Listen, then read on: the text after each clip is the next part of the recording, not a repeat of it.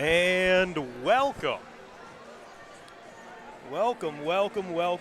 For all of you joining us for your live event, this is absolutely a pleasure. Welcome to the 2023.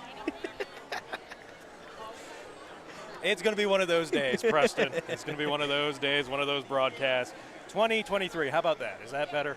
Yes, that sounds a lot better. Is that the actual date? 2023 NMRC Championships here in Babbitt, Minnesota. I am Jack, the bumbling fool, and to my left I have Preston.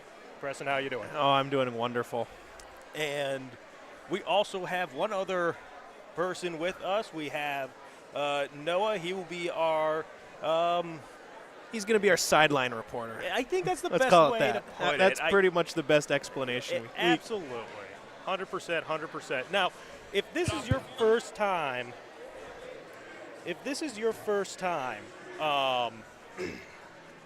watching an NMRC, I'm going to fumble that word the entire time, a robotics competition here on your live event, you're late to the party. You need to go back. You need to start watching the other stuff that we have done.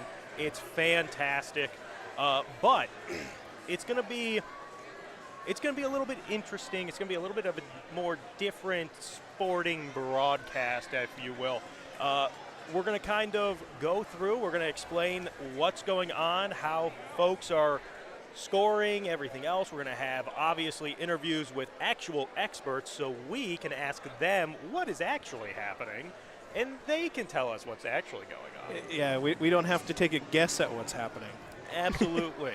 Absolutely. But just so everybody at home understands what is going on, this is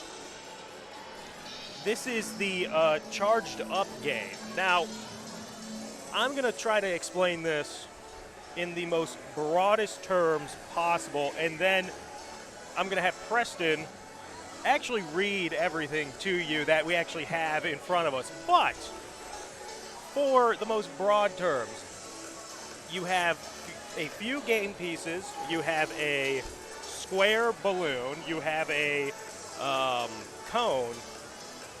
You place them on what they call circuits. If you connect circuits, you get X amount of points. Not only that, there is a what I'm going to call a teeter-totter, because it kind of does a teeter-totter thing. If you can balance on that teeter-totter at the end, you also get some points. But Preston, you actually have the rules in front of you, so you can sound a lot more educated than I am. So the basic rules. Matches last 2 minutes and 30 seconds. The first 15 seconds are completely pre-coded. This section of the match is called the Autonomous. Yes. Can't read. During this time, the team's robot will score points, interact with the charging station, both or neither. The next 1 minute and 45 seconds of the match are called the tell-up. During this period, teams will try to score game pieces, which is the cones and cubes you can see on the place of field on their respective scoring grids. The last 30 seconds are referred to as the end game, in which the robots attempt to park and dock on their Alliance's charge station. And for you guys who don't know, the charge stations are going to be those big metal rectangles in the middle of the field. And then they'll get a certain amount of points based on how many robots they can park on that station. And that's kind of how they have it down for here for me, Jack. No, that's perfect. Now, we're going to try to get you on the field as soon as possible, but we may be having a wee bit of a technical difficulties. Now, real quick, Preston, because this is actually your first time going to any of these events. How do you? None of the games has happened, but how's the atmosphere? How's everything set up? How is this for you? It's different, but different in a good way. I'm not used to going to events like this and competitions where everyone is interacting with each other. With other schools and different stuff like that. You see them helping each other out. It's just It's an awesome environment to start off with. I know we're pretty much this entire gym in Babbitt is packed up. It's a small gym. It's tight, compact, and the stands are full. It's different in an awesome way. No, 100%. Now, they actually use a term called competitive cooperation with it, and I think that is an absolutely 100% perfect way of explaining it. But while we're trying to get everything to you, what we're going to do, we're going to take a wee bit of a break. We'll come back. We'll have you go in for the first match here. Stay tuned. If you can, tell folks, tell your friends, tell family, tell them where you're watching it. We'll be right back. Make sure that all these robots are going to run like they're supposed to out here on the field this round. And finally, I want to thank our host.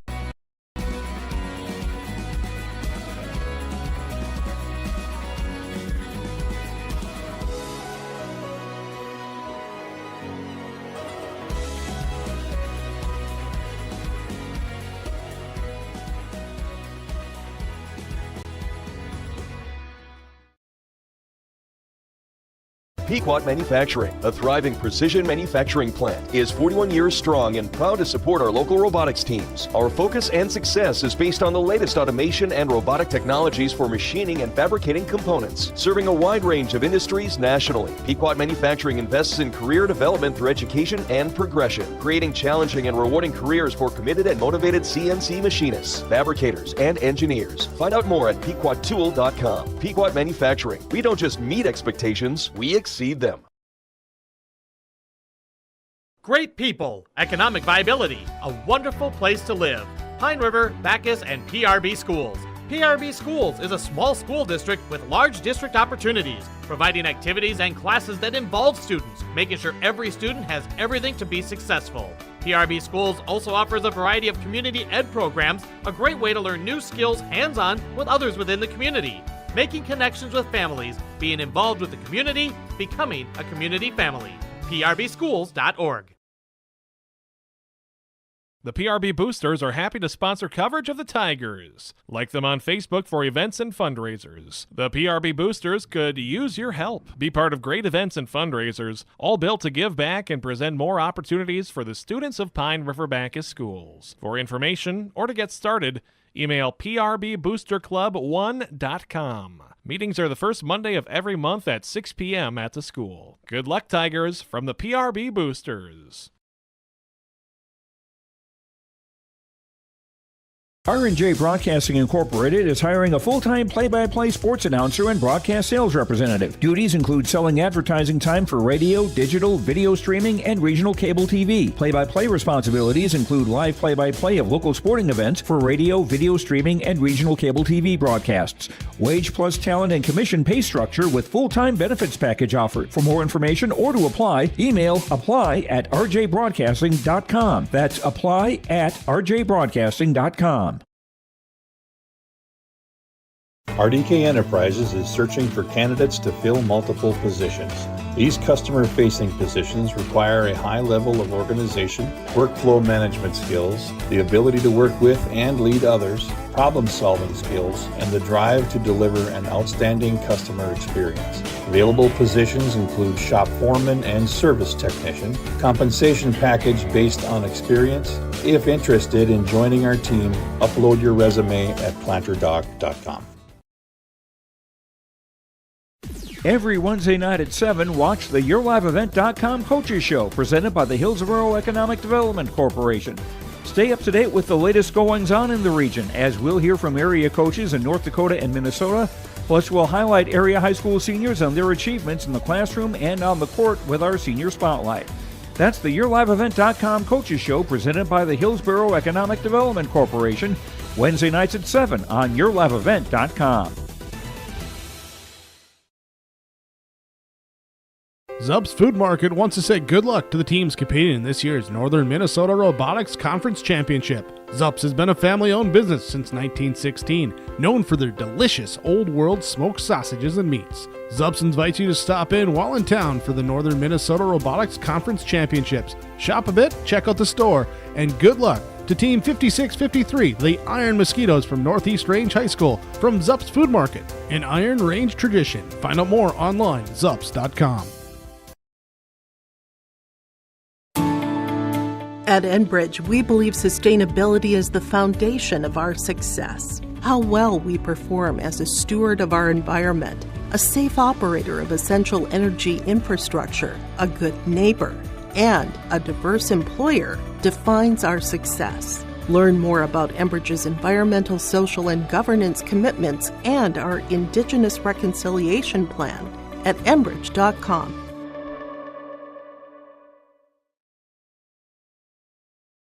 Hey there, robotics fans. Scott from Daggett Truck Line in Frazee, Minnesota. Big shout out to Chaotic Robotics competing here from Frazee High School. You know, the robots here can do amazing things, but at Daggett Truck Line, our drivers aren't robots, but amazing people also doing amazing things. And we're looking for more fantastic drivers to join our team. No CDL? Call us to find out how we can help at 800-262-9393 or check us out at daggettruck.com. And go Chaotic Robotics! Lossing Billing Center is proud to support the Northern Minnesota Robotics Conference teams and wishes good luck to all team members and team mentors in the NMRC Championship Tournament. Lossing Billing Center is a full-service hardware store and lumberyard. They have what you need to get your projects complete. Trusses, lumber, windows, and doors. Check out Lossing Billing Center, go online, lossing.com, or view their Facebook page. Lossing Billing Center, sending good luck to Team 5653, the Iron Mosquitoes, in this year's Northern Minnesota Robotics Conference Championship Tournament.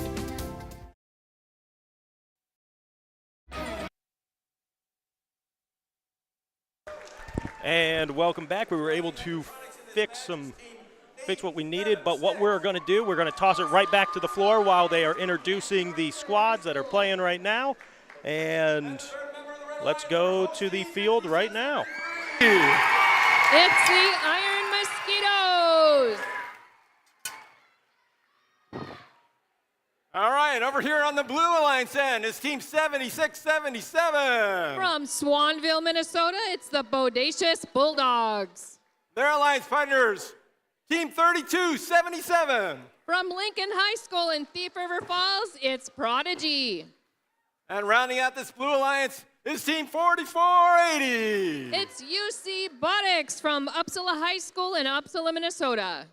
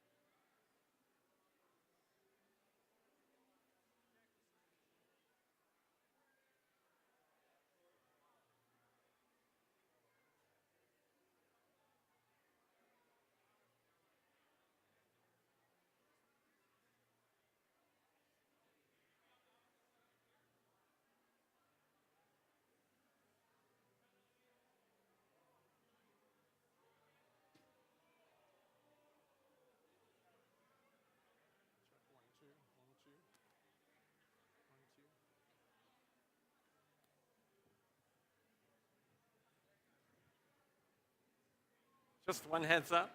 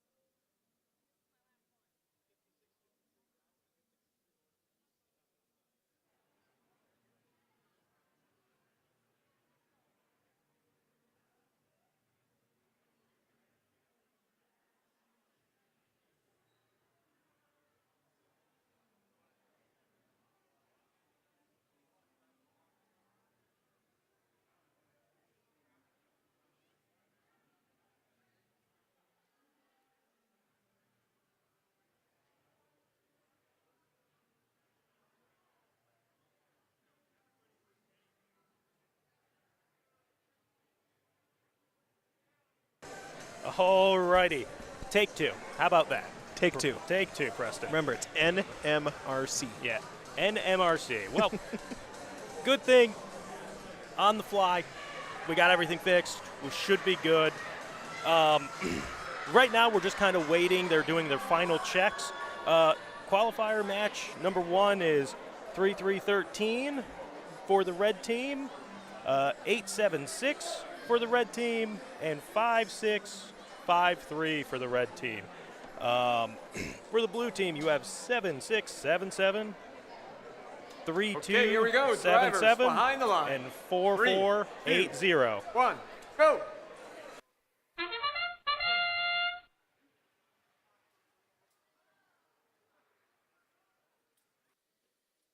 And starting with autonomous play, 56-53.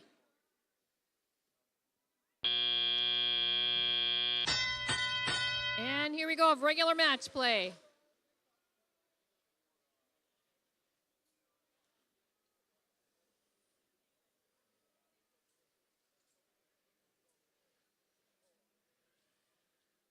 And all teams trying to load up those game pieces. Team 876 scores with a cube.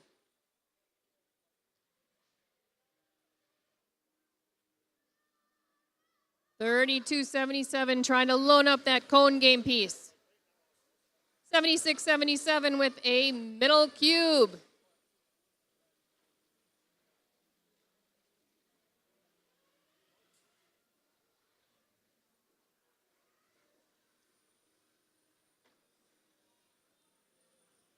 And here comes 876 trying to load up that cube.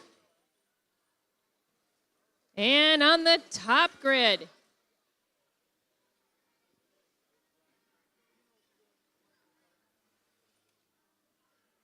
And 876 loads up another cube on the top. They have 3 loaded already.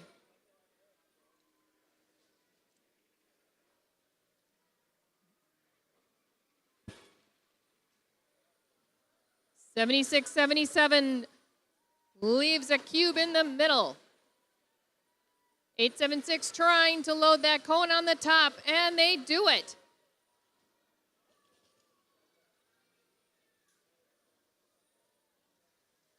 $33.13 trying to load that game piece.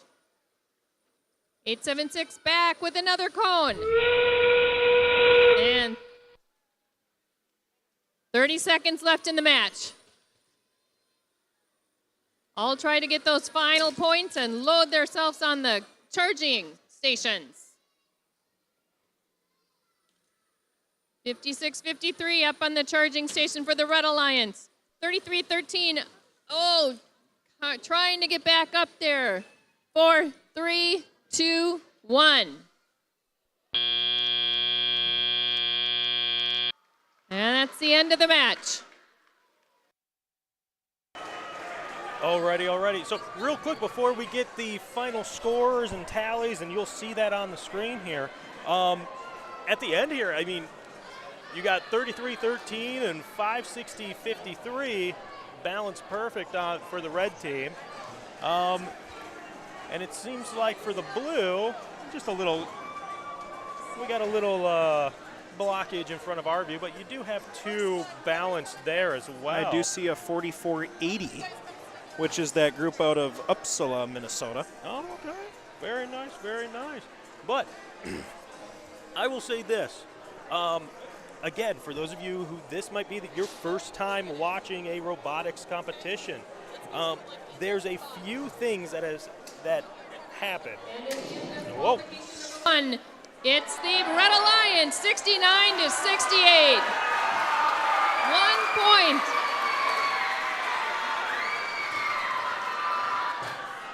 Alrighty, so what you're seeing on That was a great first qualification match. Now, to show you more about how the charged up game is played, here's our game animation video. So,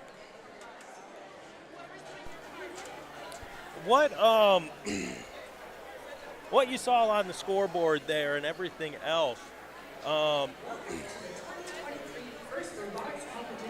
it was a 1-point game. Fantastic way to get this one started and everything else. Now, there are 3 phases of whatever robotics game that is going on. You have the autonomous stage, which we have quickly talked about, kind of skimmed over at the beginning there when you were reading the rules. You have the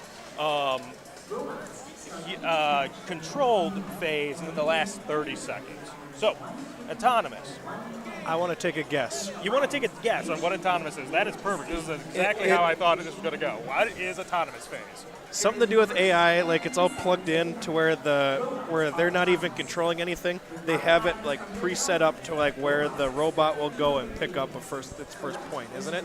So, yes, that you have it down kind of. Now, with AI, here's the difference. Do some of these robots maybe have the quote-unquote intelligence to be like, hey, there is blank in front of me, I'm going to go pick this thing up 100%. But a lot of these robots also are just running script that the players, the kids, programmed it. So it might be, hey, go 5 feet in front of me, pick up this cube.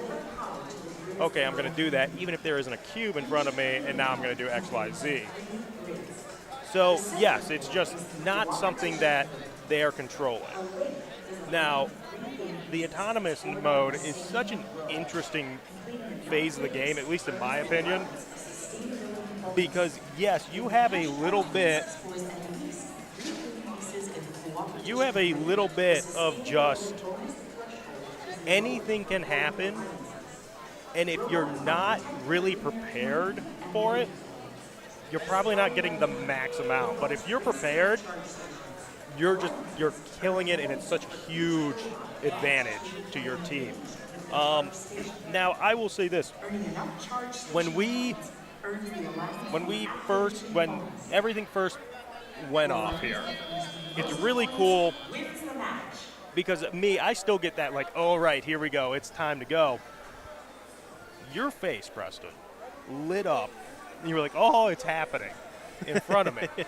So let me ask you this. This is the first time you've seen a game in person. You've seen what's going on, and right now they're setting up on the field for the next round.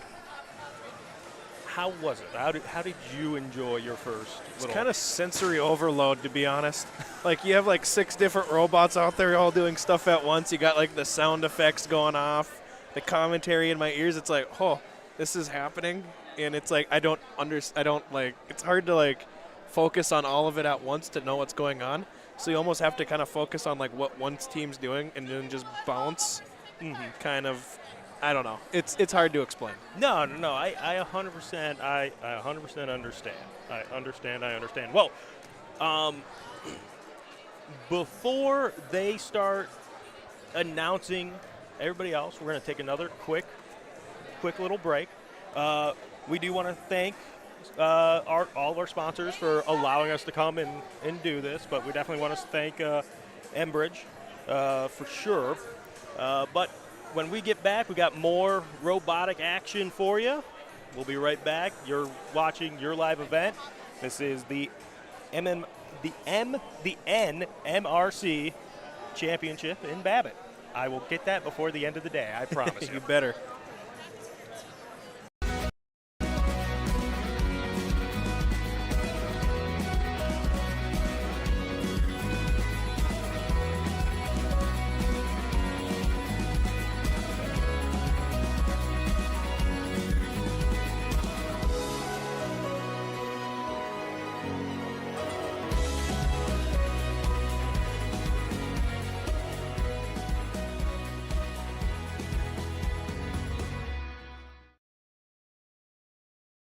Pequot Manufacturing, a thriving precision manufacturing plant, is 41 years strong and proud to support our local robotics teams. Our focus and success is based on the latest automation and robotic technologies for machining and fabricating components, serving a wide range of industries nationally. Pequot Manufacturing invests in career development through education and progression, creating challenging and rewarding careers for committed and motivated CNC machinists, fabricators, and engineers. Find out more at pequottool.com. Pequot Manufacturing. We don't just meet expectations, we exceed them. Great people, economic viability, a wonderful place to live. Pine River, Bacchus, and PRB Schools. PRB Schools is a small school district with large district opportunities, providing activities and classes that involve students, making sure every student has everything to be successful. PRB Schools also offers a variety of community ed programs, a great way to learn new skills hands-on with others within the community, making connections with families, being involved with the community, becoming a community family. PRBschools.org.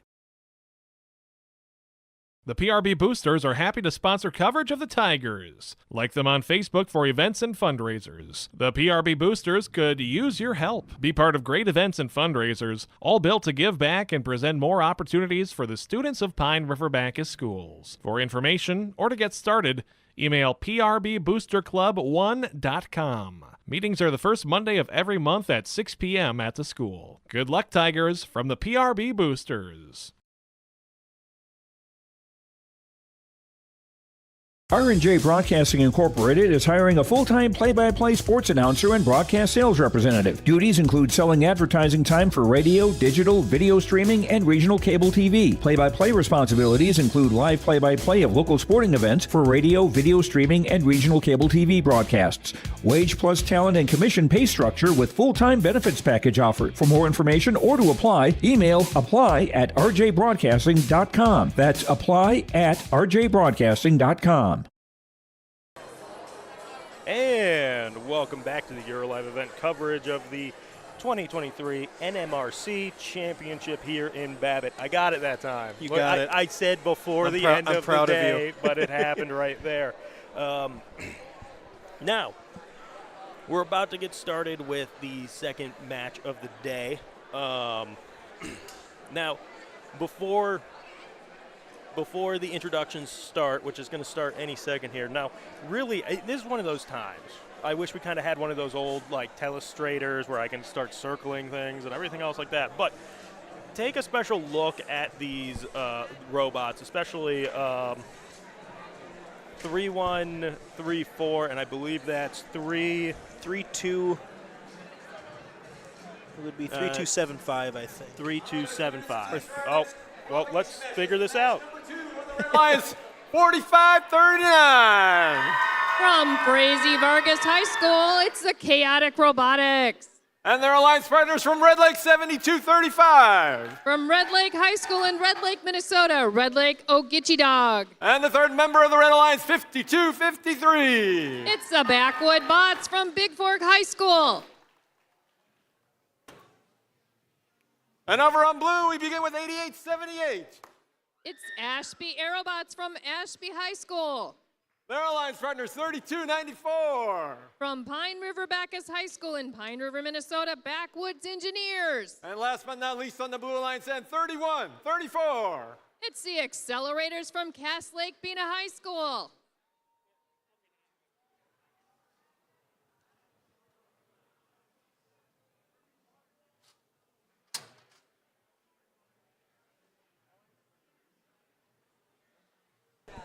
All righty. Well, here we go, drivers behind the lines. Let's get right to 2, the action. 1, go.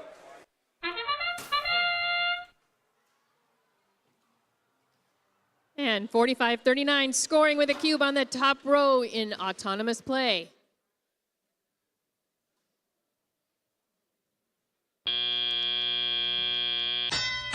And official match play.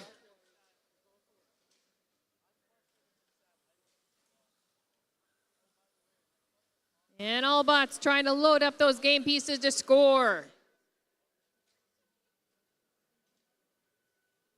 45-39, loading up a cone. 31-34, placing that cone on the middle row. 33-94 scores with a cube in the middle row.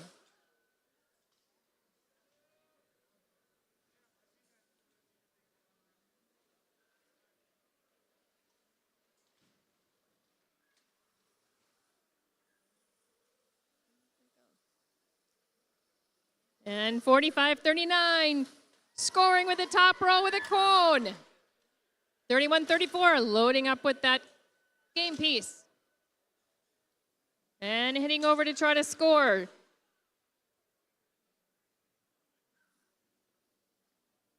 And scoring on the middle row with a cone is 31-34, 45-39. Trying to get that top row with a cone, and they do it. 72-35, loading up a game piece. 31-34 with another cone loaded and headed over back to the scoring area. And with a cone on the middle row. It's on.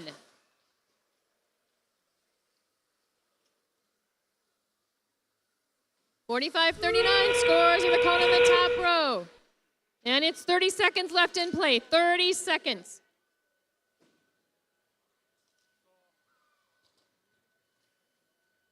Trying to get those last minute points in. 45-39 with a cube almost on the top row.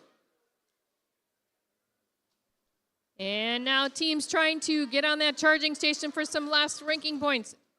3, 2, 1.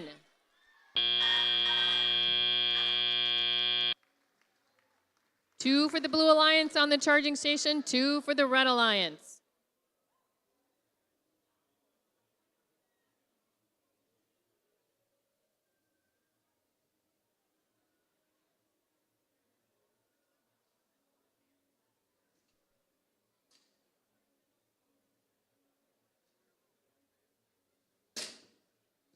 Well, all right. We got a little. We have the match to kind of go over. We're going to wait until the scores are being told to us to see who got that one. But real quick, then after that, then we have. And here come the final scores.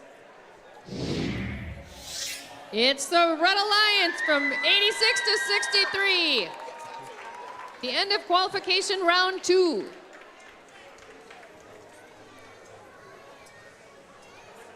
Alrighty. Well, as you can see here, Red's gonna take this one 86 to 63. Unfortunately, a little more lopsided after this first one. Right. Well, not only that, it seemed like really the Blue Alliance only had 2 robots out there, but the one thing you did notice, really start paying attention to how these robots are moving and everything else. Now, real quick, we're going to jump down to our sideline reporter for the first time today.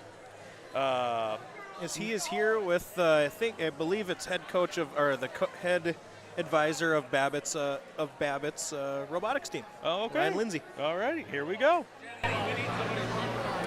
And we are here with our first participants here, Thule, with the Iron Mosquitoes here at the Northeast Range. Thule, first off, thanks for joining us. And how does it feel to be here at home for this competition? It's really exciting. It's such a cool experience to have the whole school see what we do. And it's a lot of work, but it's worth it. And how are you feeling after that first matchup where you guys did pretty well? It was fun. It was to be here at our home school and then be competing is so cool. And like winning was cool. Like it's fun. And Thule, what got you into robotics?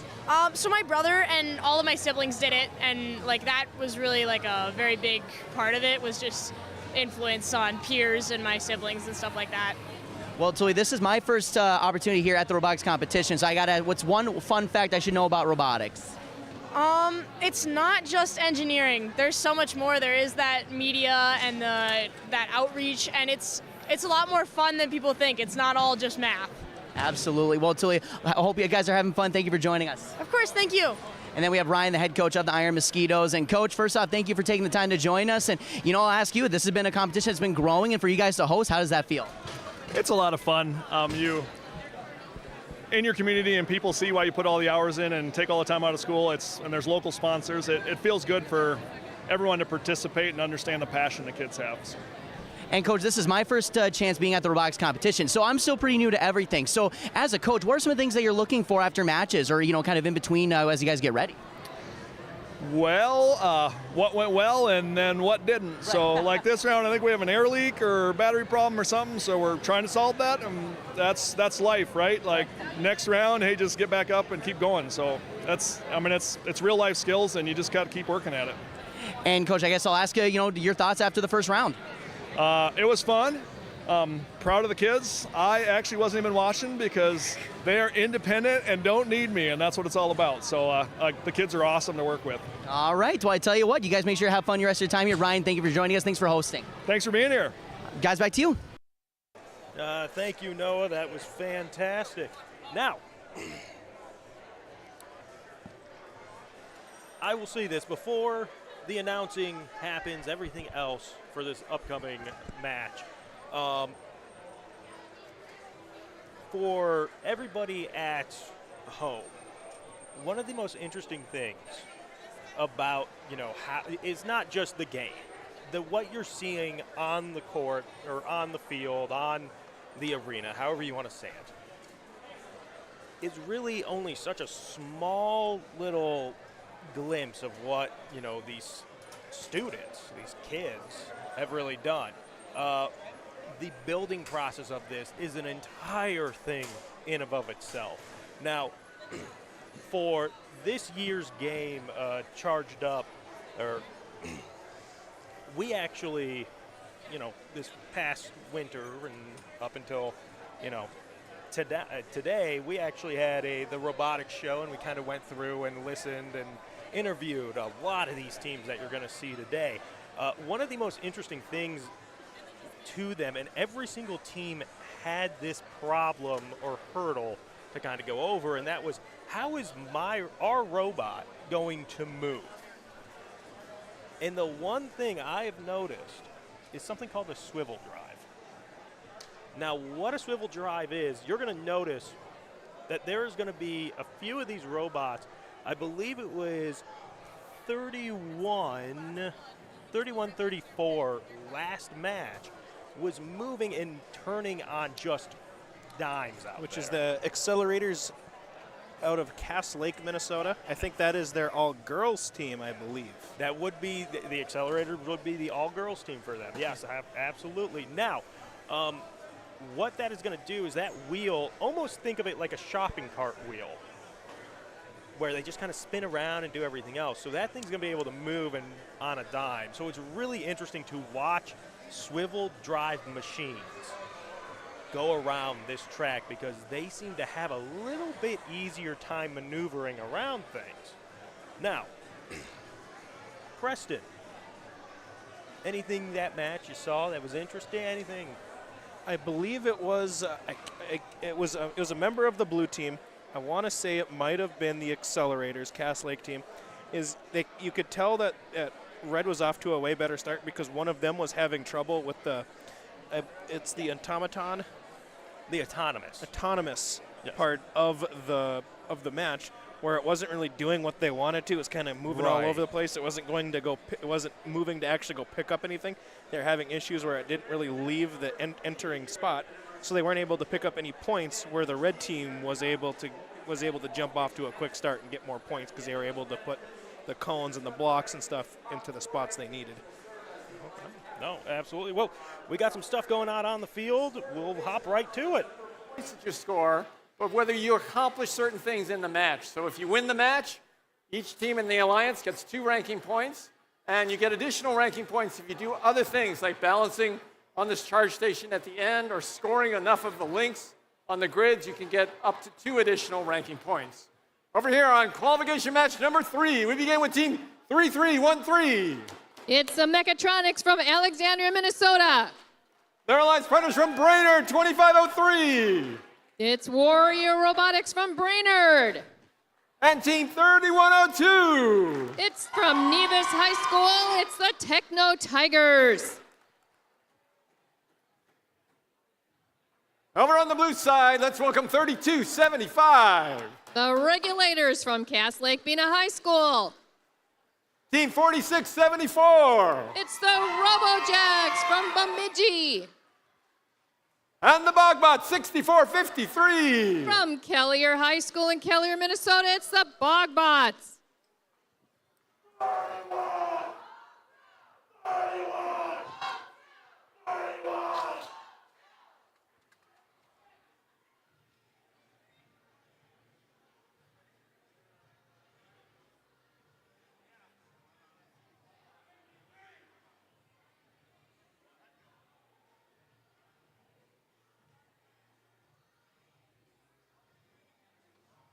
Match 3 about to begin. Drivers behind the lines. 3, 2, 1, go.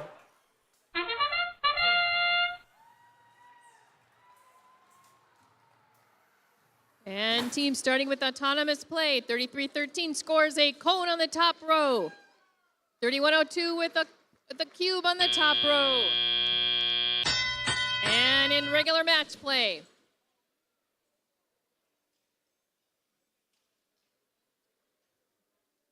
All teams trying to load up those game pieces and score. 3102 loads up a cone. 3275 with a cube heading right over and scoring on the middle row. 3102 makes a cone on the top row. Oh, little friendly activity out there. 3313 is looking to score that cone on the top row, and they do it. 4674 scores a cone on the middle row.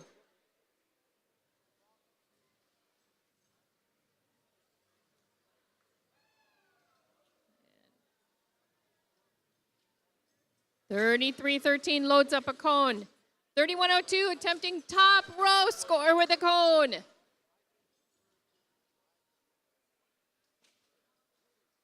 $32.75 with a cube in the middle row.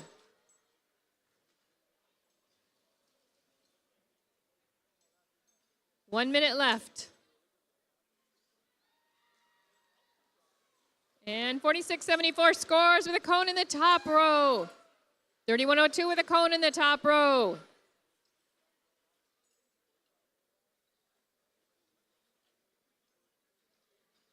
And 46.74 loads up a cube. Heading back to score. 30 seconds left in play. Trying to get those last minute points.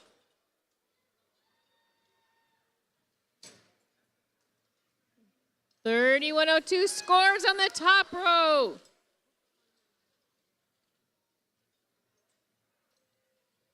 Teams trying to get those last minute points and load up on the charging station to earn those extra points. 32.75 up on the charging station. 64.53 following, and 3, 2, 1.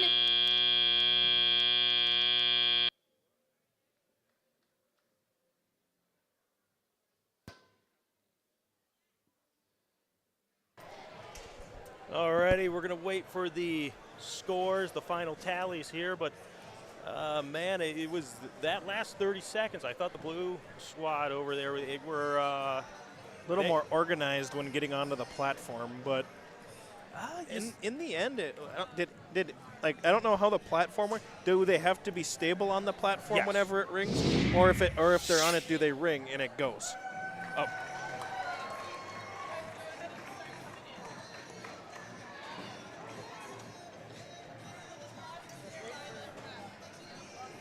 Well, okay, real quick. Go ahead and and as you can see on the screen right now, 38, 39 red team, I believe. Yes. That's what that was. Okay, beautiful.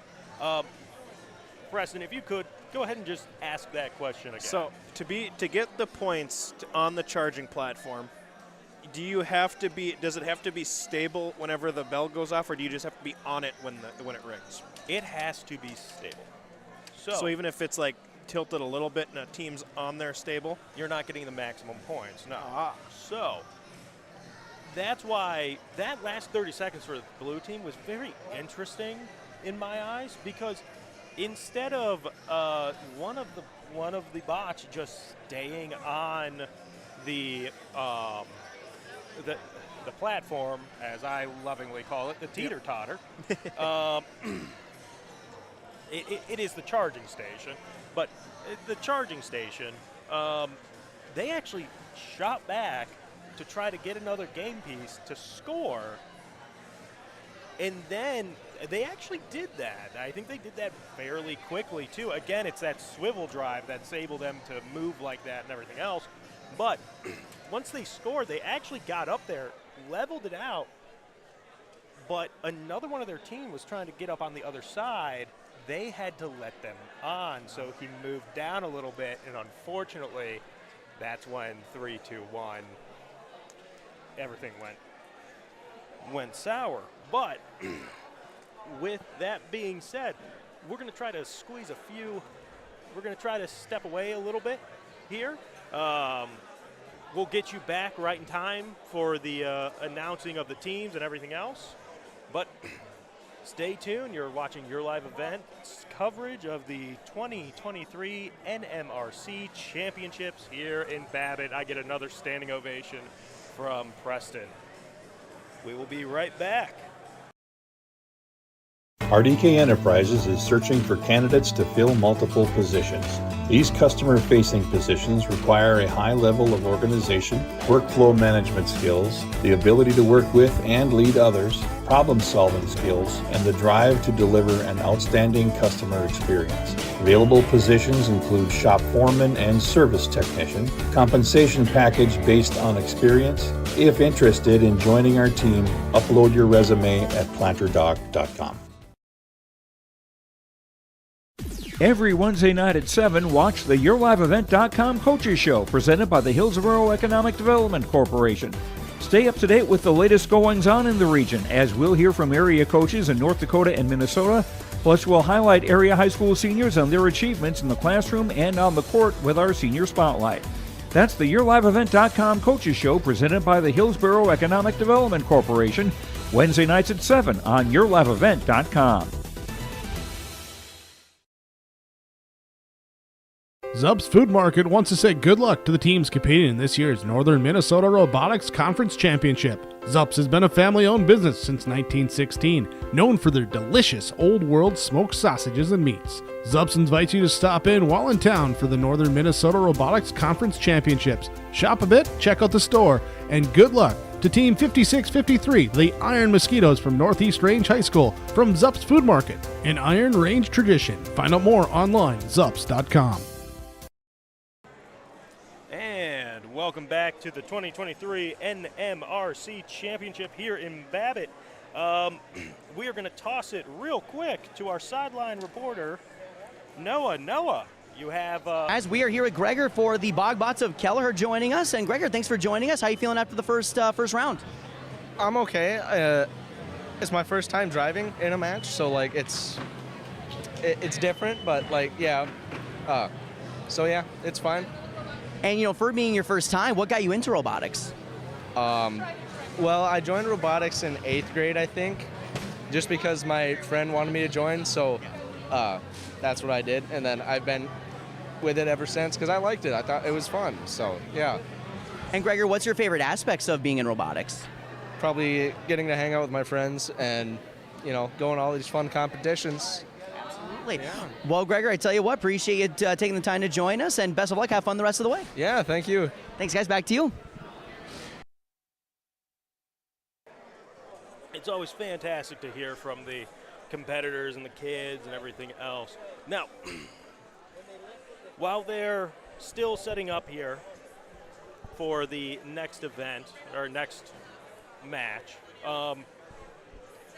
again, what you're actually seeing on the screen,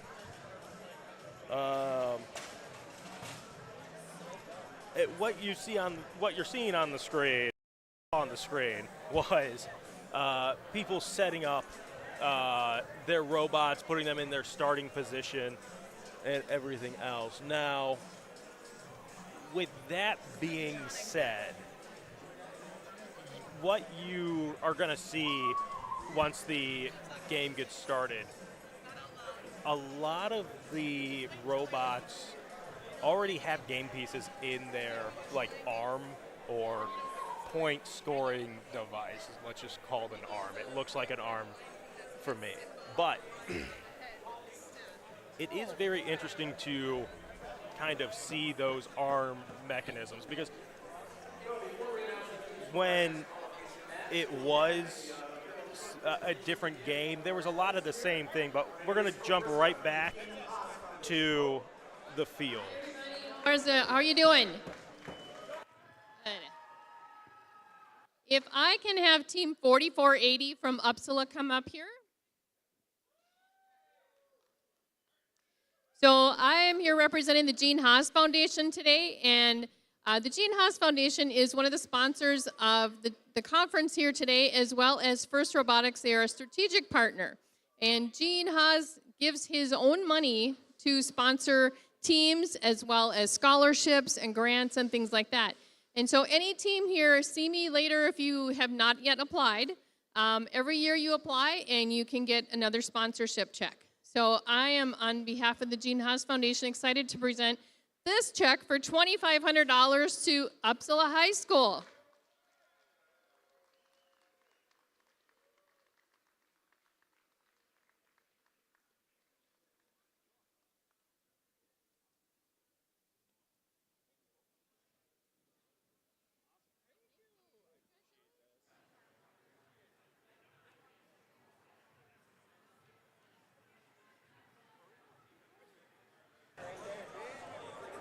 Alrighty. Once they start announcing, we'll throw it right back.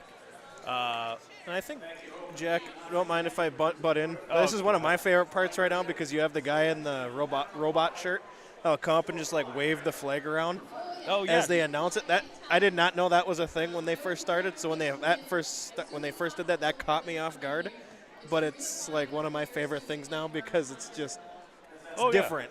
No, absolutely. Everybody gets a little love. Everybody has some sort of like, everyone's like, yeah, that's my flag or something being thrown on. But absolutely. But we're going to toss it back to the field. Apply, apply, apply. All right, let's introduce the teams for qualification match number 4. We begin with our team from Bemidji, 4674. It's the RoboJacks. Team 2503. From Brainerd High School, it's Wario Robotics. And the Backwoods Engineers, 3294. From Pine River Bacchus, it's the Backwoods Engineers.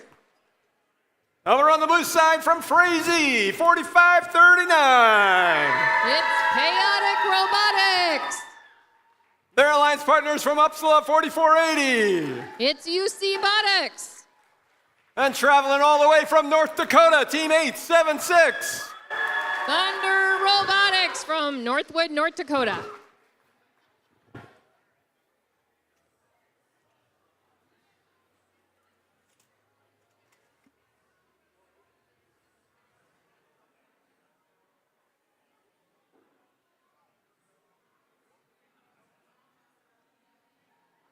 Drivers behind the lines. 3, 2, 1, go.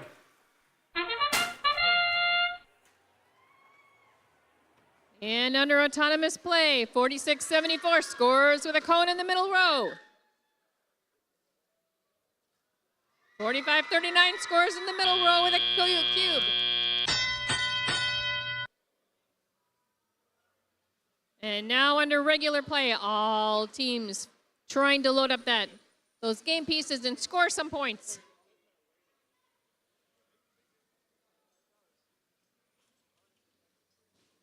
$32.94, trying to score that cube on that top row. 46.74 with another cube. Shooting into the top row. 45.39 scoring with a cube with a cone on the top row.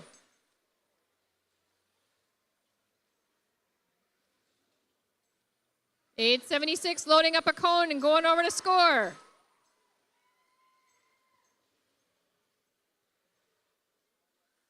And Thunder Robotics scoring with a cone on the top row.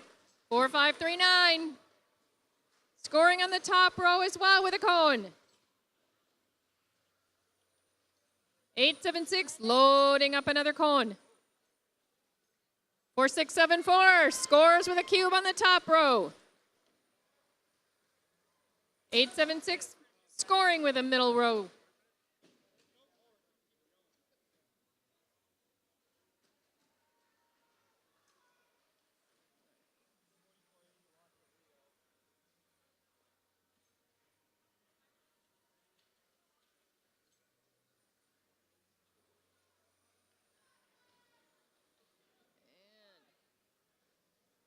Four, 5, 3, 9, scoring with a cube on the top row.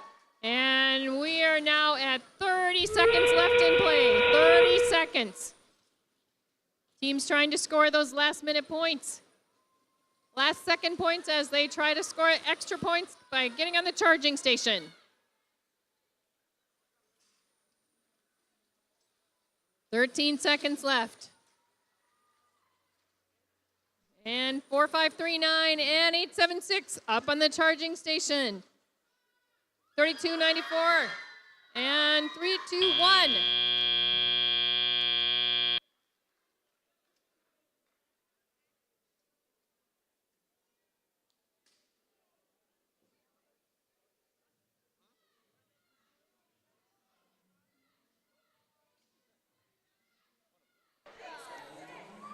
Big points for the blue team there with getting two robots on the charging port. That's fantastic.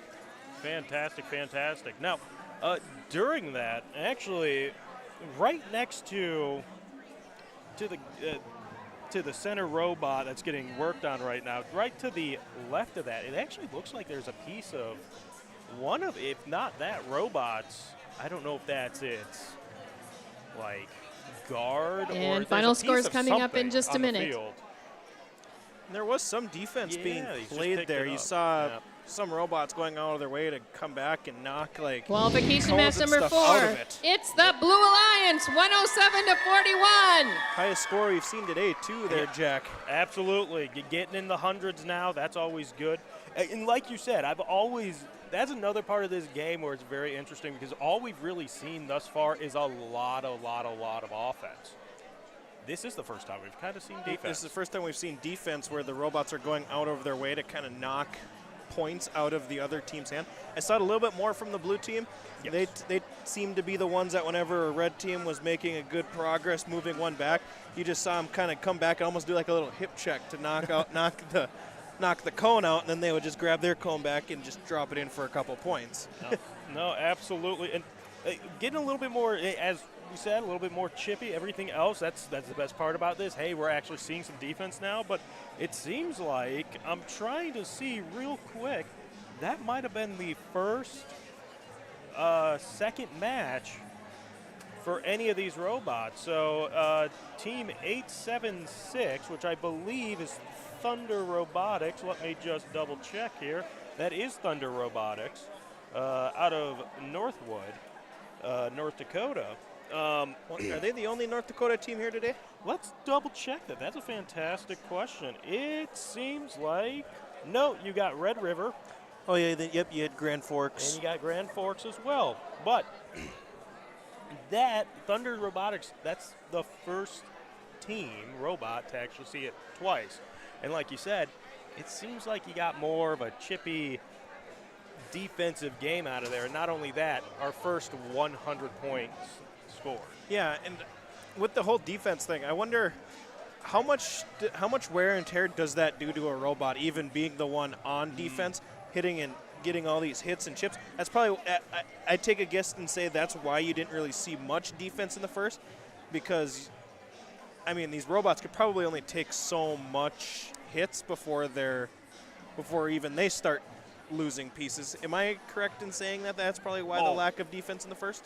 I will say this. I don't know if that is the main reason. That is going, like, the less you have to repair, you're going to repair stuff. Yeah. You're going to. But the less you have to repair for the longer is going to be better. Now, the best thing about that, and fantastic question, the best thing about those questions, those will be answered here shortly. We're actually getting the people who actually know what they're talking about. We're going to be joined with coaches, mentors, what have you here shortly. But I believe we're even going to get joined with Jesse, who's actually the mentor for the Renegades and the Regulators. But talking about being joined here, I believe Noah has caught up with a few of the Chaotic crew. So we are going to toss it.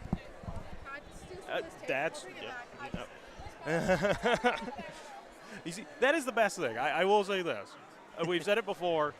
it's everybody is helping out everybody. It's Even the fantastic. media group. Yes, 100%. Now, with that being said, we're going to toss it to Noah. Noah, who do you have? What's going on? And we are here with Chaotic. Oh, let me scoot in. Yeah, there we go. We are here with Chaotic Robotics here in Frazee. We have Josh and Aiden joining us. And guys, thanks for joining us. And talk about how that last round went for you guys. Last round went amazing. It went really well. And for you guys, it seems that everyone's having fun. You're doing well. But what's the big reason you guys got into robotics? For me, I didn't really fit in anything else, and robotics just clicked. For me, I'm really interested in technology, and I feel like this will really help me in my careers and just in a learning experience. And this is my first chance, checking out the robotics competition. A lot of cool stuff going on. And, for me, what are some things about robotics that, people may not know that they should know about? Feels more like of a family. Not so much a team, a family. Teams All right, this is match number 5 here in Babbitt. We begin with the rail line 64-53. From Kellier Well, I tell you High what, it's been School a in lot of fun Kellier, so far. Minnesota. Great job so far, Ogbots. gentlemen. Thanks for joining us. Best of luck. Airlines partners from Thank you. Swanville, Guys, back to you. 76-77. The Bodacious Bulldogs. And Team 52-53. From Big Fork High School, it's the Backwoods Bots.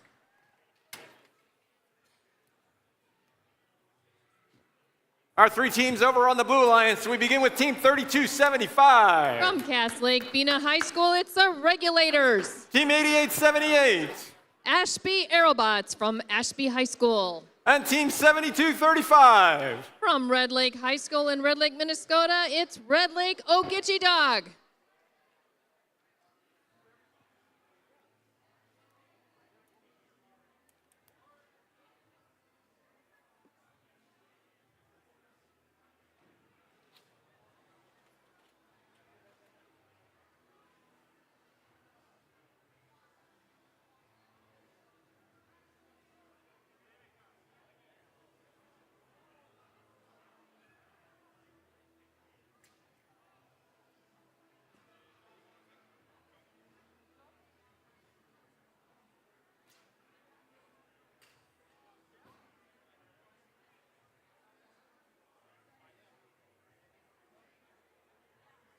Alrighty, as you can see on the field right now, we got the game pieces being set up. Now, very interesting with these game pieces. Kind of went over it a little bit before. You have 2 different game pieces. You have a little traffic like gym cone that, during like middle school, grade school, you're running around and you got to go through those things, right?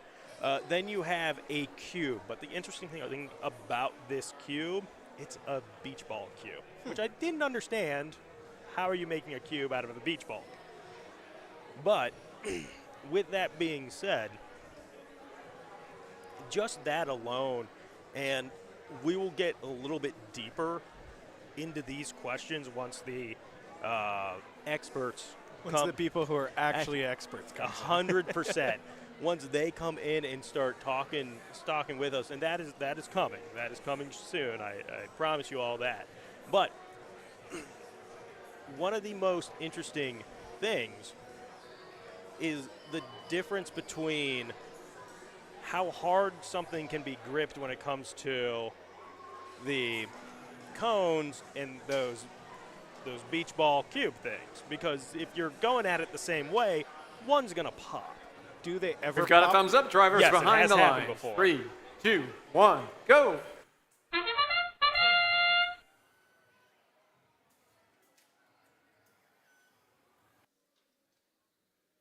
And an autonomous play, 32-75 scores with a cube in the top row.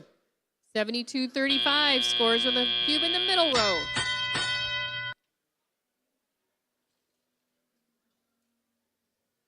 And as all teams try to load up those game pieces.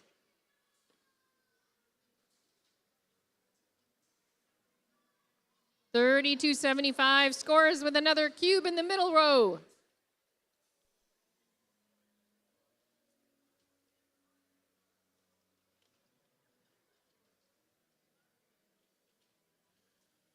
Seven, 6, 7, 7 with another cube looking at that middle row.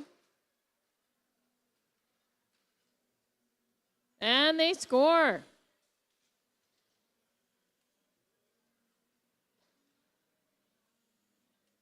32-75 and 72-35. Trying to load up some more game pieces.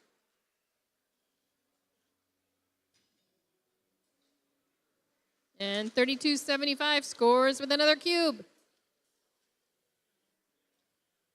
7-6-7 trying to round out those cubes. And oh.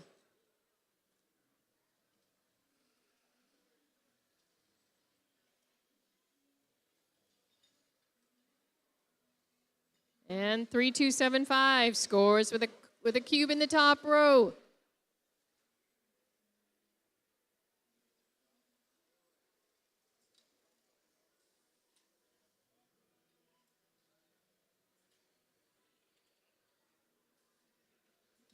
And we're having a little difficulty getting game pieces loaded. And 30 seconds left in the match. 30 seconds left.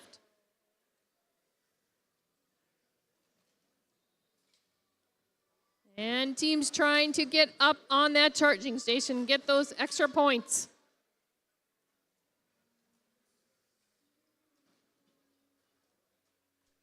And 7-6-7-7 up on the charging station. And 4, 3, 2, 1.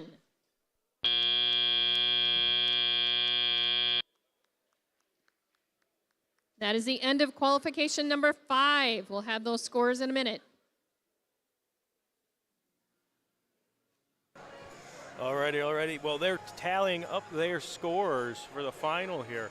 I will say this. You're seeing, like we saw with Thunder Robotics, you're seeing these teams that are getting on twice now, everything else. The one that is that stood out for me there was 32-75, which I believe that is the Regulators, that is the Cass Lake. Now, and this is going to sound real no duh, right? The way they were going around and,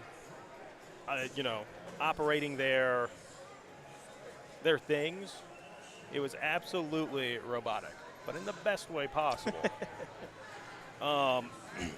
Every single thing was planned out, moved very well around the court, the arena, the field. Yes? One thing I did notice with that round was that there was almost no And play to the cones.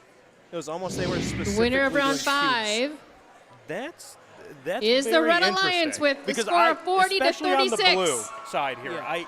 until you said it, I think you're right. Like, I don't think a single cone was scored that round. I don't think I saw a cone up there. Very interesting.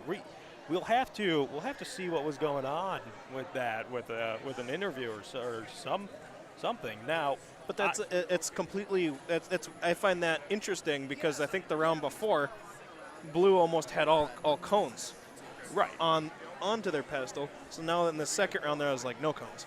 And again, this does kind of go into what we were talking about a little bit before with the difference between, okay, you have that versus this. Okay, to us, we're like, okay, that's nothing, right? We can go pick that up and everything else. But like engineering, designing, and then making sure everything is absolutely 100%. Like, I'm not popping this cube. Yeah. So there are going to be, and I'll say this, I haven't seen it yet because it seems like everything can kind of do a little bit of everything.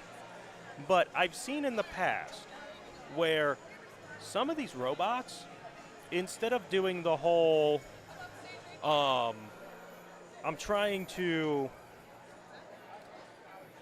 going to try to score with every single thing and all that other fun stuff.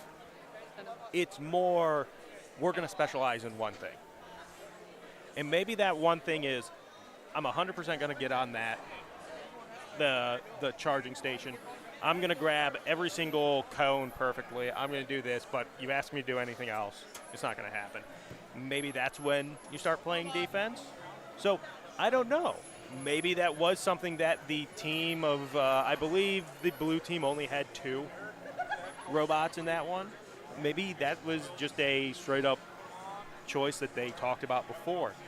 We're actually kind of, and what you're seeing right now is the interview cam. But the reason we have it on the interview cam is we are kind of in the loading row for this. Now, you might be sitting there going like, oh, okay, well, why are we talking about this? This is where all the, like, team strategy starts happening. It's quite an interesting thing because before they start going up and playing and doing all that stuff, they are talking, they are strategizing. Now, scheming. Scheming, yes, doing their scheming. But real quick, we're going to take a real quick break. We're going to jump back for the action. Thank you again for joining us. You're watching, you're listening, you're engaging with your live event broadcast of, see, I always have to have this in my hand to make sure, and that's not it. It's a 2023 NMRC here in Babbitt, Minnesota. 100%, and we'll be right back. At Enbridge, we believe sustainability is the foundation of our success. How well we perform as a steward of our environment, a safe operator of essential energy infrastructure, a good neighbor, and a diverse employer defines our success. Learn more about Enbridge's environmental, social, and governance commitments and our Indigenous Reconciliation Plan at enbridge.com.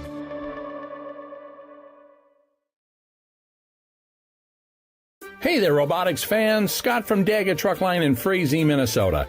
Big shout out to Chaotic Robotics competing here from Frazee High School. You know, the robots here can do amazing things, but at Daggett Truck Line, our drivers aren't robots, but amazing people also doing amazing things. And we're looking for more fantastic drivers to join our team. No CDL? Call us to find out how we can help at 800-262-9393 or check us out at daggettruck.com. And go Chaotic Robotics! D3. They are the Iron Mosquitoes.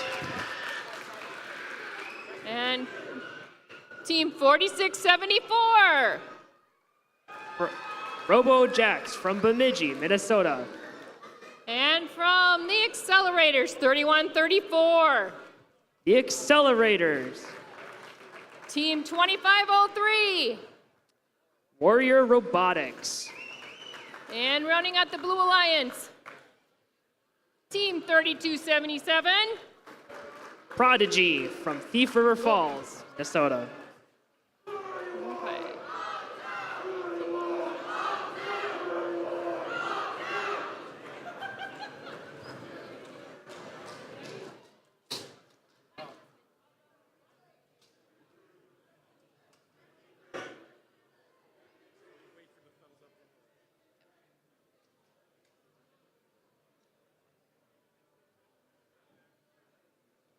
Drivers behind the lines, and 3, 2, 1, go! And we're off into qualification match number 6. 5653's Autonomous has moved them and launched a cube and has not scored. Ooh, looks like it's landed in the bottom of their grid. Over on the blue lines, 3134 is on their Alliance's charge station. That bell means that 3102 at their human player station receiving a cone to score. 3277 with a cone in their robot going to score it in their grid. 5653 picking up a cube from the ground and launching it, and it lands and it's in the bottom of their grid. Looks like 3134 is at their human player station receiving a cone, and it looks like 5653 has just scored another cube. Looking over on the Blue Alliance, 3134 is placing a cone in their grid on the middle level. It looks like they have placed it. It looks like 4674 and 3134 just had a little bit of a push thing. 3102 making their way over to their community grid to score a cone. 5653 launching another cube, landing in the same spot that one had landed in previously.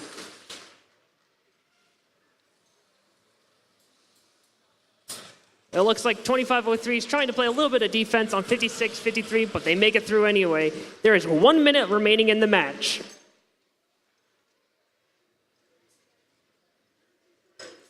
Looks like 3102 is trying to go score a cone, but 2503 is playing a very good defense game, but 3102 makes it over their charge station to go score that cone.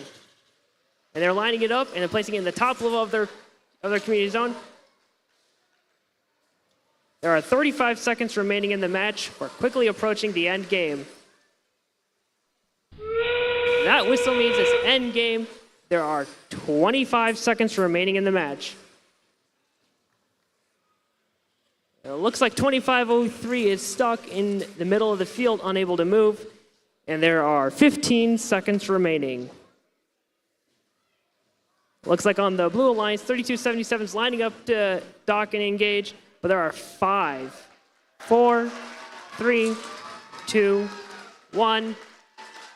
And that's the end of the match. We will have the scores up shortly. All right, while we're waiting for the scoring breakdown, again, I promised you all actual experts in this, and I cannot think of any expert, more expertise than Eric from 4539. Chaotic Robotics. Now, I'll say this, it's so nice seeing you again. Oh, man, it's always great seeing you. It's fantastic, fantastic. Now, not to get too behind the curtain here. All right, the match's results are coming up. And with a score of 100, the Red Alliance takes the victory, leaving the Blue Alliance with 48 points. Congratulations to all teams involved in this match. I believe that was the second game we had scoring in the 100. I think it was, yes. We had 101. I think that was a few matches ago. Yep. But we're getting into those triple digits. But with that being said, I don't want to get too deep into the weeds with you and pulling back the curtains. But while you were over here, while we were waiting to jump on and everything else, there was a moment where you pulled one of your students over and you started pointing out something. What did you see there? So what I witnessed was when we do certain things, so when we go over to the load station to load up a cone, one team was doing it different than what we do, and we could benefit from that. So I pulled her over here and said, hey, watch how they're doing this. And then we can learn from that. So now we have a better understanding of how we could do that better for ourselves. Okay, no, perfect. Now, and it's fantastic. We have somebody that can talk robotics and everything else, but let's actually, because that's something we haven't even touched on, and that's the human part, the human piece of this. Now, compared to last year in Alexandria where there was actual shoot, like it was more of a basketball shot and everything else. Now, what is the human element in this one? What is their main job? So in this year's game, the main job of the human player is to feed cubes and cones to your robot. Right. And it's not just your robot. If some other team comes over looking for game pieces, you give them to them, whichever one they're looking for. No, absolutely. Now getting to your robot and everything else. And I don't mean to keep you. If you got to go, no, you just tell me. It's all good. Okay, no, perfect. That's why we have lots of people around. Perfect. Now, since the last time we talked, which I want to say maybe was 2, 3, 4 months ago, something like that. Yeah, probably about there. Any giant updates with the robot, or is it still trucking along with what you guys have been doing the entire season? So, in off season, we bought some new swerve drive modules. So we went from tank drive to swerve drive. Okay. So that has helped out our team tremendously. Our autos are so much better. Our drivers are so much more comfortable with those types of things. So yeah, it's been a fun off season, just getting to work on the robots. So, and you're saying off season, everything else. Is there really ever an off season for you guys? Not for robotics. There's not. No. That is the one thing, and again, a little bit of a shameless plug, but with the robotics show, if you guys haven't checked it out, go back, check it out. You learned a lot. You learned a lot off of the robotics show. Oh my goodness, I learned a lot. I have such an interesting love for this now. I was your first interview. You were my first interview. 100%. You were my first interview. It was funny because of how we're set up. I was like, no, that Chaotics are good to us. Go grab them. Go grab them. We can get interviews from them, everything else. Like I said, we love talking to you. So it's been fantastic, and we love listening and hearing not just from you, but the kids as well. Now, with the off season, like how much of that is like you? I don't want to use the term prodding, but trying to let's use that word, motivate the students to be like, hey, it's the off season, we got to do some stuff. So a lot of schools and a lot of teams have the same problem where you just don't get the motivated kids. I have been so fortunate that these kids have, hey, let's go do this. Oh, so they're motivating They're motivating me. So, and just to see what they have going on and the enjoyment that they get out of it and what they get out of it is, to me, it's the most important thing. 100%. Because what the people don't see out on the field is the relationships that me as a mentor and the students build with other teams, not even teams that are here, but trust me, I know every mentor here, and I have no problem calling and talking to any single one of them, but it's the ones from down in the cities and the ones from China. Yes.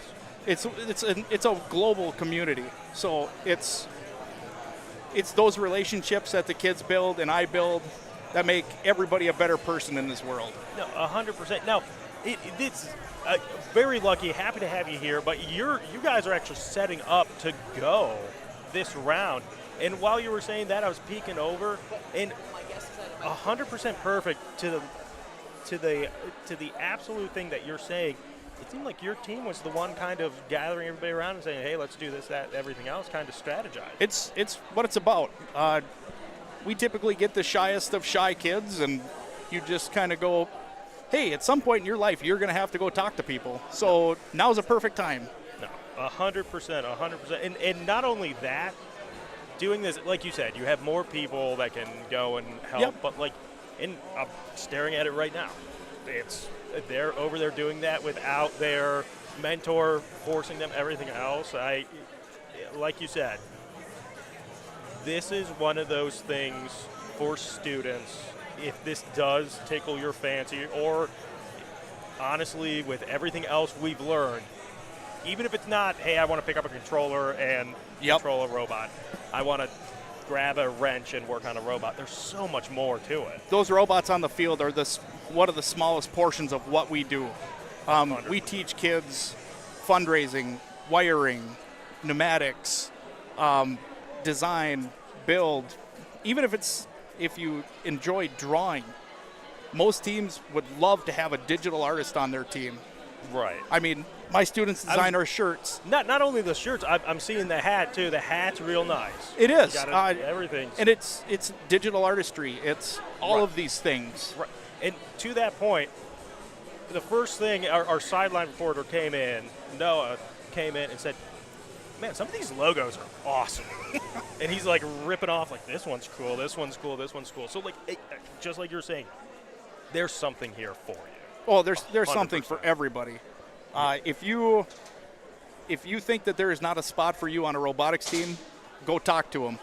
Oh, and they will find a spot for your talents. Oh, 100%. Well, it seems like we're going to jump on and join the action on the field. I might have you stay if you don't mind. No, we're good. Okay, great. Well, my students are over there doing their thing. Perfect. Well, we're going to jump on the field real quick here. Lions, we have Team 6453. Bogbots from Kelliher, Minnesota. And for the Blue Alliance, we have Team 4539. Chaotic Robotics. And Team 3313. Mechatronics from Alexandria. Oops, sorry. And rounding out the Blue Alliance, Team 7677. Bodacious Bulldogs. Nope.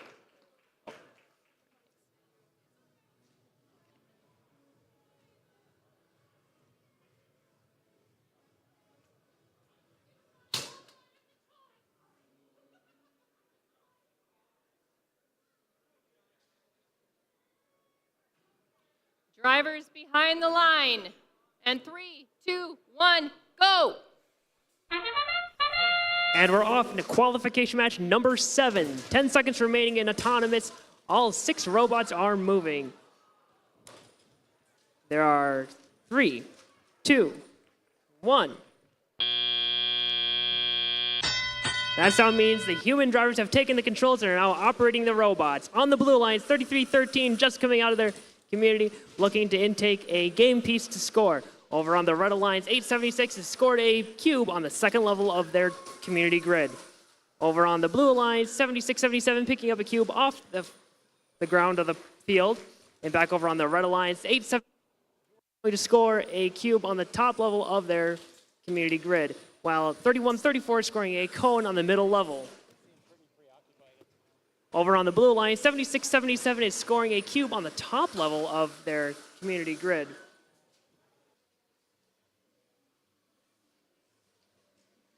Looks like 6453 is attempting to intake a cone and is being a little bit, the robot is tipping a little bit as they're reaching for it.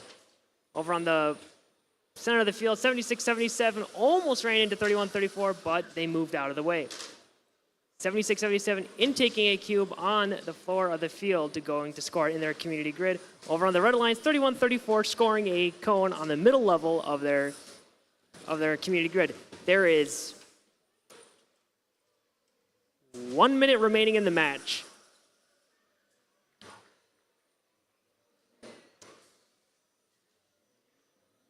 Over on the blue line, 7677 scoring a cube on the top level of their community zone. There are 45 seconds remaining in the match. 3134 scoring another cone on the middle level of their community grid.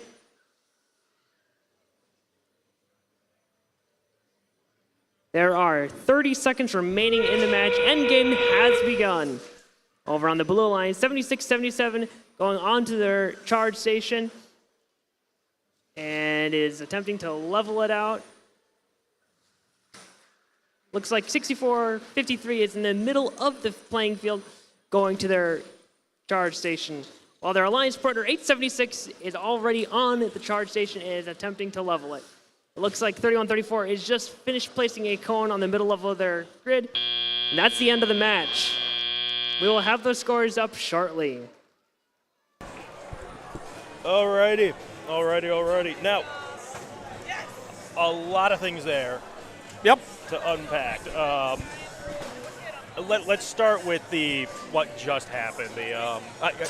It's the charging station. I call it a teeter-totter because I'm 4 years old.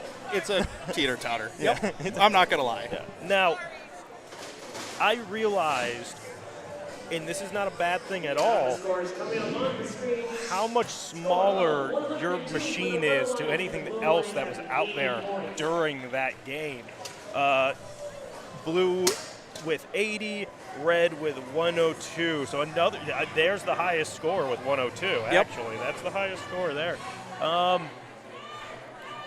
So this is actually our surrogate match. So if you're looking at the screen and you see that, well, you lost, but you're still ranked number 1. Right. It's our surrogate match. So those points, those rank points don't count towards or against us. Oh, okay. Since we're short a couple of teams that couldn't make it here this week, right, they just fill in with other teams. Well, they asked if we'd be surrogate teams, and sure, we'll play an extra match or two here and there. Our kids love doing it, so why wouldn't you? Absolutely. And I got questions on the extra matches for sure, because it seems a wee bit of a possible double-edged sword there. But lots of things can go wrong, and lots of things can go right. 100%. But you're, and on the screen right now, you can just see you got 2 kids just picking it up all willy-nilly. Your robot is so much smaller, probably so much lighter than a lot of these other, what I would call giant elevator robots with large arms and everything else. What you can't see is there is a 40-pound, 35-pound steel block for counterweight on there. That is 100 pounds of robot, 102 pounds of robot roughly. 102 pounds of robot, but there's just like a counterweight of like 80, 40 something pounds. 32 pounds or whatever it ended up being after I got done with all of it. That's That's crazy. But the cool thing, we haven't seen it yet. We haven't seen all 3 robots on the teeter top. That's a tough feat when you have wide robots. 100%. So you do what you can, and you hope your auto works, and you hope that all of these other things happen, and everybody's in a good spot. So, no, 100%. Now, that was the interesting thing. It definitely seems like you guys, Chaotix, were waiting for that. It seems like that was something, that was probably what they were talking about. Like, hey, we're going to try, this is going to be the big thing. We're going to try to do this. Yep. So there's a lot of strategy that goes into it. You talk strategy with your teammates, but you, like the teams that we just got done playing with, we might have already played against them, or we might be playing against them next time. So it's just like handing your football coach or your football playbook to the other team and telling them what you're going to do. Yes. So, I mean, it's one of those things where everybody is on the same plane. Everybody gets to know what everybody else has going on, and there's no secrets amongst teams here. No, and again, for me, that was one thing that because playing sports, basketball, football, all that stuff, like that is such a thing where I had to be like, man, that's a crazy thing. Like, that's so nuts. I don't know how I would feel just as a competitor, but like everything else, it's awesome. It really is. It really is great. You see a lot of the camaraderie between the teams, between the students. If something breaks, your team is the first team to go over there. If you're playing on the field against someone, and you've seen collisions on the field, yes, and robots break. I mean, they're just machines. The first thing that happens is, as soon as your robot gets put on that cart, your team is going over to make sure that the other robots are all right. I mean, because you care. Oh, 100%. Nobody wants to leave here broken. Right. Now, and again, that is great. That is fantastic. There was one thing that we both kind of said while the game was going on, and you did mention it, that swivel drive. Swerve drive, yeah. Swerve drive. I call it a swivel because to me, and you're going to explain it 1,000 times better than what I did. I don't know about that. The way I explained it was, it's basically a wheel, like the front wheels on a grocery cart. It just is able to spin. They're set up to, every wheel is independent on a swerve drive. On a tank drive, it's usually 2 or 3 or 4 wheels all in a line. They can drive forward and back. If they need to turn, they need to turn. Like the whole robot needs to turn. Right. With swerve drive, you can strafe side to side. So yeah, it's a game changer. Oh, absolutely, 100%. Because it really was, and not just because you're up here, but that chaotic swerve drive, everything else. It was, you guys were all over the place. I'd love to say that we did it all ourselves, but man, I'll tell you what, we put in quite a few phone calls to other teams to help out teams from as far away as Breck High School in the cities. One of their mentors and their coaches are a good friend of mine, and if you ever need help programming, doing something, let me know. So I've talked to him a few times. Even today, he's been texting me saying, hey, you guys look awesome. I'm glad everything's working right. And it's, once you see it, once you come see it live, you really don't forget it. You just crave to come back and do it. Oh, 100%. That's why you're here, Jack, right? No, absolutely. Are you kidding me? I don't, there was going to be very little that was going to keep me from this. I've no doubt in my mind. Very little. It has been so much fun. It really is. Last year I kept on using the term, look, once you drink the Kool-Aid. It's you drink the Kool-Aid. You drink the Kool-Aid, you're in, it's everything else. But I have to say, truly, thank you for jumping on. I guarantee we'll drag you back on and everything else for sure. But seriously, thank you so much for jumping not on. A problem. Making everybody smarter. I don't know about that. But with that being said, thank you guys for tuning in. We're going to take a wee bit of a break here. Make sure you're coming back. Make sure you're telling people. I mean, my goodness. If you just tell anybody. This is such a great thing to watch, such a great thing to keep up with. But you're watching the Your Live event broadcast of, I need to have it in my hand or else I do not know what it is, the 2023 Northern NMRC Championships. Yep. Fantastic. Well, with that being said, we're actually just going to jump directly to the game, and then once the game is done, we'll probably have a wee bit of a break here. So, thank you. Aerobot. Oh. And starting with the Blue Alliance team, 56-53. The Iron Mosquitoes.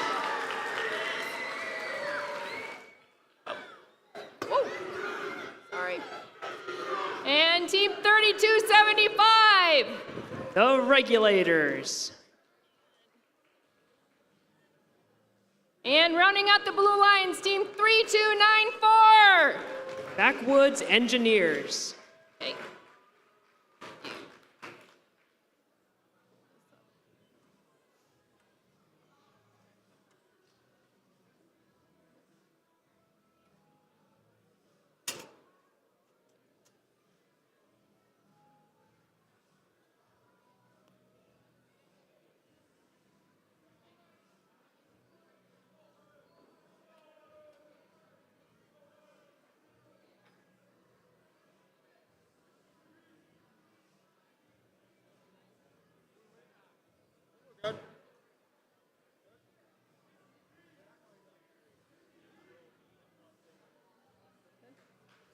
And drivers behind the line. And 3, 2, 1, go!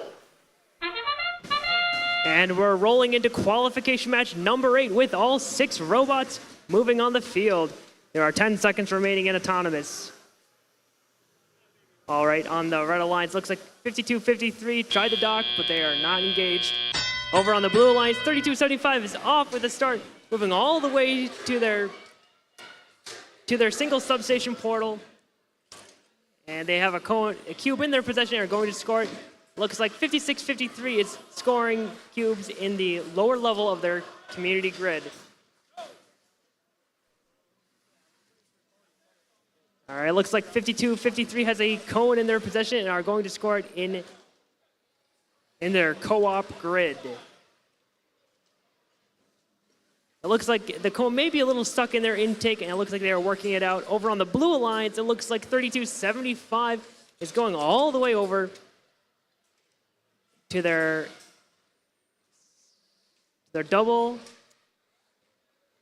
human player station to get a cube in their possession. They're going all the way back across the field.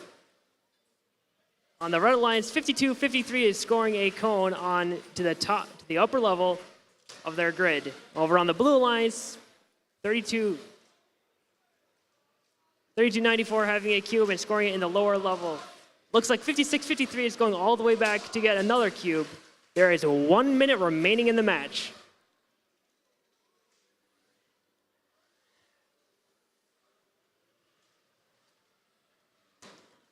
Looks like there are 50 seconds remaining in the match. Looks like 4480 is getting a cube in their player station.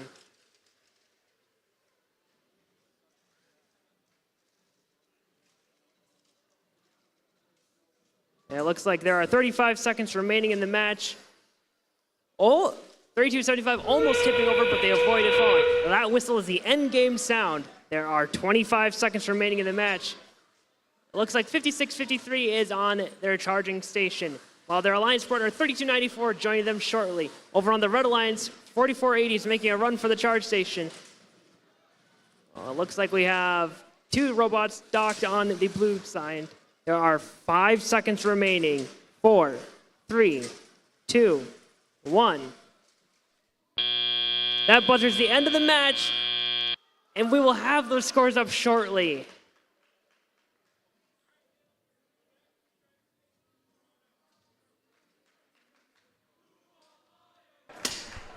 Alrighty. We're gonna wait for the final scores here, the final tally of the scores, and then we will take a wee bit of a break here.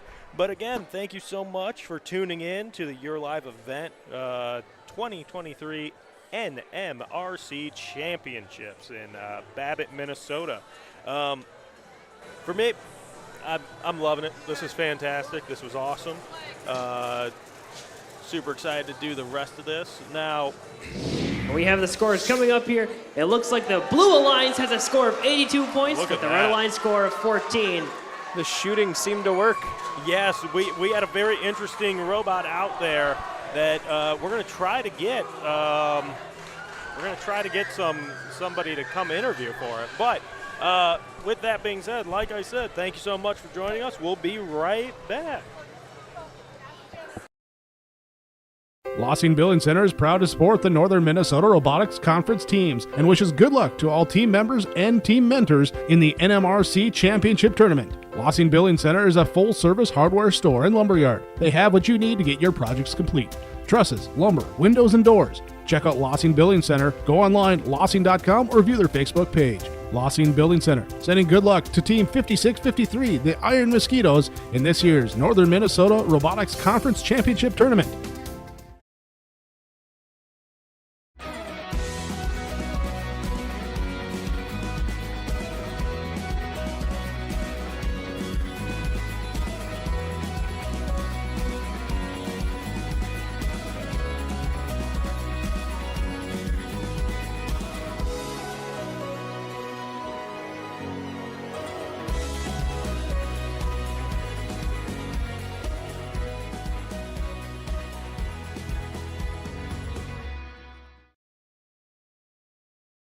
Pequot Manufacturing, a thriving precision manufacturing plant, is 41 years strong and proud to support our local robotics teams. Our focus and success is based on the latest automation and robotic technologies for machining and fabricating components, serving a wide range of industries nationally. Pequot Manufacturing invests in career development through education and progression, creating challenging and rewarding careers for committed and motivated CNC machinists, fabricators, and engineers. Find out more at pequottool.com. Pequot Manufacturing. We don't just meet expectations, we exceed them.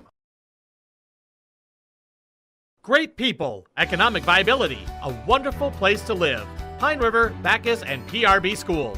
PRB Schools is a small school district with large district opportunities, providing activities and classes that involve students, making sure every student has everything to be successful. PRB Schools also offers a variety of community ed programs, a great way to learn new skills hands-on with others within the community. Making connections with families, being involved with the community, becoming a community family. PRBschools.org. And Preston's taken over for Jack now in the lead spot, but now we're moving a sideline reporter Back to Noah to the booth. Yes, sir. And Noah, I guess we haven't really gotten your insight so far, and overall, I know both of our first time doing robotics. What's your thoughts so far? I think it's incredibly cool. I was have chit-chatting with some of the coaches and really what the process is like of assembling these machines. And, you know, when I first came into this, it's like, oh, they're going to look like kind of battle bots or something like that, you know. But, no, I think that what it takes to put it together, which is, you know, beyond me. I mean, this is way too – and I'm not smart enough to put together a robot like that. Oh, right, absolutely. But, no, it's been very impressive to see here for the first time, so. Yeah, and I guess it's just overall – Jack asked me when we first started, what's been your favorite part about just the environment?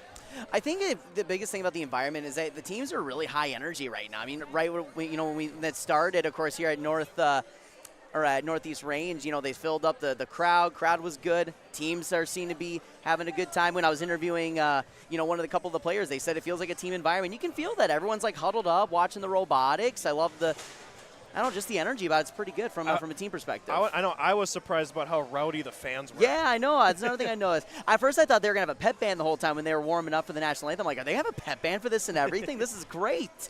Yeah, and I know. Me and Jack talked about this, how we heard science classes in Babbitt were tuning in. So we just wanted to give a shout out to all those science classes in Babbitt if you guys are listening. 100%. Shout out to the teachers for letting them do this instead. Yeah, 100%, absolutely. And no, and I think they've been great hosts. And yeah, it's like kind of esports in a sense. If you've ever watched esports, like you'd be surprised how crazy people invested get into this stuff. And it's really cool to see. Yeah, and I just kind of want to go through some of the teams. We're not going to go with the numbers or their team name, but just kind of go for just how widespread this thing is. I mean, we got Northwood, North Dakota. Yeah. All the way over in North Dakota. I don't know if you guys know where Babbitt is, but that's on like the Iron Range of Minnesota. Way northeast Minnesota. We're really close to Duluth, I know. Not Park Rapids. Grand Rapids. One of the rapids in Minnesota. It's like we got Brainerd, we got Warroad, Nevis, 2 Cass Lake teams. The interesting thing I thought about those two is it was a male and an all female Cass Lake team. So you got to wonder if there's some sort of rivalry going on between those two. I'm sure there's a little bit of chit chat going on before each match. And then we got like Thief River Falls, Fergus Falls, Pine River, Perham, Alexandria, Black Duck. And then it's like Belgrade. I don't even know where that is. Oh, Belgrade. I suppose Belgrade, Bruton, Rosa. That's western Minnesota a little bit. Kind of heading towards North Dakota. So. Oh, so they're kind of over in our neck of the woods over there. Yeah. Upsala, Frazee, Little Falls, Bemidji, Greenbush. That's northern Minnesota, northeast Minnesota. You got, of course, Babbitt, Big Fork, Stephen, Minnesota. So that's another one over kind of in that Badger, Greenbush, Middle River area. Pequot Lakes. Crosby, Kellier, Fargo, North Dakota, another one of those North Dakota teams. Then you got Red Lake, Minnesota, Swansville, Grand Forks, Reamer, Pillager, Ashby. I mean, like these are spread out all over across northern Minnesota, even down into central Minnesota, with like a Thief River Falls, kind of that north central. Yeah. If that makes any sense. Absolutely. And we I've had the chance to talk to a couple of people who have been shadowing for broadcasting. They're into the robotics for Pequot Lakes, and hearing them get excited about it and doing these fundraisers to do this, and to see how well and how much fun they're having is great to see. And I'll shout out the old alma mater, Pillager, being involved in this too. I don't think I haven't seen them competing here today, but still part of this growth that is the robotics competition. I know last year when we broadcasted it, it was went really well. A lot of great feedback, and it's crazy to see the range. And I'm sure it's great for the North Dakota teams to be here, but man, what a drive for them. Yeah, I know. My drive from Ada, Minnesota up here was like, I think it was like originally it's about 4 hours and 40 minutes, kind of in that range. But of course, when you're stopping for breaks and gas fill-ups, because you're going to need to fill up with gas on the way up here. Oh yeah. It's about close to 5 hours, and yeah, it's a drive, that's for sure. Right, but it seems that everyone's having fun with it. And I kind of always look around too. I feel like it's like watching like a NASCAR pit stop. Everyone's like assembling stuff on the robots quick, the machines, and changing things with it. It's like, man, it is mightily impressive. It's NASCAR if all the other teams were helping you out. Yeah, right, exactly. And, yeah, I mean, just kind of taking a look, it looks like we are getting close to the start of this next round. Just kind of taking a look at who we have out there. We have the 50-58, and looking at my sheet here, that is the Stormbots out of Stephen Argyle. 3102 is the Techno Tigers out of Nevis, Minnesota. 45-39. And here, take a look here, that's the Chaotic out of Frazee, Minnesota. And taking a look over on the red side, we got a 56-53. They are out of Babbitt, Minnesota. That is the Iron Mosquitoes in their hometown match. And, yeah, I mean, can't quite get the rest of them out because they're kind of viewed blocks. So let's send it right over to the booth. And rounding out the Red Alliance, it's 56-53. The Iron Mosquitoes. And for the Blue Alliance, give it up for 4539. Chaotic Robotics. And Team 3102. Techno Tigers. And rounding out the Blue Alliance, it's 52-53. Big Fork Backwoods Bots.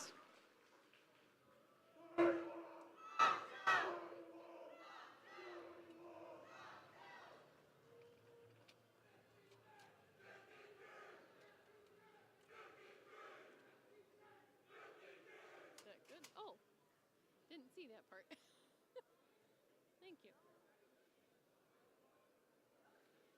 And drivers behind the line. And 3, 2, 1, go!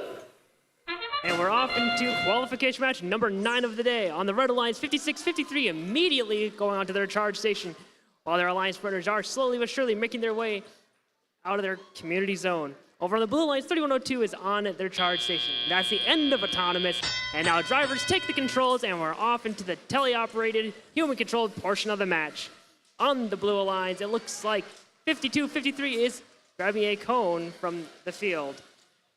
Over on the Red Alliance, 32-77 is scoring a cone on the middle level of their community grid. And it looks like 56-53 has attempted to score a cube, but it landed outside of the field. That will not be scored. Over on the Red Alliance, 32-17, grabbing a cone from their human player station and are moving it all the way to the middle level of their grid. Over on the Blue Alliance, 45-39 is grabbing a cube off the ground, almost tipping over.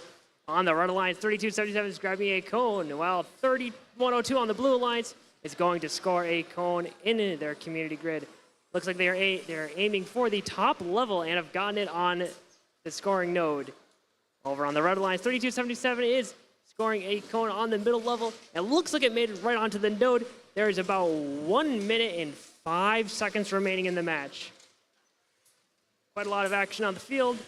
It looks like 3102 has a cone and are looking to score on the top level. There's 1 minute remaining. 45-39 just lost a cube from their possession, but they're going to their human player station to get a cone instead. All right, 50 seconds remaining.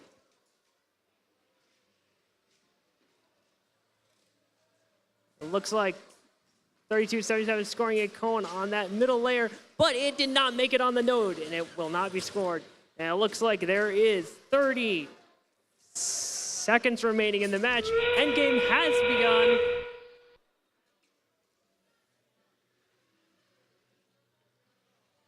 Looks like 32-77 looks like they are perfectly docked and engaged on their charge station. There are 15 seconds remaining in the match. 2 robots on the Blue Alliance are on their station. It looks like Red Alliance will have 2 robots docked. There are 5, 4, 3, 2, 1. Oh, we will have those scores momentarily. So yeah, Noah, we're back over here All right. in the Your Live event booth. Of course, we've got the NMRC announcers over here, making our lives a little bit easier. I don't know how we would have done doing play-by-play of this because I have no idea. Not I as don't know good if as I'd be able to keep track of that. Not as good as them, I can tell you that much. At least for myself, anyway. And then I know one thing we saw, we didn't really talk about it last time they were playing, but was the Iron Mosquitoes robot, the one that kind of like shoots the key. Yeah, and you know what? I was thinking about this too, and I don't know if you and Jack have talked about this, but it's so kind of cool to see each different robot and how they approach, like whether it's like grabbing things or they each have kind of different pulleys and levers and claws to make it work. And we saw the shooting form, which it seemed to work pretty well. Yeah, and taking a look at the score here, it looks like blue team kind of walking away with a lopsided victory there with 112-65. Ooh, all right. That one was a little bit more dominant fashion. Yeah, and I think 112 here. Is that the most we've seen so far? It's certainly up there. I know we've been up in the 80s and 90s, but I think we've had a 100 before. Yeah, I think we've had 2 others before. I know one was exactly 100. I know another one was higher. Can't remember what that score was. But yeah, taking a look at the team standings right now, ranks 1 through 3. Let's kind of go through them. We got the Chaotic Robotics in 45-39, the Techno Tigers at 31-02, and Thunder Robotics, who is team number 876. That's our top 3 at the moment. It'd be interesting to see how that changes throughout the day. Yeah, and but before I go into any kind of more analysis, I guess I think it's one thing I did not also mention is that the team names and the logos on some of these. I know people can't see the logos, but the logos and the team names for some of these schools, absolute genius, incredible stuff. Yeah, I know. They build robots, so I'm sure they can figure out how to use Photoshop. Oh, I would imagine so, but they did a pretty good job at that too. So. But I don't know about your favorite one so far, but I'm taking a look at these. I'm a big fan of I Play with Robots. Yeah. Well, that's absolutely the best one. I mean, we'll call it the simplicity. Yeah, simplicity's the right word, but I mean, just looking at they're all sweet. Yeah. But also, I think it's. I mean, I like the Hornet that looks like a robot. That one looks really cool. You or got the robot duck. The robot duck. It looks like something out of Mighty Ducks, but just like. Looks like the villain of Mighty Ducks. Yes. I was gonna say. I feel like I've seen this before. Or even the Bemidji one. I mean, it's just a robotic take on what looks to be their just lumberjacks. Right. Logo. Absolutely. But no, it's great to see. It's been a lot of fun here so far, and we'll see how everything kind of develops. Everything seems pretty tight right now in terms of the standings, and see what the adjustments. I guess I don't know if coaches go into breaks making adjustments or anything, but we'll see. Yeah, and I mean, let's just kind of take a little quick little ad break on our ads. Brought in the big special thank you to Enbridge Energy for being kind of our big sponsor of the day for our ad breaks and different things like that. So be sure to just a thank you to all of our many great sponsors. Sponsors, advertisers. Be sure to go show them your business. Let them know, like, oh yeah, we saw you on a Your Live event broadcast. Let them know that. I'm sure they'll love to hear it. Love to hear that you're supporting 100%. These kids in their excellent robotic project. Oh yeah. Yeah, let's just go over, take a quick little ad break. All right. The PRB Boosters are happy to sponsor coverage of the Tigers. Like them on Facebook for events and fundraisers. The PRB Boosters could use your help. Be part of great events and fundraisers, all built to give back and present more opportunities for the students of Pine River Backus schools. For information or to get started, email prboosterclub1.com. Meetings are the first Monday of every month at 6 p.m. at the school. Good luck, Tigers, from the PRB Boosters. R&J Broadcasting Incorporated is hiring a full-time play-by-play sports announcer and broadcast sales representative. Duties include selling advertising time for radio, digital, video streaming, and regional cable TV. Play-by-play responsibilities include live play-by-play of local sporting events for radio, video streaming, and regional cable TV broadcasts. Wage plus talent and commission pay structure with full-time benefits package offered. For more information or to apply, email apply@rjbroadcasting.com. That's apply@rjbroadcasting.com. RDK Enterprises is searching for candidates to fill multiple positions. These customer-facing positions require a high level of organization, workflow management skills, the ability to work with and lead others, problem-solving skills, and the drive to deliver an outstanding customer experience. Available positions include shop foreman and service technician. Compensation package based on experience. If interested in joining our team, upload your resume at planterdoc.com. Every Wednesday night at 7, watch the YourLiveEvent.com Coaches Show, presented by the Hillsborough Economic Development Corporation. Stay up to date with the latest goings-on in the region, as we'll hear from area coaches in North Dakota and Minnesota. Plus, we'll highlight area high school seniors and their achievements in the classroom and on the court with our Senior Spotlight. That's the YourLiveEvent.com Coaches Show, presented by the Hillsborough Economic Development Corporation, Wednesday nights at 7 on YourLiveEvent.com. Zup's Food Market wants to say good luck to the teams competing in this year's Northern Minnesota Robotics Conference Championship. Zup's has been a family-owned business since 1916, known for their delicious old-world smoked sausages and meats. Zup's invites you to stop in while in town for the Northern Minnesota Robotics Conference Championships. Shop a bit, check out the store, and good luck to Team 5653, the Iron Mosquitoes from Northeast Range High School, from Zup's Food Market, an Iron Range tradition. Find out more online, zups.com. 277. Prodigy. And next 4674. Robojacks. Rounding out the blue lines, we have team 8878. Aerobot.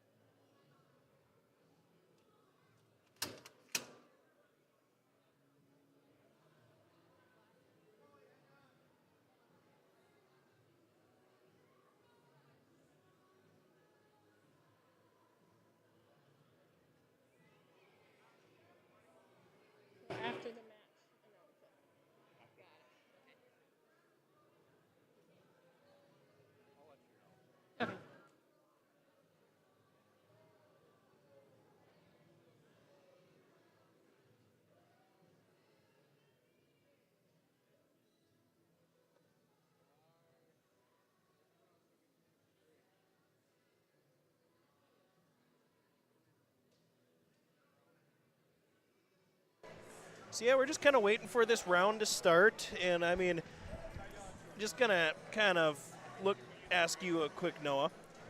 Overall, what do you think has been the biggest strategy so far? Has it been getting to the platform? Has it been getting cones, squares? What do you feel has been the biggest strategy so far? Yeah, I feel like getting the cones has been, the biggest strategy. I know that seems to be the approach early on from these teams, and I know with some of the point systems, it can be, it can add a little bit more to your tally. So, yeah, I would say that's been the approach, but it seems that once we kind of get towards the end, the platform's always big. So I would say the cones has been the thing that I've noticed the most in terms of these team strategy. I was going to say, it seems like the hardest thing so far has been getting onto that platform. Yeah. Like, I tend to notice, like, we have yet to have, like, 3 on there. We've had 2 a couple times. But with how that just swings, it seems like it's been difficult for people to get up there so far. Well, and depending, too, on feels like how your lever and, your grabbing is built. Like, sometimes it's such a weird angle to have to plop it on there or to grab it, and you got to place it in there perfectly. So I feel like if you can get that approach down, everything else should be a little bit easier, it seems. And I feel it's probably the hardest because of the, kind of the lack of communication you have between the two. Right, when you're I kind suppose. of in the thing. So it's like one's trying to go up. You can't have like 2 going up on opposite sides at the same time. Then it gets just jumbled, and that seems to be where the trouble gets gone. Let's send it over to the NMRC booth as they get underway. It looks like the Red Alliance, we have 876 and 7235 grabbing game pieces. Looks like 876 did not grab the cube. The drivers are now taking the controls for the teleoperated portion of the match. Looks like 7235 is going to their human player station to receive a game piece. It looks like it'll be a cube. And on the Blue Alliance, 4674, looks like 876 has just hit a ref tablet. And over on the Blue Alliance, we have 8878 with a... Over on the Blue Alliance, 3277 scoring a cone on the middle level of their grid. Over on the Red Alliance, it looks like 876 is grabbing a cube for their grid. With 1 minute, 30 seconds remaining in the match.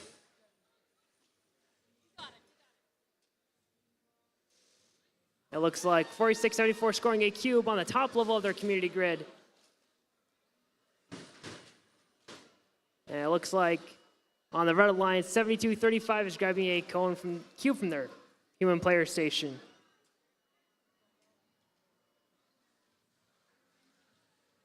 All right, 8878 going to their human player station to receive a game piece, while their Alliance partners right next to them, they're 4674 also looking to grab a game piece. There are 55 seconds remaining in the match.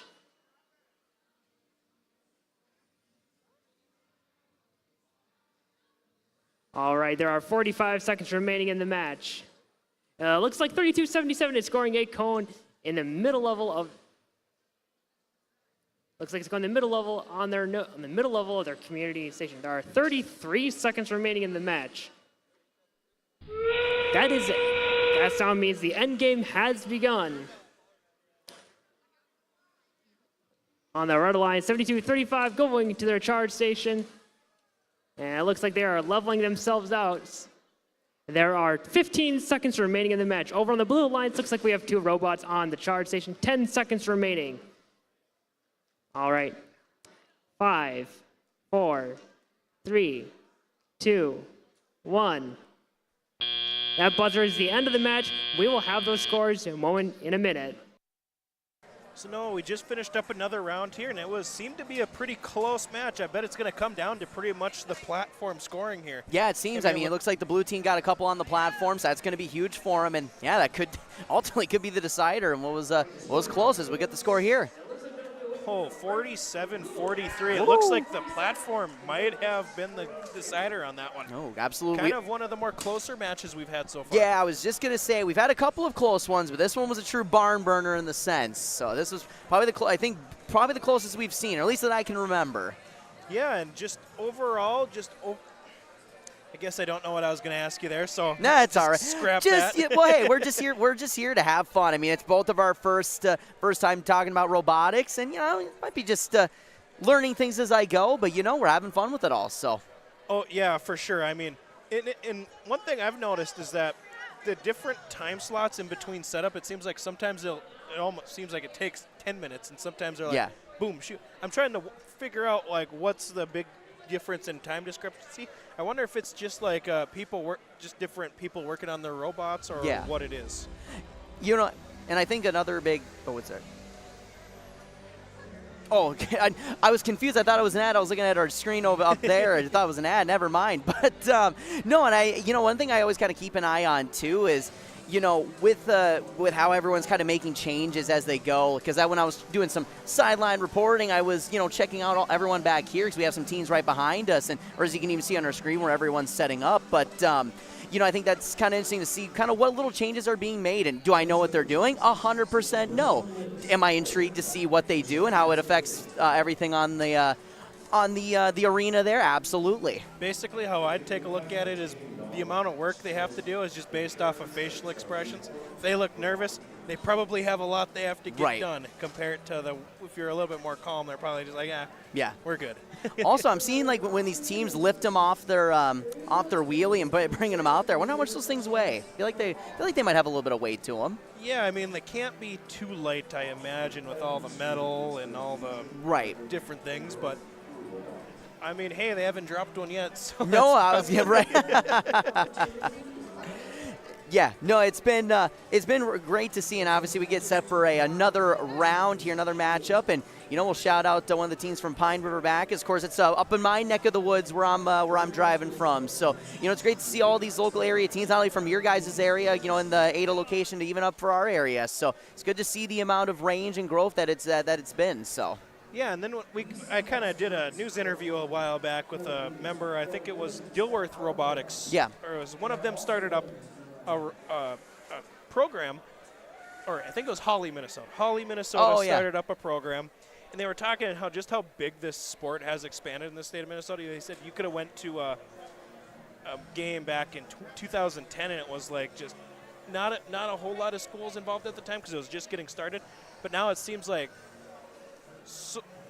there's so many more robotics programs around the state, and I mean, just the thing I think I've always found about it is like a lot of the time it's like, if you're not an athlete, there's sometimes not that many options of other things to do. So seeing a thing like robotics come around where it's not just an athletic event, offers a different thing for people to compete in. Oh, 100%. I think it's a different pathway for some people to get involved with school activities, because I think school activities is a great way to, shape yourself as a character. You learn a lot of life lessons, and, for these kids, some of these what they do here for the robotics could apply to what they want to do in the future. Like, this is some real world technology that they might have to kind of, they might have to face depending on what they want to do. And, problem solving, teamwork, all life skills that you're going to end up needing. And, obviously when we talk about high school sports, that's huge. But to see events like this, whether it's, and I think a lot of it's too just the advancement in technology we've seen. So it's like,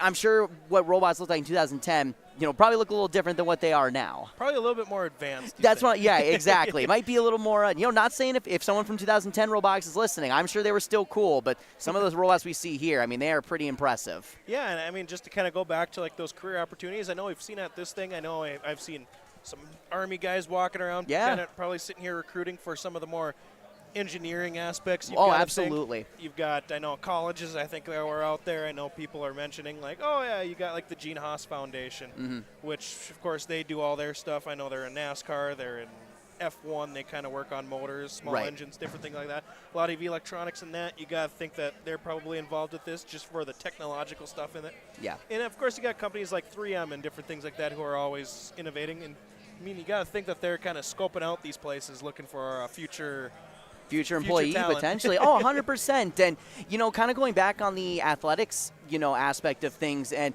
everyone, I feel as if everyone can play sports, but not everyone can play at that next level in college. Not everyone can. And that's not a shot at anybody. That's just how it is, I couldn't. I certainly couldn't either. That's why I'm in the broadcast booth. But Exactly. But with robotics, I feel as long as you just have the wherewithal and wanting to learn about this, I feel like this is something anyone can do, and it opens up so many opportunities. Yeah, and I think it was you had not Ryan, but the second interview you did. Do you remember with? Yes, with oh gosh, why am I blanking on the team that I had? Basically, but what he said was like, if you think that there's not a spot for you on a team, there definitely is, no matter your Right. skill set, your ability, just different stuff like that. And that was awesome to hear. Oh, 100%. And, when I interviewed Chaotic and, a couple of their players, they just talked about this is a great team atmosphere. It seems that they're having a lot of fun. They're doing really well here today as well, which, always adds to the fun aspect because, you still get that competitive edge, I'm sure, when you do something like this. And, to be able to see something, like that and to have them talk so highly of this, not only just for the team, but, what it does for, their school. It's awesome to see. Oh, we got Jack back over Jack here is in the back. He is corner. ready. All right, yeah. Looks like they're starting to fire up, so let's send it over to the booth over there. Station, it's our Alliance partner team, 33-13. Mechatronics from Alexandria. And to round off the Red Alliance, we have team number 3275. They are also from Cass Lake, the Regulators. Let's move over to the Blue Alliance where we start with team 3294. The Backwoods Engineers. And joining them, their Alliance partner, it's team number 3102. And to round off the Blue Alliance, we have team 4480.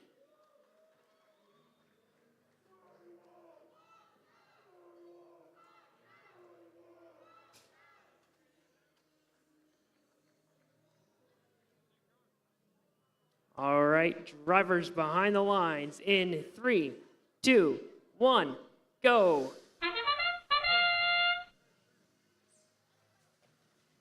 This is qualification match number 11 here at the NMRC Championship. 15-second autonomous period, 31:34. The accelerators on the charge station balanced. 31:02 for the Blue Alliance, balanced as well. Blue Alliance has a slight lead as the drivers take control in qualification match number 11.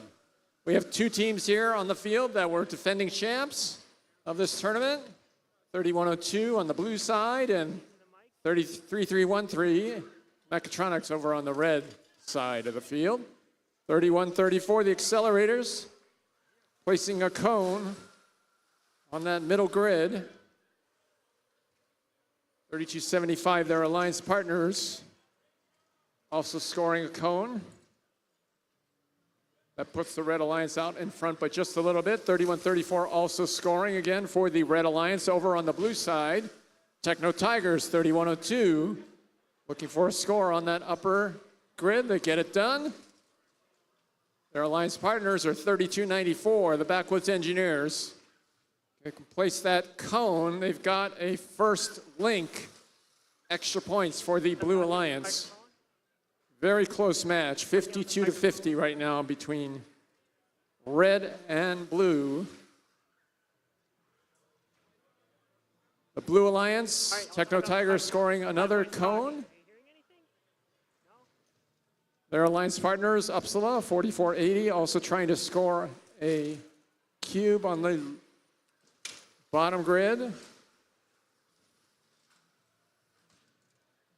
40 seconds left in this match here in Babbitt.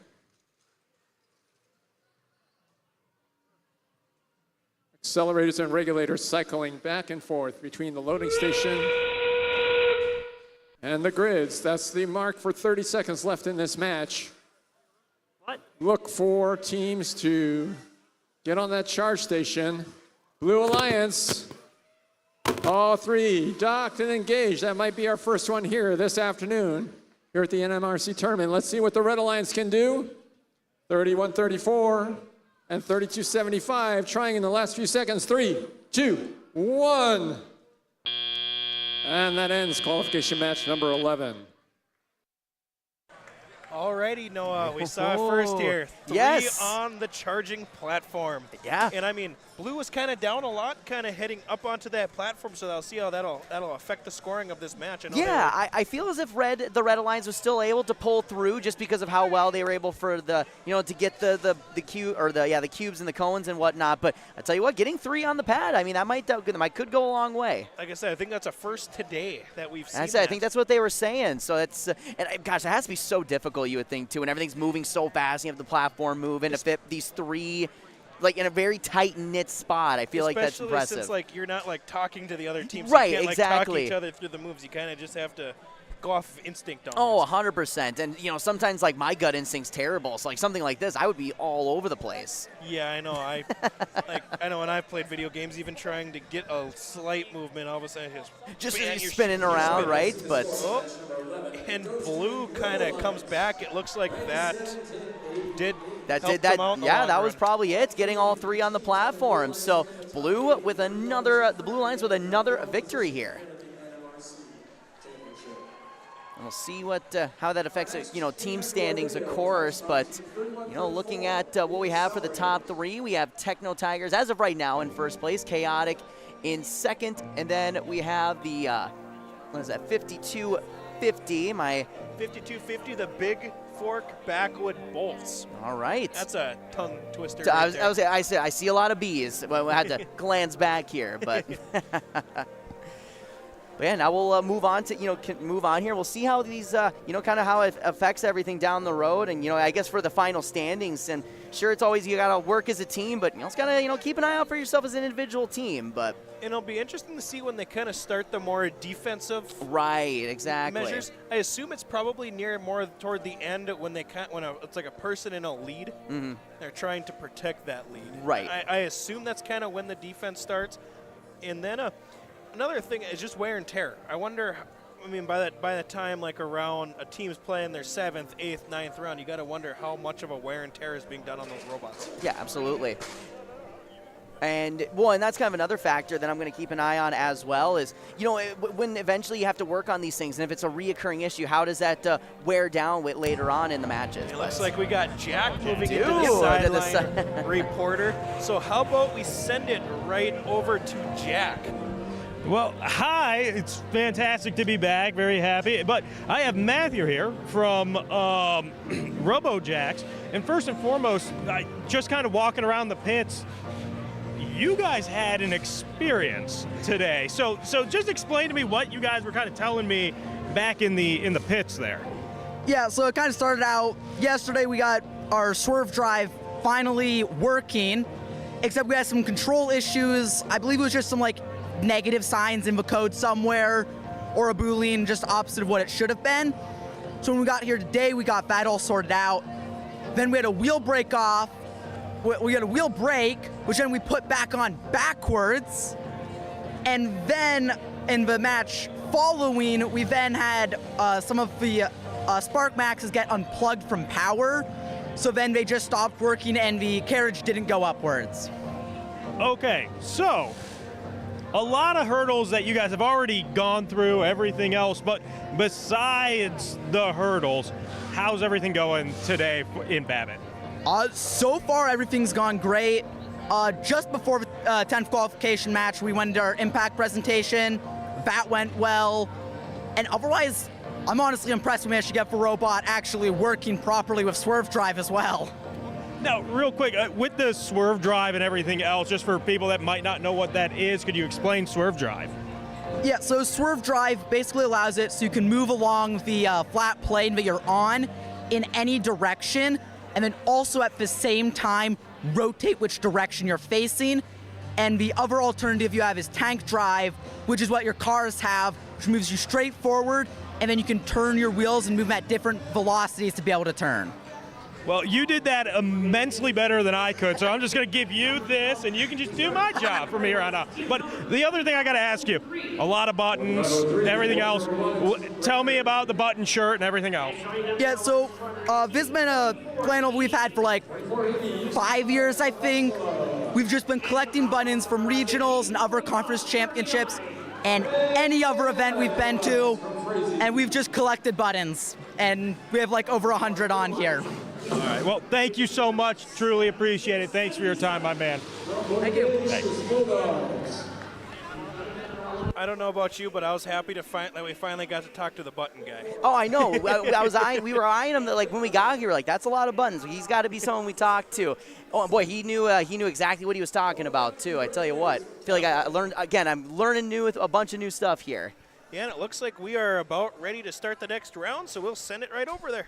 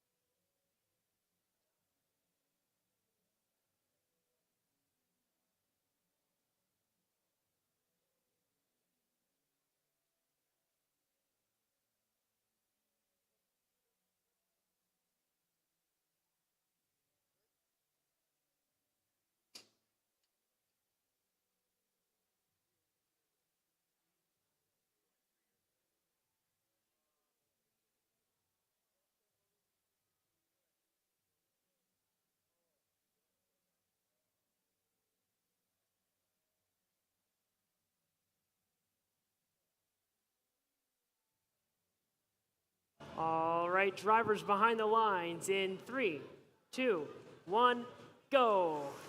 Match number 12 underway. Autonomous period. 45-39 out of the community. 76-77 on the blue side as well. There goes 32-75, the regulators. Drivers now in control of the robots, with the Red Alliance up by 1 point. Got 2 teams on this match who are doing back-to-back matches, 44-80 and 32-75. There go the regulators across the field with their cube scoring on the top row. That'll be worth 5 points. Their alliance partners, 52-53. That's the Backwood Bots. Looking for a score in the top row as well with a cone. Looks like they may have that place. And here comes 76-77. The Bodacious Bulldogs and the regulators also scoring. Taking a look at the Red Alliance, we've got UC Robotics 44-80. They've got a cube. They shoot it. Looking for a score in the bottom row. And their alliance partner, 45-39. Looking for that first link. And they get it done. 3 nodes in a row gives you an additional 5 points. 45-39, quickly scoring with another cone for the Red Alliance. Their alliance partner is 25-03 from Brainerd, looking to play a little defense in the open field, giving room for Chaotic to continue scoring. There's another one on the top row. 30 seconds left now. Blue Alliance is out in front.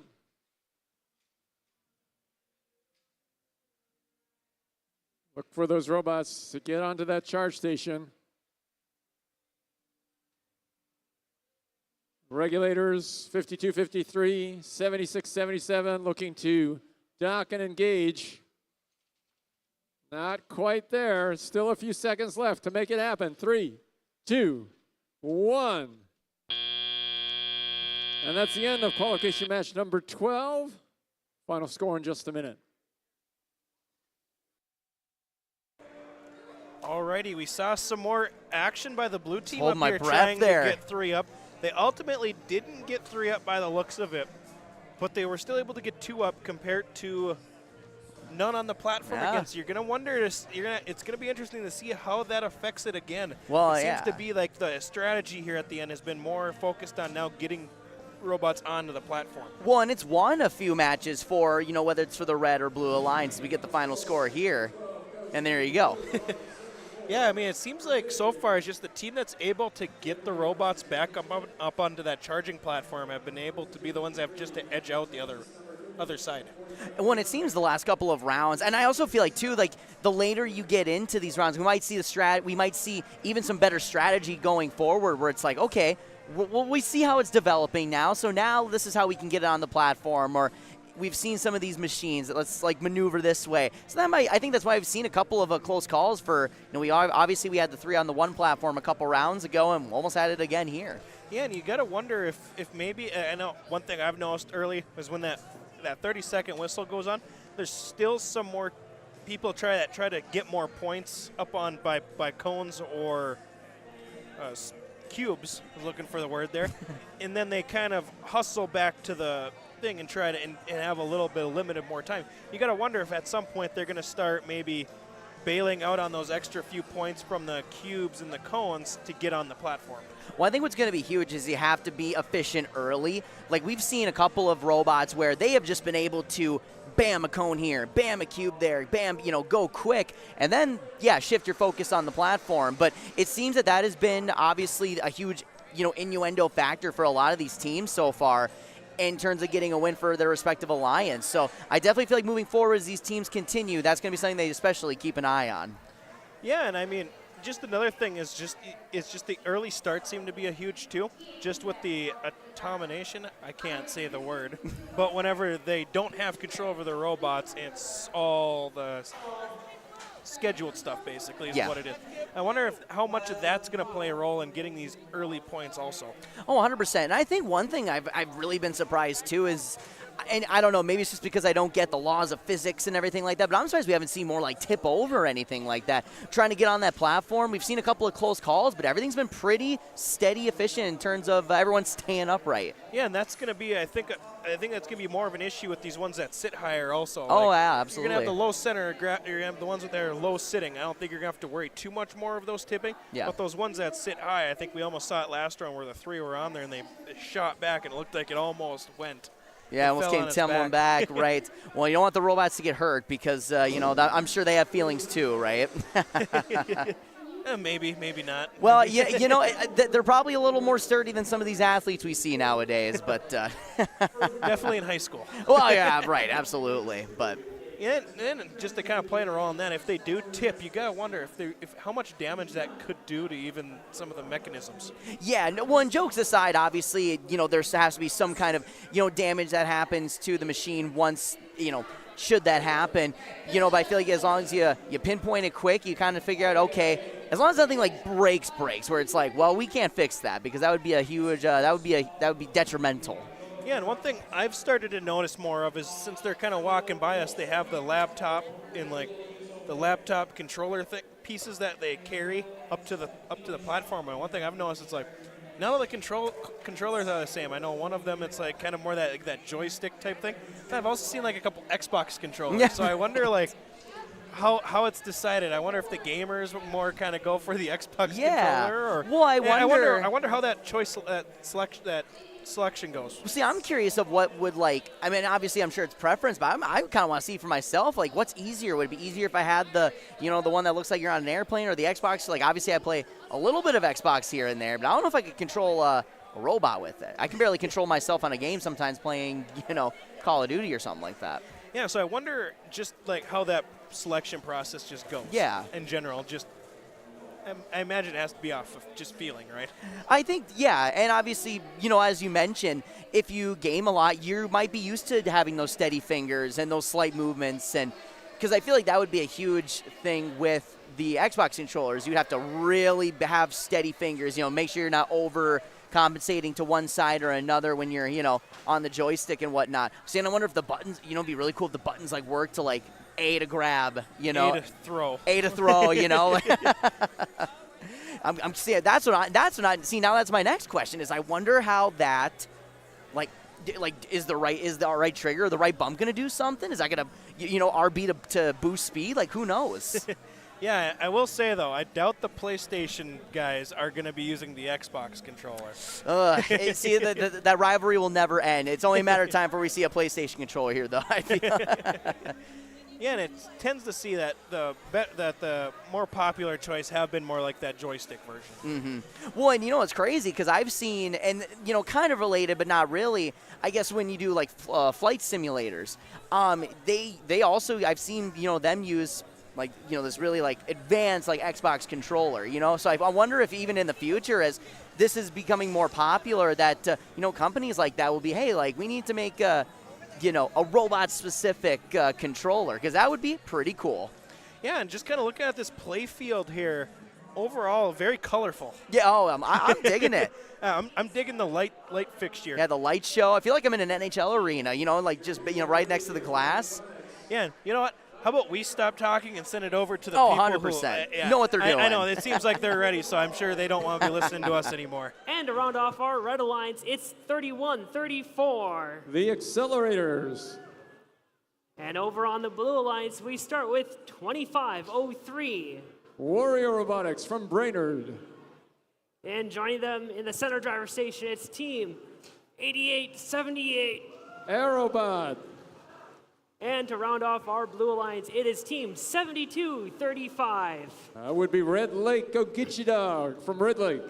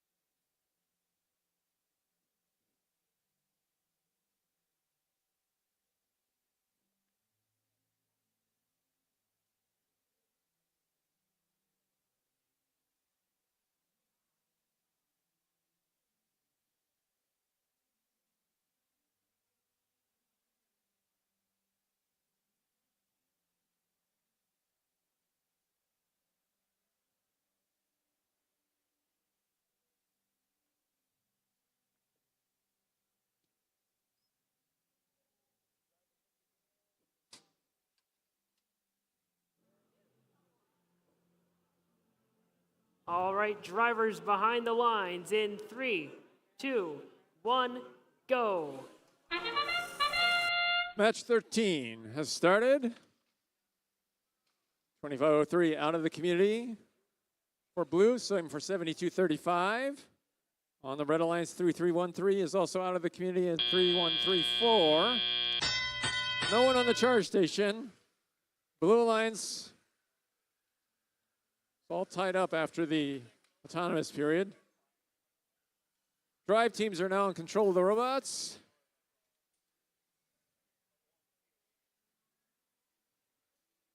The accelerators on the red alliance, scores in the middle row. Here comes their alliance partners, Prodigy, 3277. They're out of Thief River Falls. They've got a cube scoring on that middle row. The alliance will need a couple of cones to create a couple of links. We'll see how they do there. On the blue side, Red Lake, 7235 with a cone. And their alliance partner, 8878. That's the team out of Ashby. They've got a cube, and it's scored on the bottom row for 2 points. Right now, Red Alliance is out in front, but Blue Alliance can quickly catch up here with 1 minute left in qualification match number 13.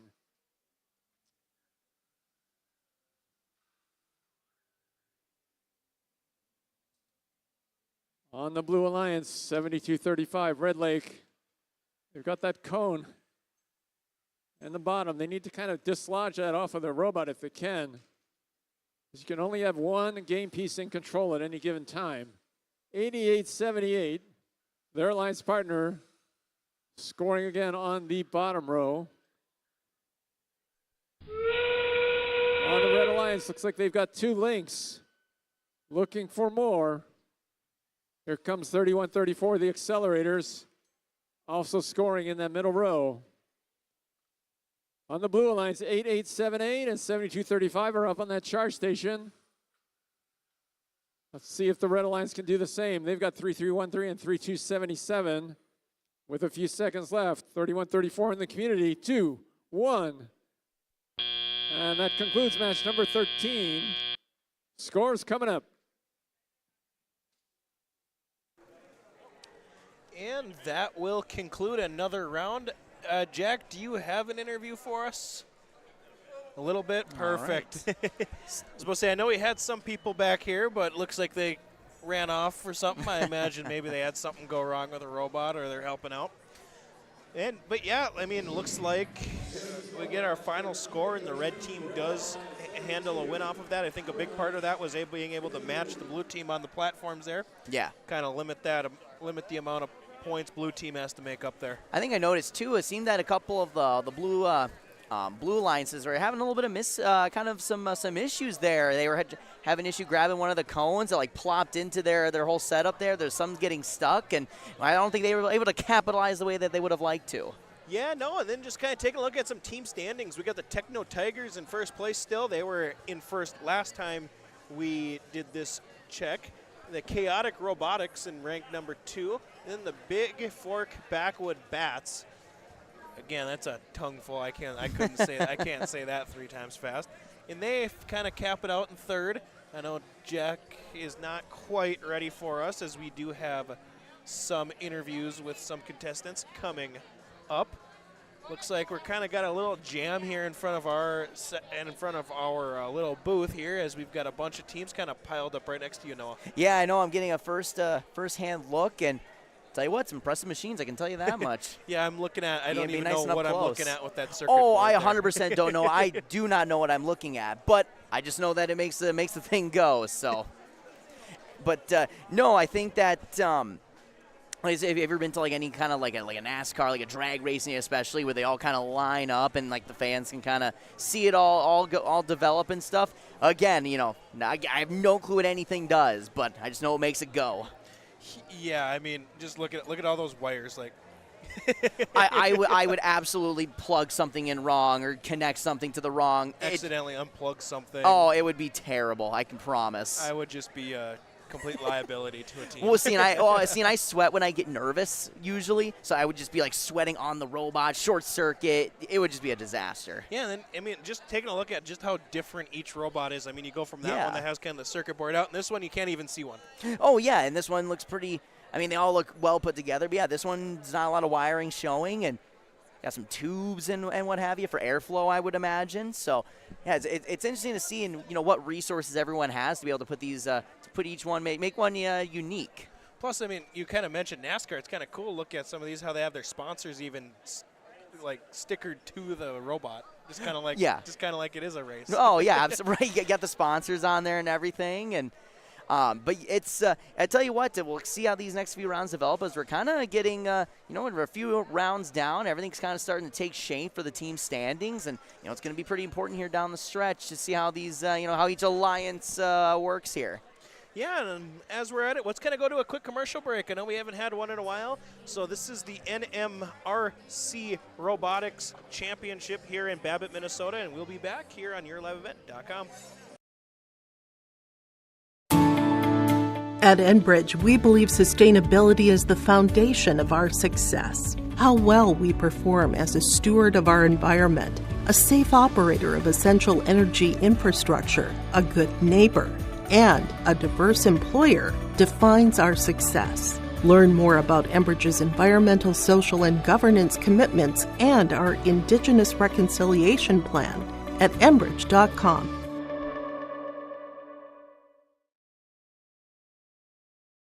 Hey there, robotics fans. Scott from Daggett Truck Line in Frazee, Minnesota.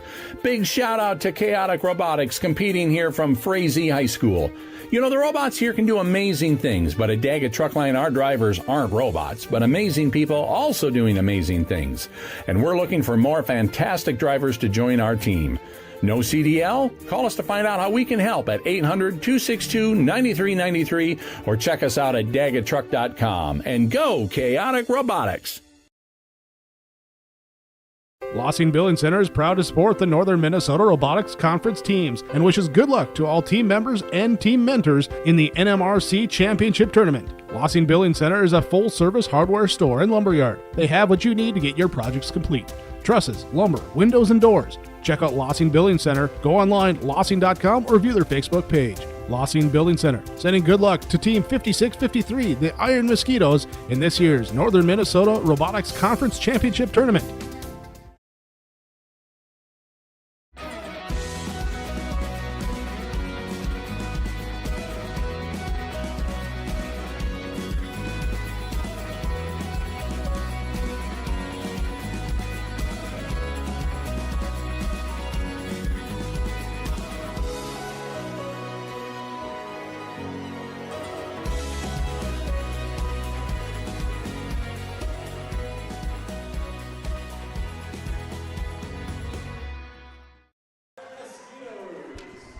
And we are back here in Babbitt, Minnesota for some NMRC Robotics Championship here on YourLiveEvent.com.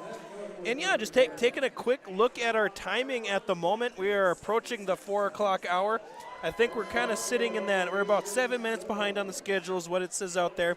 So as we approach 3:45, I'm going to take a guess we're somewhere between the 13th and 14th qualification. All right. Yeah, of course, it looks like we get a total of 29 qualifications as it seems. Of course, they'll continue on into tomorrow as well. We'll be here for coverage tomorrow as well to bring you all the qualification. But, we're getting down to the nitty-gritty. It's already at the 4 o'clock hour. Yeah, I mean, it's going to be interesting to see how strategies change here going into the later rounds. Well, and we talked about it. I think it's interesting to see the wear and tear that could go down with these machines, but it seems that they're ready to go, so let's take it over to the experts. Perfect. Drivers behind the lines in 3, 2, 1, go. Robots are in motion. Match number 14 at NMRC. All three Red Alliance robots are moving out of the community. Same for the Blue Alliance. 3102 up on the charge station, as is 876 on the red side. Right now, the Blue Alliance out in front by just a few points as the drivers take over. 56-53. That machine is all about those cubes. 876. They've got a cone. Their alliance partners over the charge station looking to score. On that top row, 76-77, the Bodacious Bulldogs scoring also on the top row. For the Blue Alliance, we've got 3102 at the loading station, quickly moving over. Looking for that score. Their alliance partners are the Backwoods Engineers, 3294. They've got a cube. There's a score by Techno Tigers. They've got one link completed. Lots of cubes over on the Red Alliance end. But Blue Alliance currently out in front, coming down on the 1 minute mark here in match number 14. 3102, placing a cube cone on the top row. 64-53 also looking to pick up a cube or cone. Not quite there yet. Here comes 3102 quickly back into the community. They're looking to complete that second link. And that was successful. Blue Alliance still out in front right now.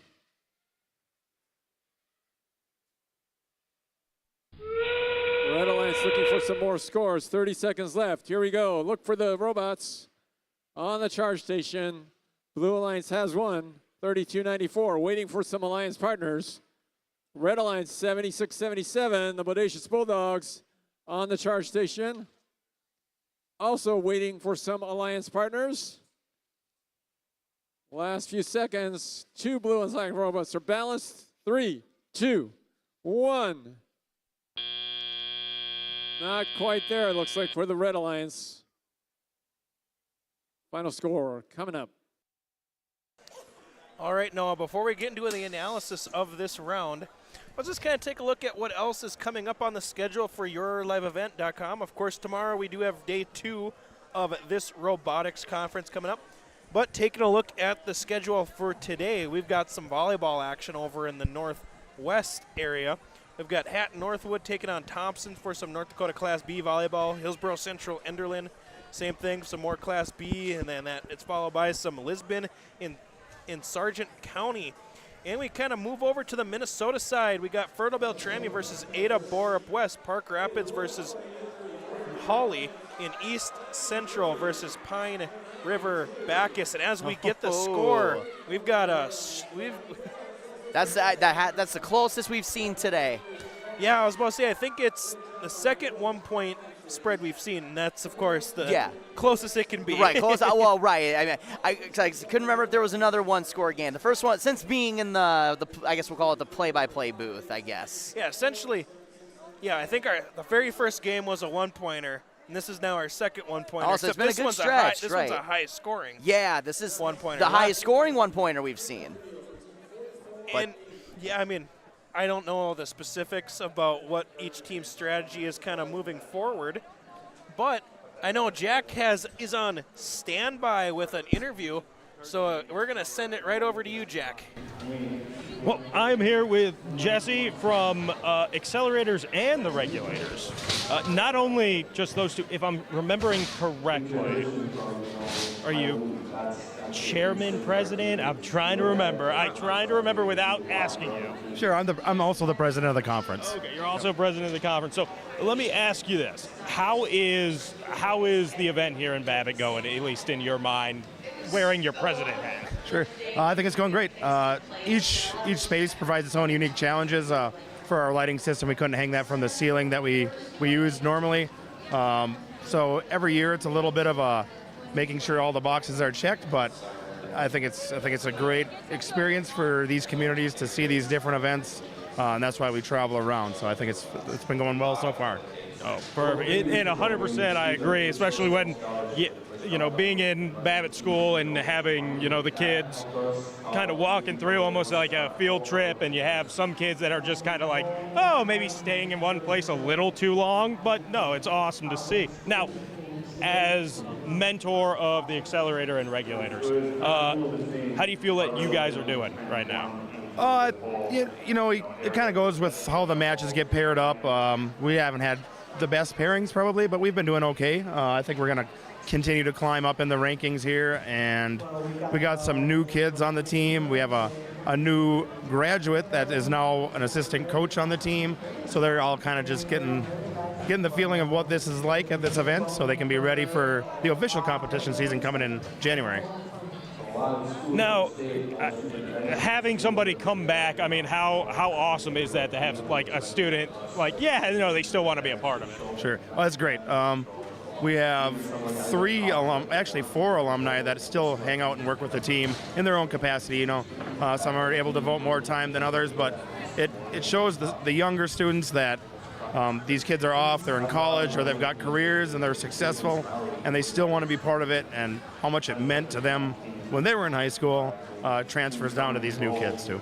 Absolutely. Now, I will say this again, one of my favorite parts is just the setup of the pit area and everything else. Got to tell you again, I love how you guys always do like the really nice tube, because you're very unique. You're the one that has to deal with two teams.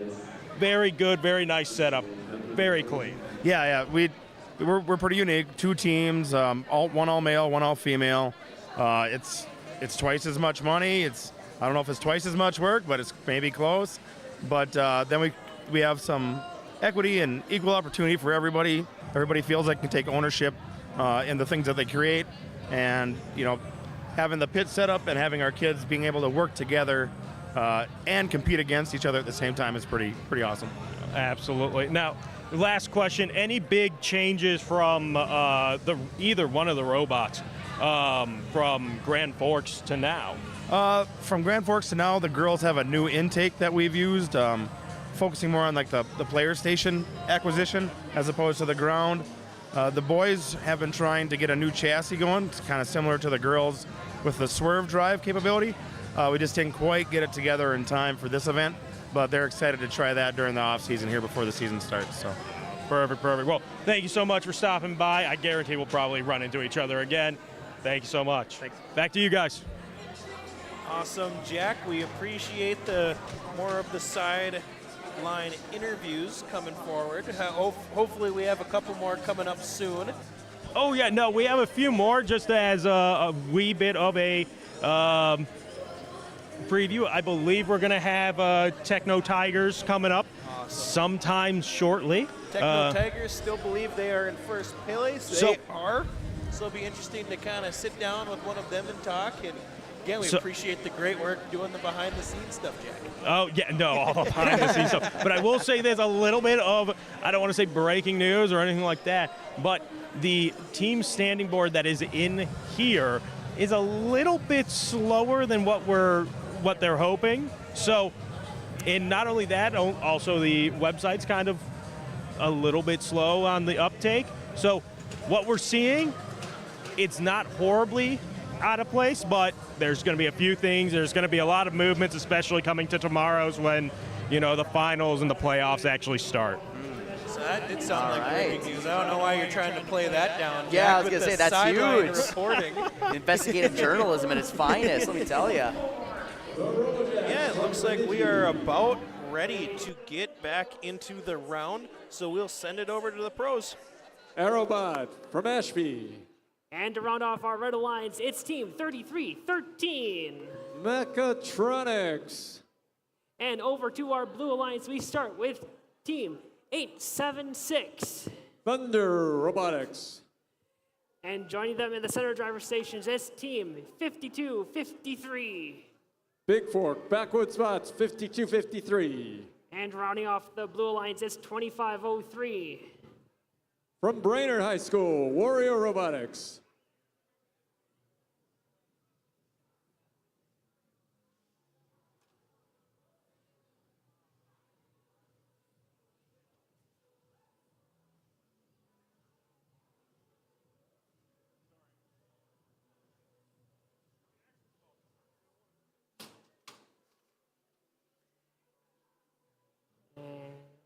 And drivers behind the lines in 3, 2, 1, go. Match number 15 here at the NMRC Championship. Robots are moving 876 out of the community, looking to dock on that charge station by the end of the 15-second period. 8878 for the Red Alliance, also docked and engaged. And here we go. Drivers take control with the Blue Alliance out in front after that 15-second autonomous period has concluded.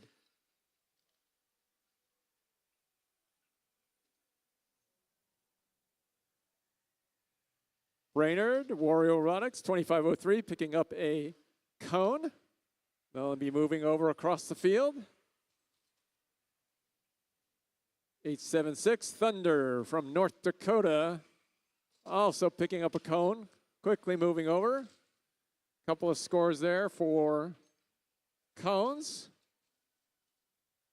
On the Red Alliance, 3313, Mechatronic, ooh.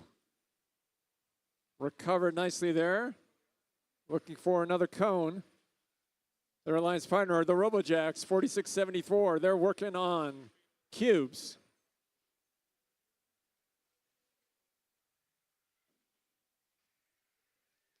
Very close match right now. 1 point difference with the Blue Alliance out in front. There goes 876 Thunder. They score on the top row. Looking to widen their lead. A little less than a minute to go here in match number 15.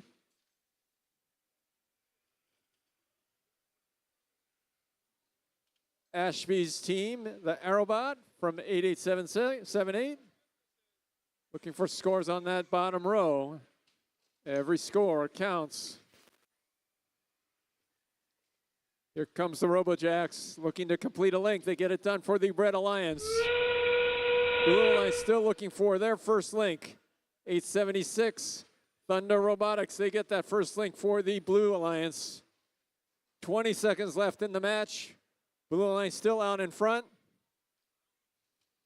Comes Aerobot, Mechatronics on the Red Alliance up on that charge station. Looking for that balance. 3, 2, 1.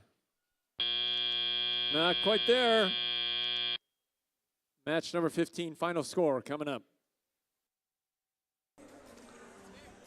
Looks like, again, the platforms will play it. Oh, actually, it looks like the red team kind of fell off of their platform at the very last second. Oh, interesting developments here. See how that affects anything. But, man, Matt, we are already done with, what's that, match round 15 they were saying already? We are breezing through here so far. Yeah, I mean, just taking a look at kind of our rest of the schedule, if we're in round qualification about 15, got about 1, 2, 3, 4, 5, 6. Only got about 9, 10 more matches left for playing today, so we're over halfway through. Oh, boy. Our time has breezed by today, but it is the blue team getting the 86-76 win over the Red Allegiance in this go-around. Yeah, and I mean, just kind of moving away from the match we just watched here, one thing I've noticed is a lot of the, like, uniforms almost. Not like uniforms. Oh, yeah, like the team, team correspondent T-shirts, I should say. T-shirts, jerseys. I mean, I've seen, like, stuff like take, for example, like the Bemidji. They're kind of like they're the Lumberjacks. Yeah, so they're all wearing all the flannel. Is what their school mascot is. So they're all wearing, like, flannels. Yeah. They're trying to go with the Lumberjack look like Jack. Gonna say maybe, like I say, if maybe a couple more inches on the beard, and I think he's got it. But no, and it's great to see, and I think it adds to that team camaraderie that people have been talking about throughout the day. Is, you know, everyone's just having fun with it. This is something that, you know, obviously you want to compete, and I'm sure you want to do well. But it seems everyone we've talked to, even if they've done, you know, good or bad, everyone's been having fun, it seems. Oh yeah, for sure. I mean, don't think I've seen one frown all day today. No, I don't think so either. I haven't seen anyone frustrated. And see, the problem is I'm a little too competitive, so I would want to do well. So I don't know if I would, but for me personally, just because I'm like I get competitive about anything. I'll play Monopoly and, you know. Oh, are you a board flipper? No, not a board flipper, but I'm like, rules are the rules because I'm losing. But they loosen up when you're winning. Oh, yeah, if I'm winning, then it's not a big deal, but yeah, I mean, just looking into the next round, Techno Tiger still in first on the board. That unofficially Jack is really slow. Yes, we'll have to say unofficially Techno Tigers are in first place. Of course, they'll get updated as soon as we get everything there as well. Have a zoom in on that map there. There we go. Just taking a look at that pits. I mean, pits are buzzing at the moment. There's a lot of work being done. That's the cool thing about being right next to the pits is that you're seeing all the work unfolding right in front of you. Oh yeah, like I said, you're seeing them work on the machines and conversing of okay. And I have yet to see from everything I've been gathering for one person to be like, all right, we're fine, nothing to do here. Yeah, no, not much standing around. That's no, for sure. certainly not. Everyone's been doing something. So. And let's kind of just bring it back to our.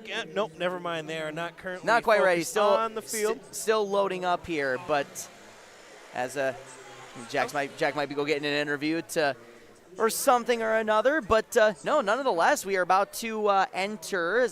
Take a look at our sheet here. We're about to enter round number 16. It looks like, and I guess maybe just a preview of the teams that are coming up here in this round.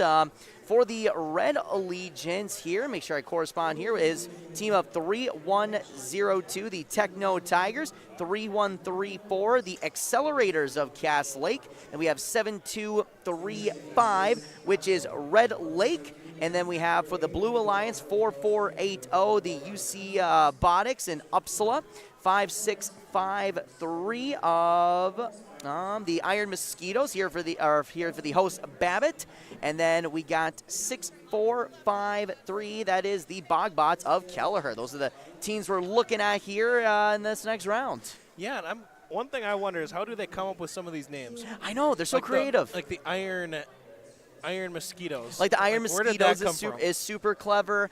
I also like the where was it for Alexandria? The Megatron, but the Mechatronics, because they have their Decepticon logo. Yeah, and I'm just kind of taking a look at some of my favorite, the UC Robotics. UC Robotics is good. That's obviously out of Uppsala, I think is how you say that. Yep, Uppsala. Yep. Uppsala. It's over by my neck of the woods where I'm at. Kind of more a little bit south, kind of by St. Cloud. Kinda. And then I'm going to try and pronounce it. You got the Red Lake Ogedelak.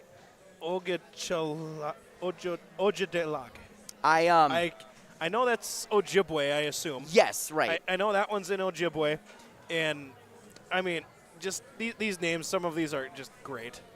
I know I don't think they are here today, but one thing I did like was a Full Metal Jacket. That one, the Full Metal Jacket's a Perham. Shout out to Perham who are in the membership, but not here competing today. But oh man, some of the let's see what's another one. What's another one that I Otterbots like? is pretty good. For Fergus Falls, they're obviously the Otters. Yeah, so. RoboJax is kind of just sweet, simple, to the point, but I like it. They've been having a good showing here so far today as well. But it seems that we may be about to get ready, so let's send it over to the court. Tigers! Their Alliance partners, Team Sustainability Award, Team Spirit Award this year, 31-34. The Accelerators. And the third member of the Red Alliance from Red Lake, 72-35. It's Red Lake Ogeechee Dog. Over on the Blue Alliance, our team from Uppsala, 4480. UC Robotics. Their alliance partners are host team, Lake Superior Regional Impact Award winners, 56-53. The Iron Mosquitoes. And the third member of the Blue Alliance, 64-53. From Kelleher, it's the Bogbots.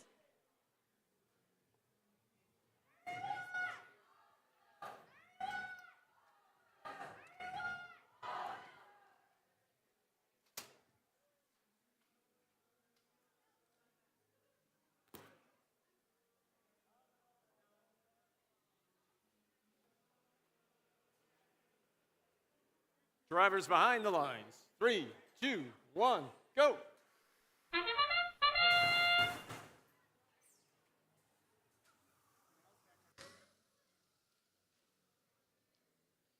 And under autonomous play, 3102 scores with a cube on the top row.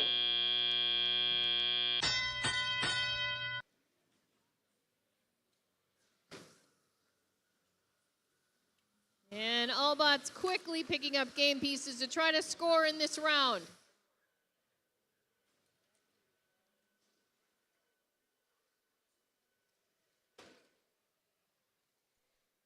And 4480 UC Robotics shooting the cube.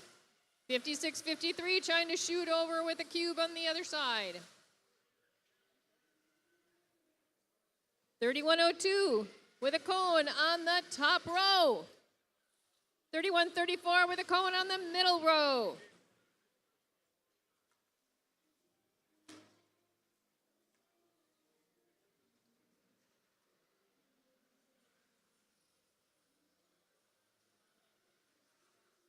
And 3102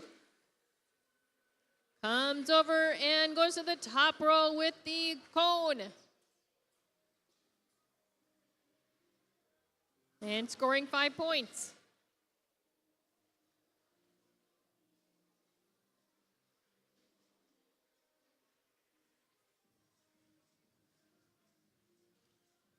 And 3134 scores with a cone on the bottom row.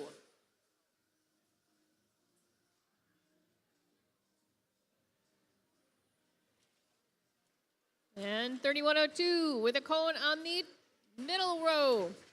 Followed by 3134 with a cone on getting on the middle row. Oh, just missed. And 30 seconds left in the match. Trying to get those last minute points and get on those charging stations.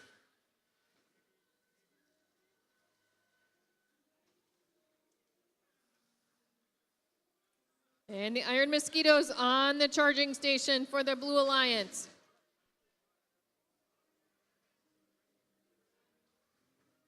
And 3, 2, 1.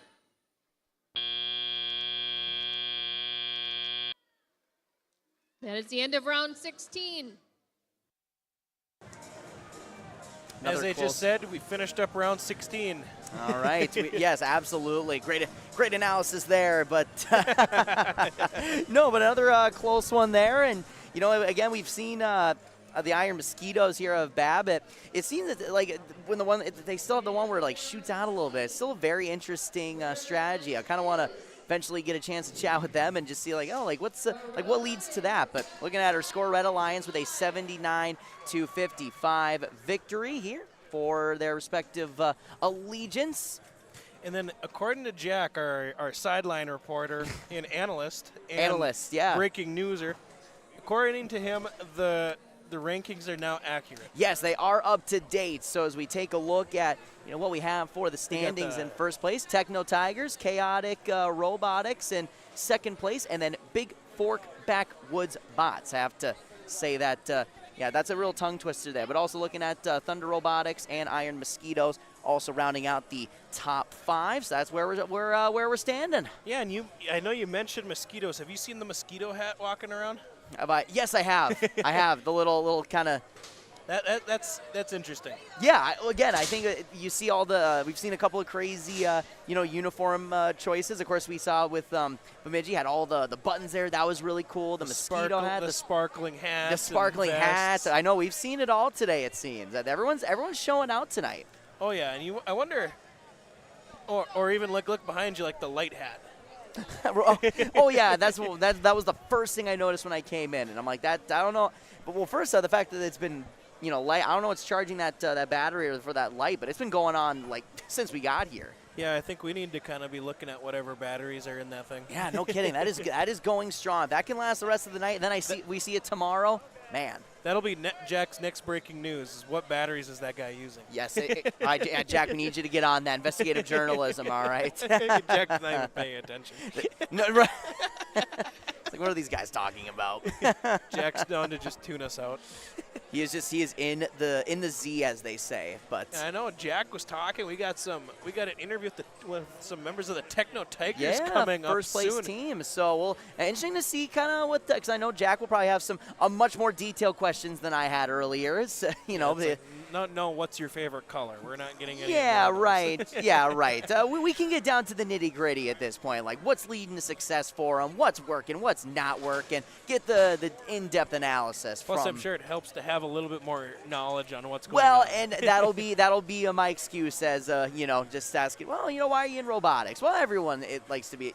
What do you like the most about robotics? And even though it's good to get to know the kids, it was sometimes cool to get that in-depth analysis. As a sports guy, Oh, for sure. And I mean, just gonna kind of give some reminders. You are listening. You are watching, I should say. Watching. Not listening. Watching. Well, I mean, they're listening and watching. Listening and watching, technically. But yeah, you are watching some NMRC, which is the Northern Minnesota Robotics Conference. Robotics from Babbitt, Minnesota. It is their 2023 NMRC Championship.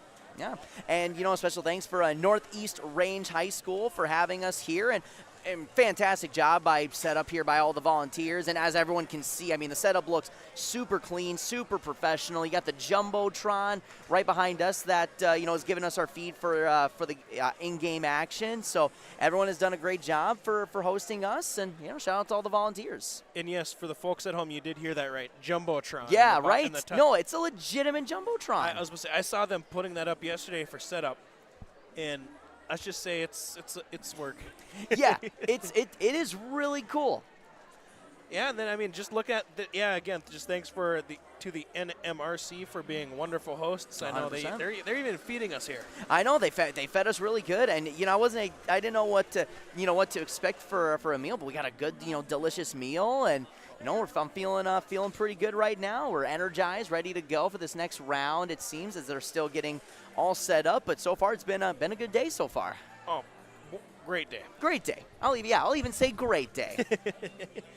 Yeah, and again, you are watching some robotics here on yourliveevent.com.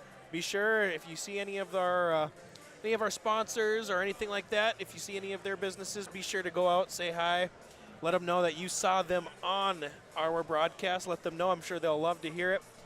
Be sure to just give them a thanks for helping us bring this together. Absolutely, and of course, thank our sponsors with your patronage, because they, they're the ones that help make this broadcast happen. They're the ones that support the kids and everything that they do. And again, especially thanks to Enbridge for our presenting sponsor here today. But of course, all of our other many great sponsors helping make this broadcast happen. I was supposed to say, you're better at talking about sponsors than I am. Oh, well, in sports, we've got a bunch of them, so.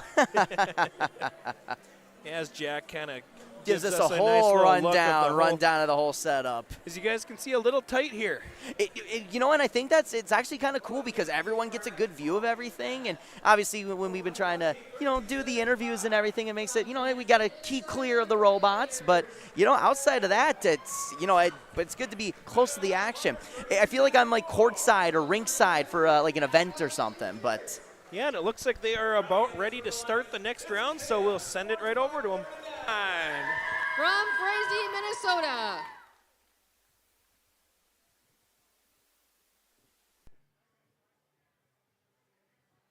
Over here on the blue side, welcome back 76-77. From Swanville, Minnesota, the Bodacious Bulldogs.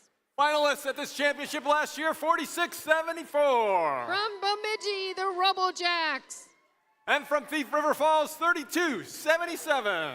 It's Prodigy.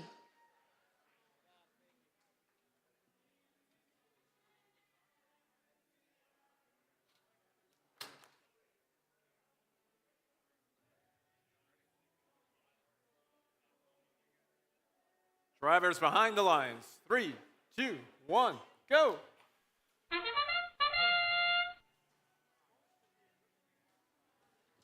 And an autonomous play, 45-39 and 32-75, both scoring cubes on the top row. 32-77 also scoring in the middle row.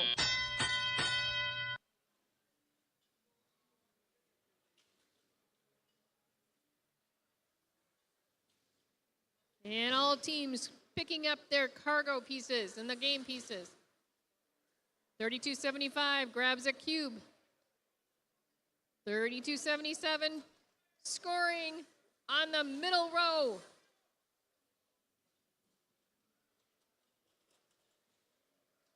32-94 scores with a cube on the upper row. 32-75 on the middle row with a cube. And 46-74 scores with a middle row on a cube.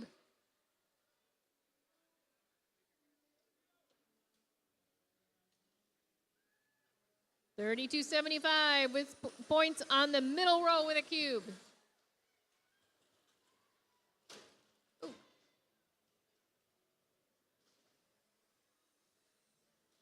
46-74. Shoots up with the cube. 32-77 with a cone, trying to get that middle row, and they've got it.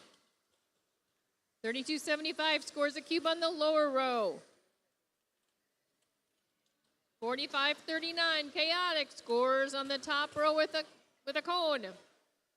46-74 with another score on the top with a cube.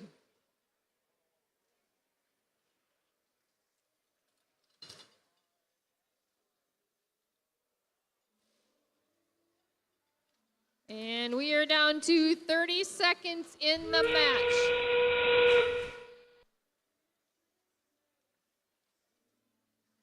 And all teams trying to get those last points up on the charging station. All three teams, trying to get that.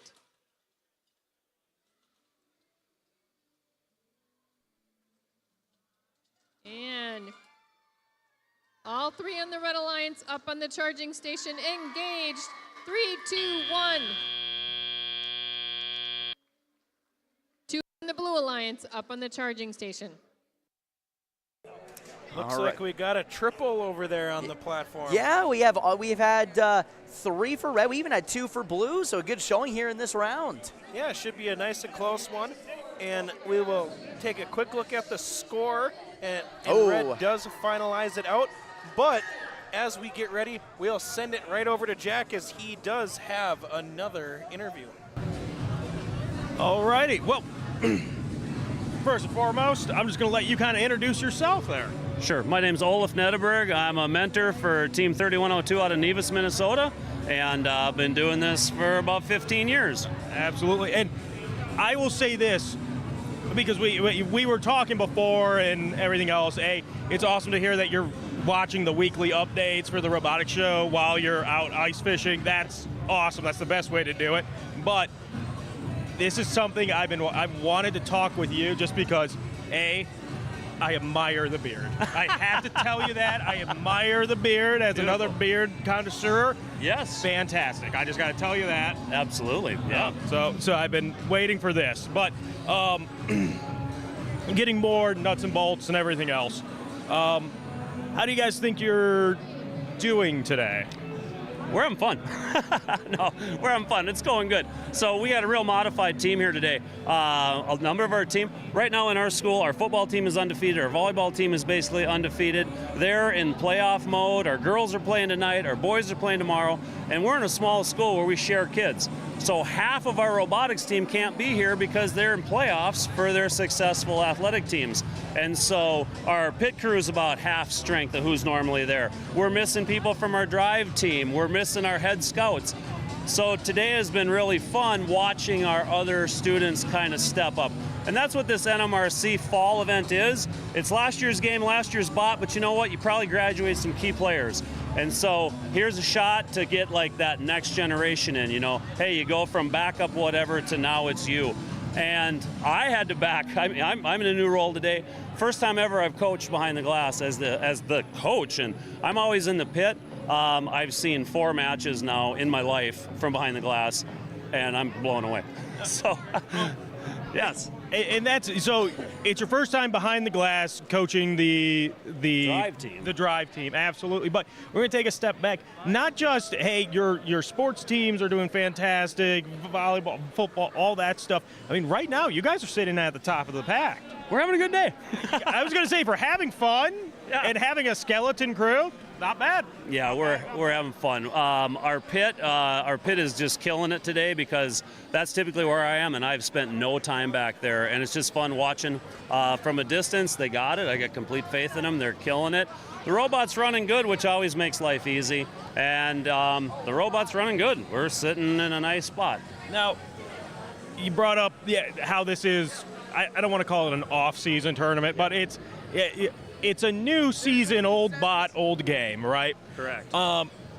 Anything different from, I'm trying to think, you guys were you guys in Grand Forks? No, last year, we went for a drive last year. We competed in Arkansas, and we competed in Iowa. We never even competed in Minnesota last year. Oh, my We took a drive. So anything from the last time you guys competed to this time? Any big change or? No changes, honestly. During August, we were over in Fargo for part of the Red River County Fair. They had food trucks there, and there was the STEM Expo, and we were over there with a number of these teams for a one-day. It was a rock concert just like this, sound, lights, this field. So we ran the bot there. And the bot ran good, and we had a conversation. Do we want to make any changes? And the team said, nope, bot's running good. All right, no, that's perfect. Now, I got to ask you, you brought it up before, you said it's going fine. When you did get that call of like, hey, we need you to be the drive coach, how much is it that you are like, okay, you should be doing this, or are you just standing back and going like, whatever's clever, guys? I got complete faith in my driver. She's a senior this year. You know, she's that starting quarterback, if you want to call her that, you know. And so I just asked her, what do you want from me? And in the beginning, she said, just tell me what time. Tell me the time. Give me 30-second reports. You know, tell me the time. And as I'm learning, she's saying, okay, watch this for me. Tell me this over my shoulder. So I've done it 4 times, and I've done it different 4 times. 4 times, done it different? I mean, again, guys are doing fantastic on the standings. Now, anything, and not to keep you from your team, anything that you're seeing out there with the game that you're maybe want to try to tweak something? That's a great question.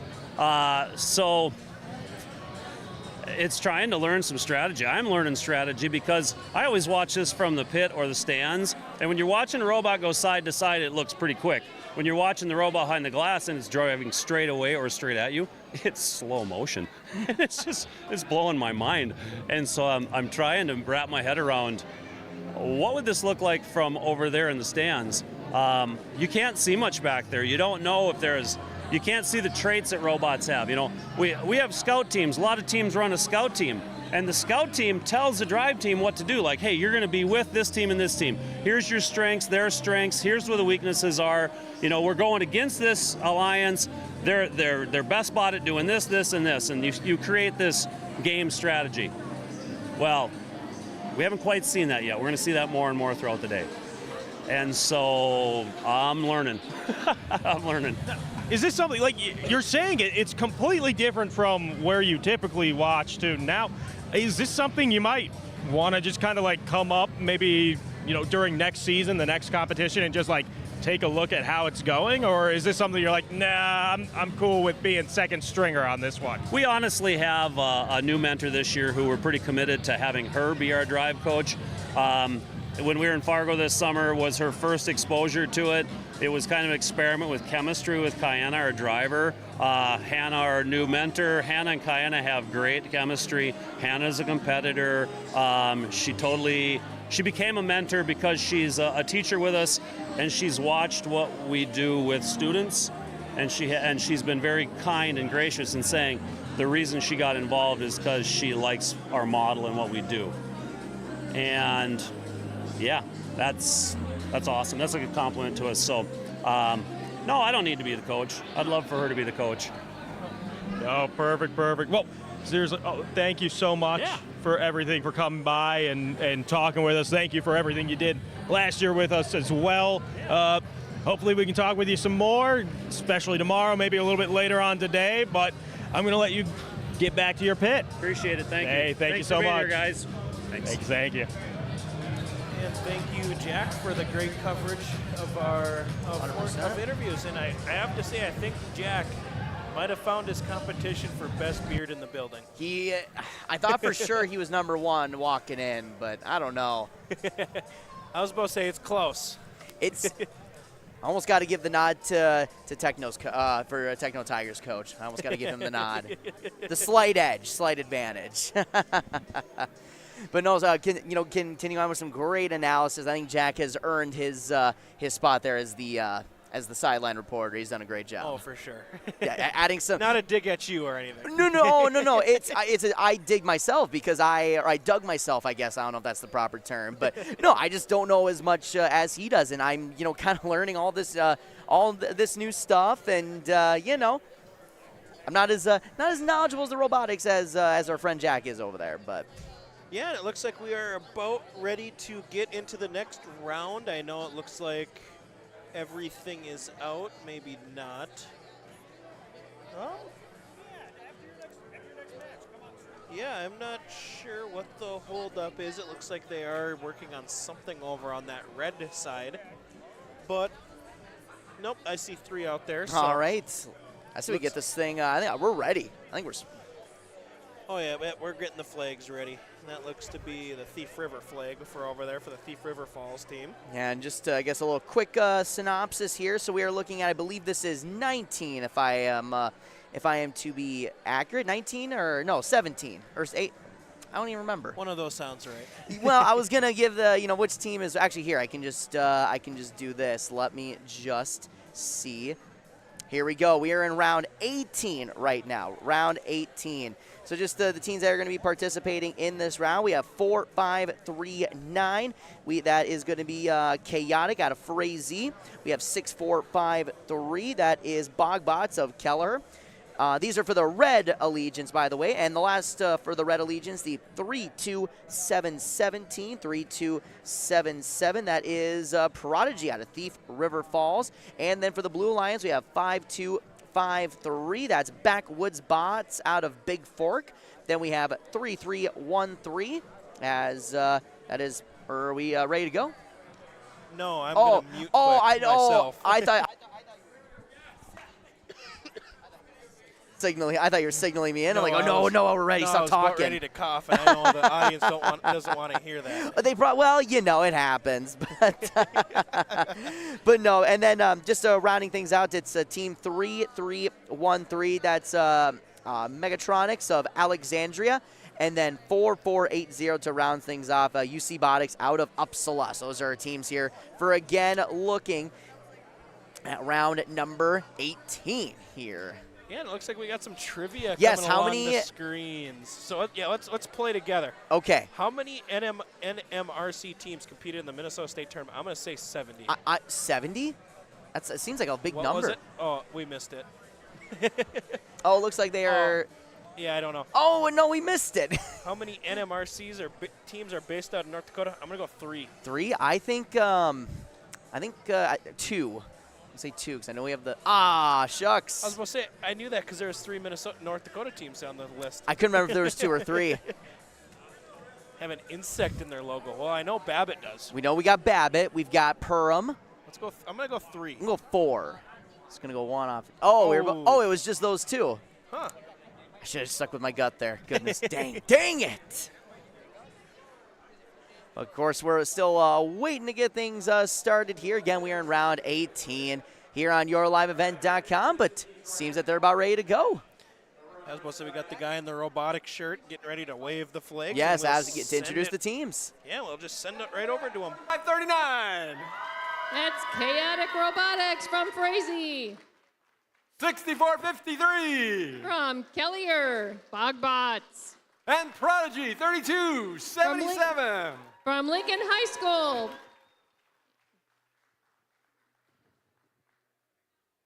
Over on the Blue Alliance, welcome back 5253. From Big Fork, Minnesota, it's the Bogbots. And if you're paying it, Backwoods, sorry. Would you like to try it again? Sorry. You can try it again.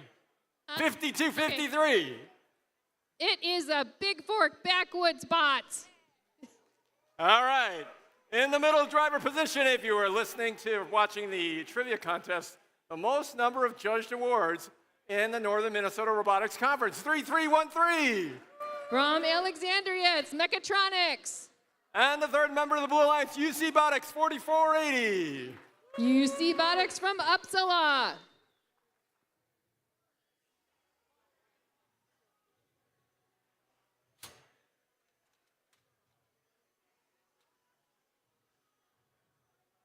Drivers behind the lines. 3, 2, 1, go.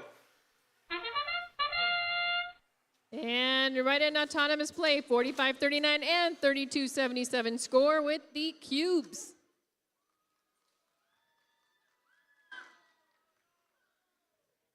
And 45-39 with an engaged on the dock.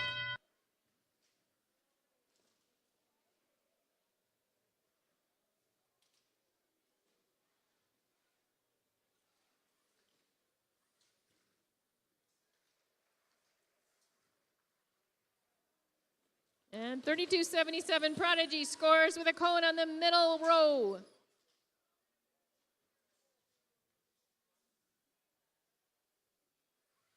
(33-13) with a cone on the upper row.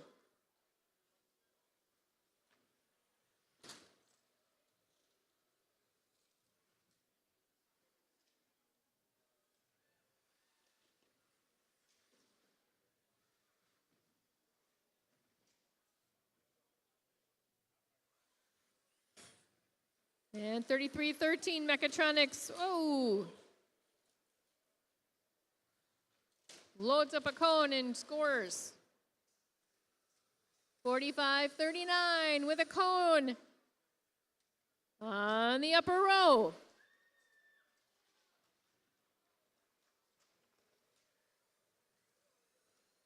Man.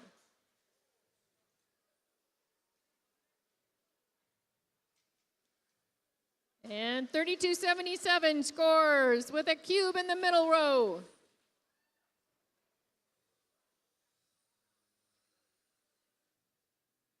(45-39) with a cube on the upper row.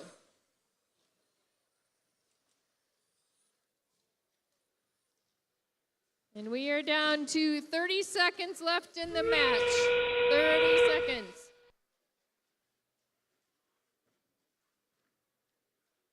(32-77) trying to get that cone on the middle row, and they do it. And 2 for the Red Alliance up engaged on the charging station. And 3, 2, 1.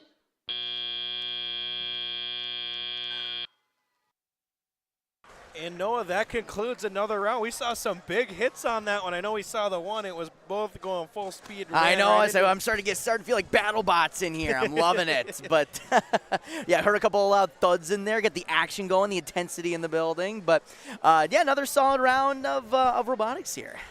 And I mean, Weatherman Jack now is what we're going to call breaking some news to us that it is snowing outside. Can confirm. Not too much of a surprise, meaning we're in Minnesota.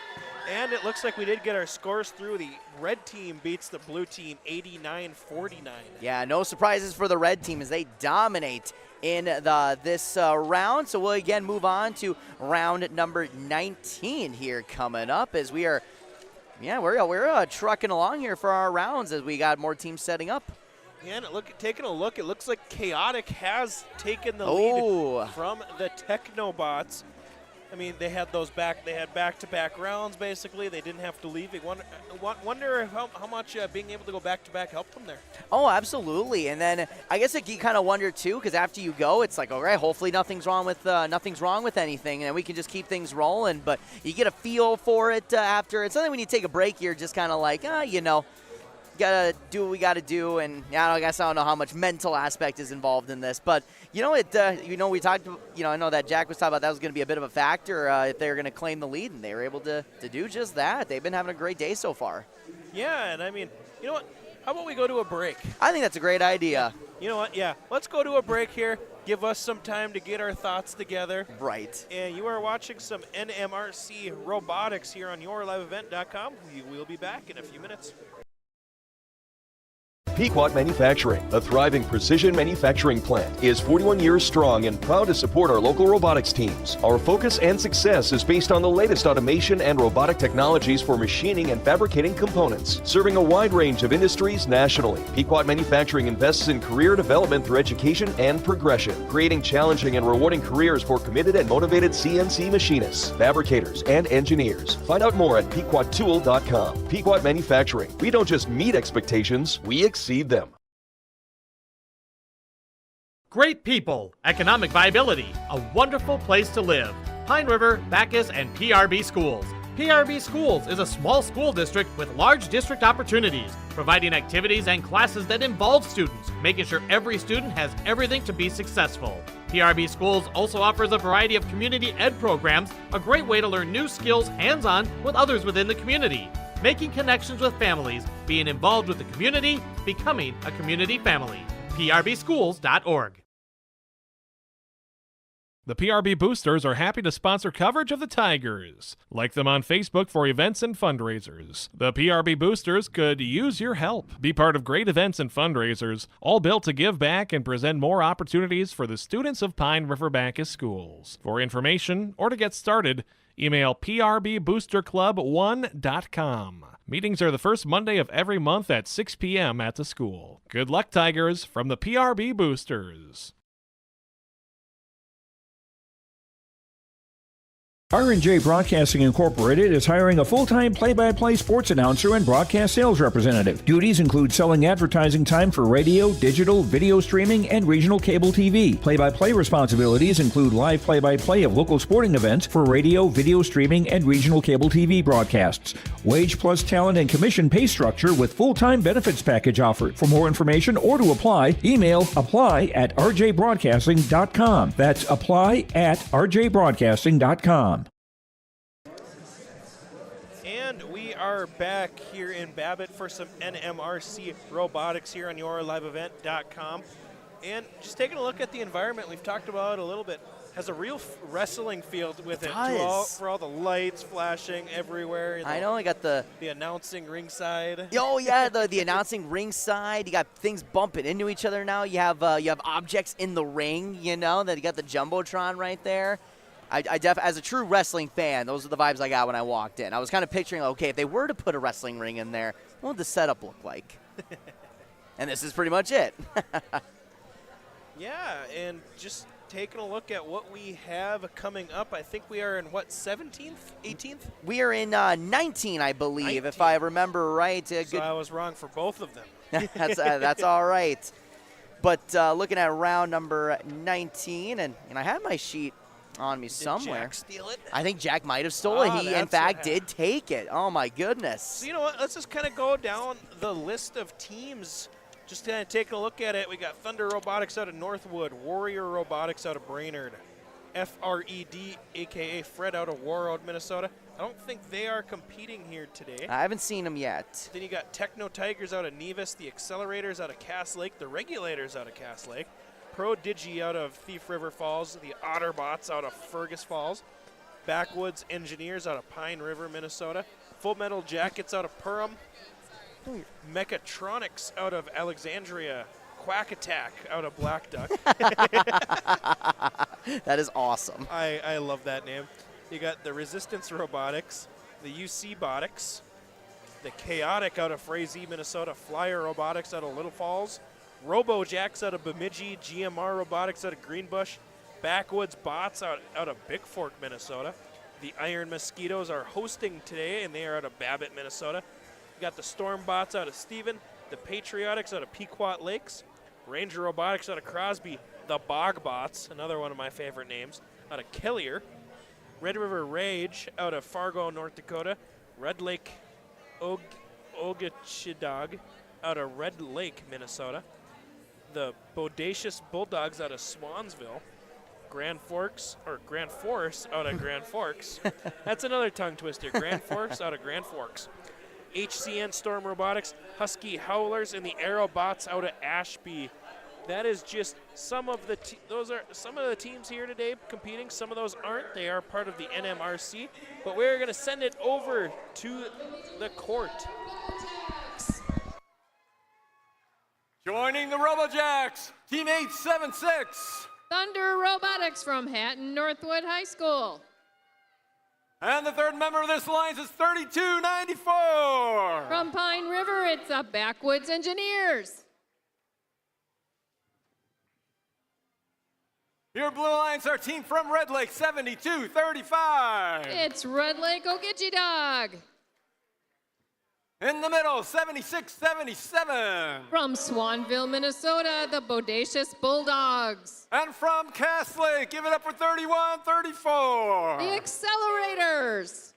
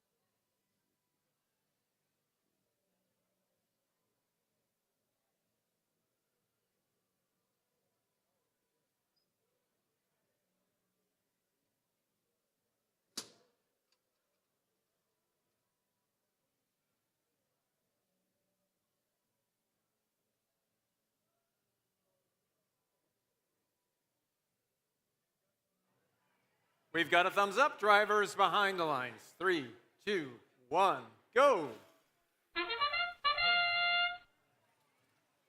And in autonomous play, 3294 scores in the middle row with a cube, as well as 876.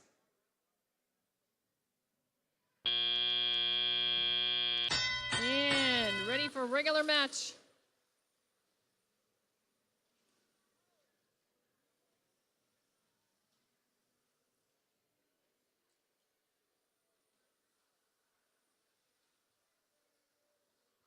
And all teams have some cargo game pieces loaded and all trying to score. 876 scores on the top row with a cone. 3294 goes for the top with a cube. 7677. Working on scoring on that cube. 876 loads up a cone.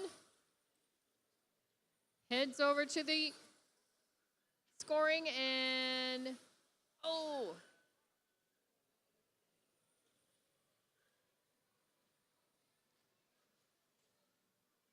And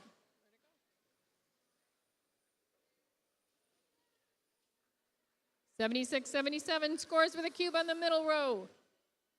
3294 with a cone and cube in the middle row. 7235 trying to load up that cone. Oh.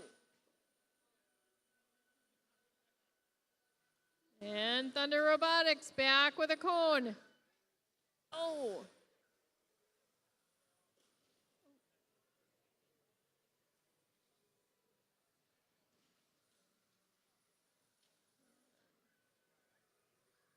And 876 back with a cone on the upper row. 3134 with a cone on the middle row. As we go, less than 30 seconds left in the match. 30 seconds.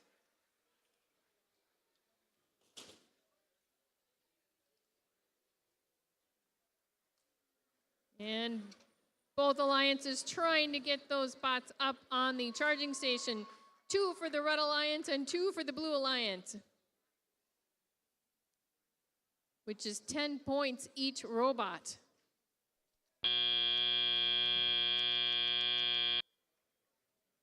And the end of match 19.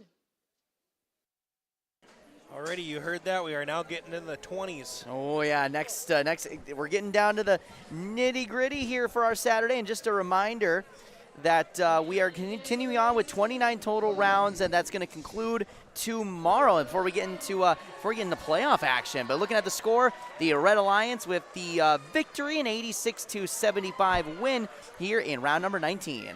Yeah, and how many do we have left today? I believe from everything that we're looking at, we are expected to have 24 qualifying matches here for your Friday. So we are looking at just 5 left. And then coming up, I guess, again, round number 20. And just some of the teams that are competing in this next round before they, while they get all set up, we're looking at team 8878. That's Aerobot out of Ashby. 3275, team of 3275, the Regulators of Cass Lake Bena. And then 876, that's Thunder Robotics out of Northwood, North Dakota. We have 2503, that is Warrior Robotics out of Brainerd. 3102, that's Techno Tigers out of Nevis. And then 5653, the Iron Mosquitoes of Babbitt here hosting tonight. That's what we got for round number 20 coming up here. Is again, we appreciate you tuning in on yourliveevent.com. Yeah, and again, I just kind of want to go through some of the other scheduled streams we have going on today. Of course, we have some robotics going on here. You wouldn't know that if you weren't. You would know that if you were tuning in, but not to state the obvious. Hatton Northwood taking on Thompson. Hillsborough Central Valley and Enderlin. In Lisbon will take on Sargent County for some. And all 3 of those are some North Dakota Class B volleyball.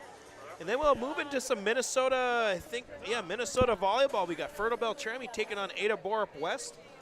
Park Rapids area versus Holly in some 8AA volleyball. And then East Central will take on Pine River Bacchus for some Section 5 I believe, volleyball. Yes, Section 5A East volleyball. I was actually at East Central yesterday for that volleyball matchup. Took on one of our local area teams. So how'd that go? Well, East Central got the sweep. It was it was good, some good volley. There was moments of good volleyball, and both teams were able to capitalize on some key mishits and what have you. But we'll see what happens today. Pine River Bacchus does enter as the 1 seed. So a little random backstory there for volleyball tonight. Yeah, and taking a look, we were mentioning outfits earlier. Have you seen the Zubas? The Zubas? Yeah, the Zubas right in front of us right here. Yeah. Man, have you ever owned a pair of Zubas? I have. You have? Okay, what color were they? Well, back in my high school, it was our team colors were blue in like gold, so I had blue and gold ones. Oh, okay. For high school, I had the classic maroon and gold look, which I wonder if I still have them to this day, because I could probably wear them to like a Gophers game. I see them all the time. Now that you say it, I actually had maroon and gold because I got them for Gopher colors. Right, because our at Pillager, we're maroon and gold, so I'm like, okay, this is great. And we always would joke that because when Minnesota has it's maroon and gold day in the state of Minnesota, we'd be like, see, they're celebrating us. We're everywhere. We're so popular. Yeah, and just kind of taking a look at what we have coming up. Or you know what? Let's just take a look at some stats from the conference. Ooh, yeah. 31 teams from 28 high schools and 2 community-based teams in the Northern Minnesota Robotics Conference. Just taking a look at some other facts about them. Combined 10,000 student body population, 475 team members, and 150 mentor coaches and volunteers. That is a big number. Oh, and absolutely, and with the amount of range that they have to cover with this conference map, it's volunteers all over the place, I'm sure. Yeah, and then just kind of looking at some mileage. 35,000 square miles in 2 states. That is how many miles this conference covers. Man. I mean, they say northern Minnesota, but really it seems to almost be all of Minnesota. I mean, you have a team down in Wilmer. That's kind of over in the St. Cloud area. Of course, you got Grand Forks. You got as north of Warroad, which, by the way, can't get any north than that. Oh, well, that is as close to Canada as you're going to get without actually being Canada. Yeah, and then member teams have completed 31 state championships and 34 world championships. Wow. Yeah, that's impressive. 35% of teams have competed at the world championships, so that just shows how prestigious this conference can conference can be. 35% of the teams in the world championships. That's crazy. And my favorite stat of it is teams have a combined 285 years of robotic experience. Oh, wow. That is crazy. So this is like the SEC of robotics is basically what I'm getting at. Big Ten. Big Ten.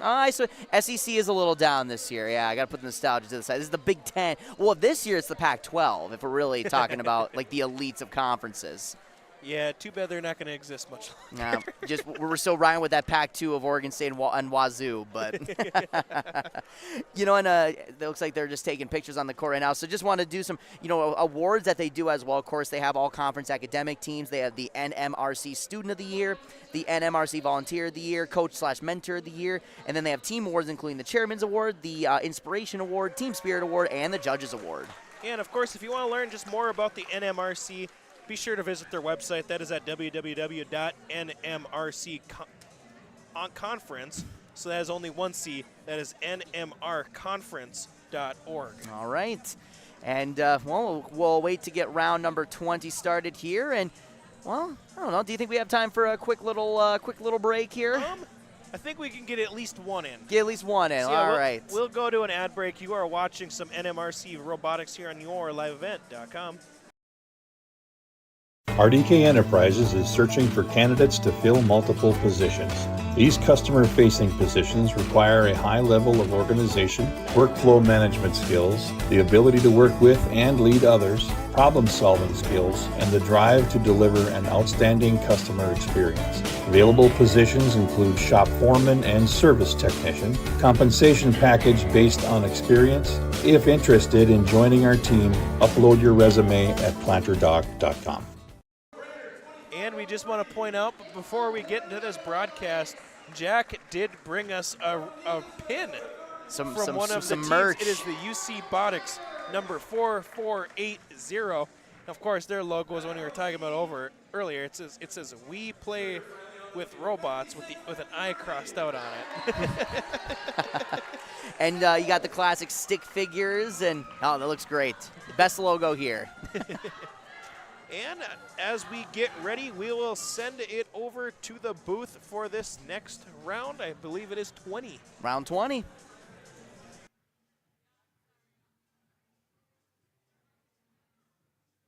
Drivers behind the lines. 3, 2, 1, go.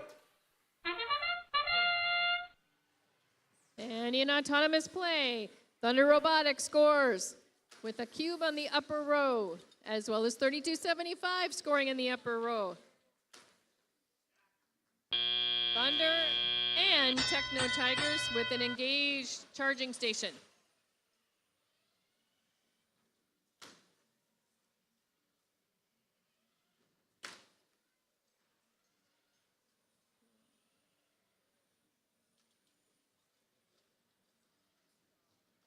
And 3102 Techno Tigers with a cone scoring on the upper row.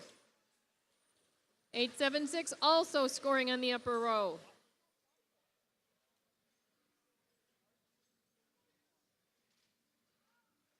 And teams get loaded back up with their game pieces.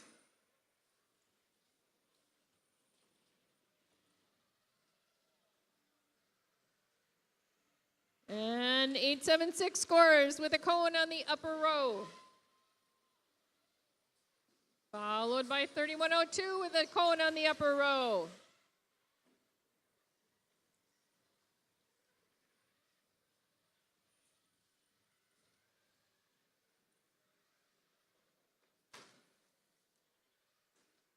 And Thunder Robotics with another cone on the upper row.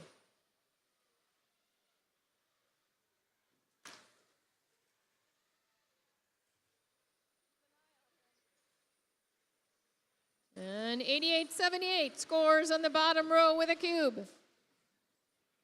Thunder Robotics with another cone on the upper row.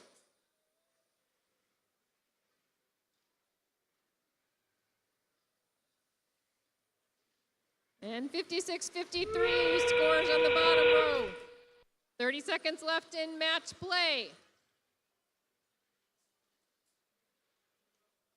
Trying to get those last minute points in on the charging station.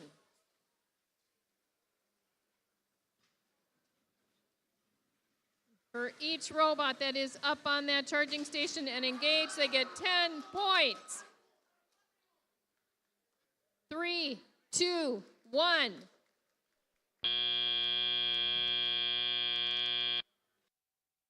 And another really close match. That was within 3 points. It'll be interesting to see how the point total comes here. I'm going to go with probably red because they do have 3 on the platform. Oh, yeah, right that now. has to be the deciding factor. And, I think the blue team did a good job as, especially with the cones. Seemed that they got some cones on in the early stages, but we'll see how everything all plays out, as I'm sure we'll get the score in a matter of moments here. Pretty quick about it. And it's some broadcast notes coming up after the 21st round, which is this very next round. We will be going into a 90-minute break, just so all the teams can get fed, get their food intake, so they don't get too hungry with them throughout the day. So we will be taking a 90-minute break. We will still stay on. Yes, we'll just for the broadcast. It's just going to be. We'll take a little bit of a break ourselves, see what they're cooking up over there. So. Yeah, if it's hopefully it's as good as the chicken curry was. Oh earlier. man, if it's as good as lunch, I am amped. Well, I'm always amped about food. You don't have to really sell me too much on that. Just tell me there's food at the function, and odds are I'm going to be like, all right, that's fine. I'll go.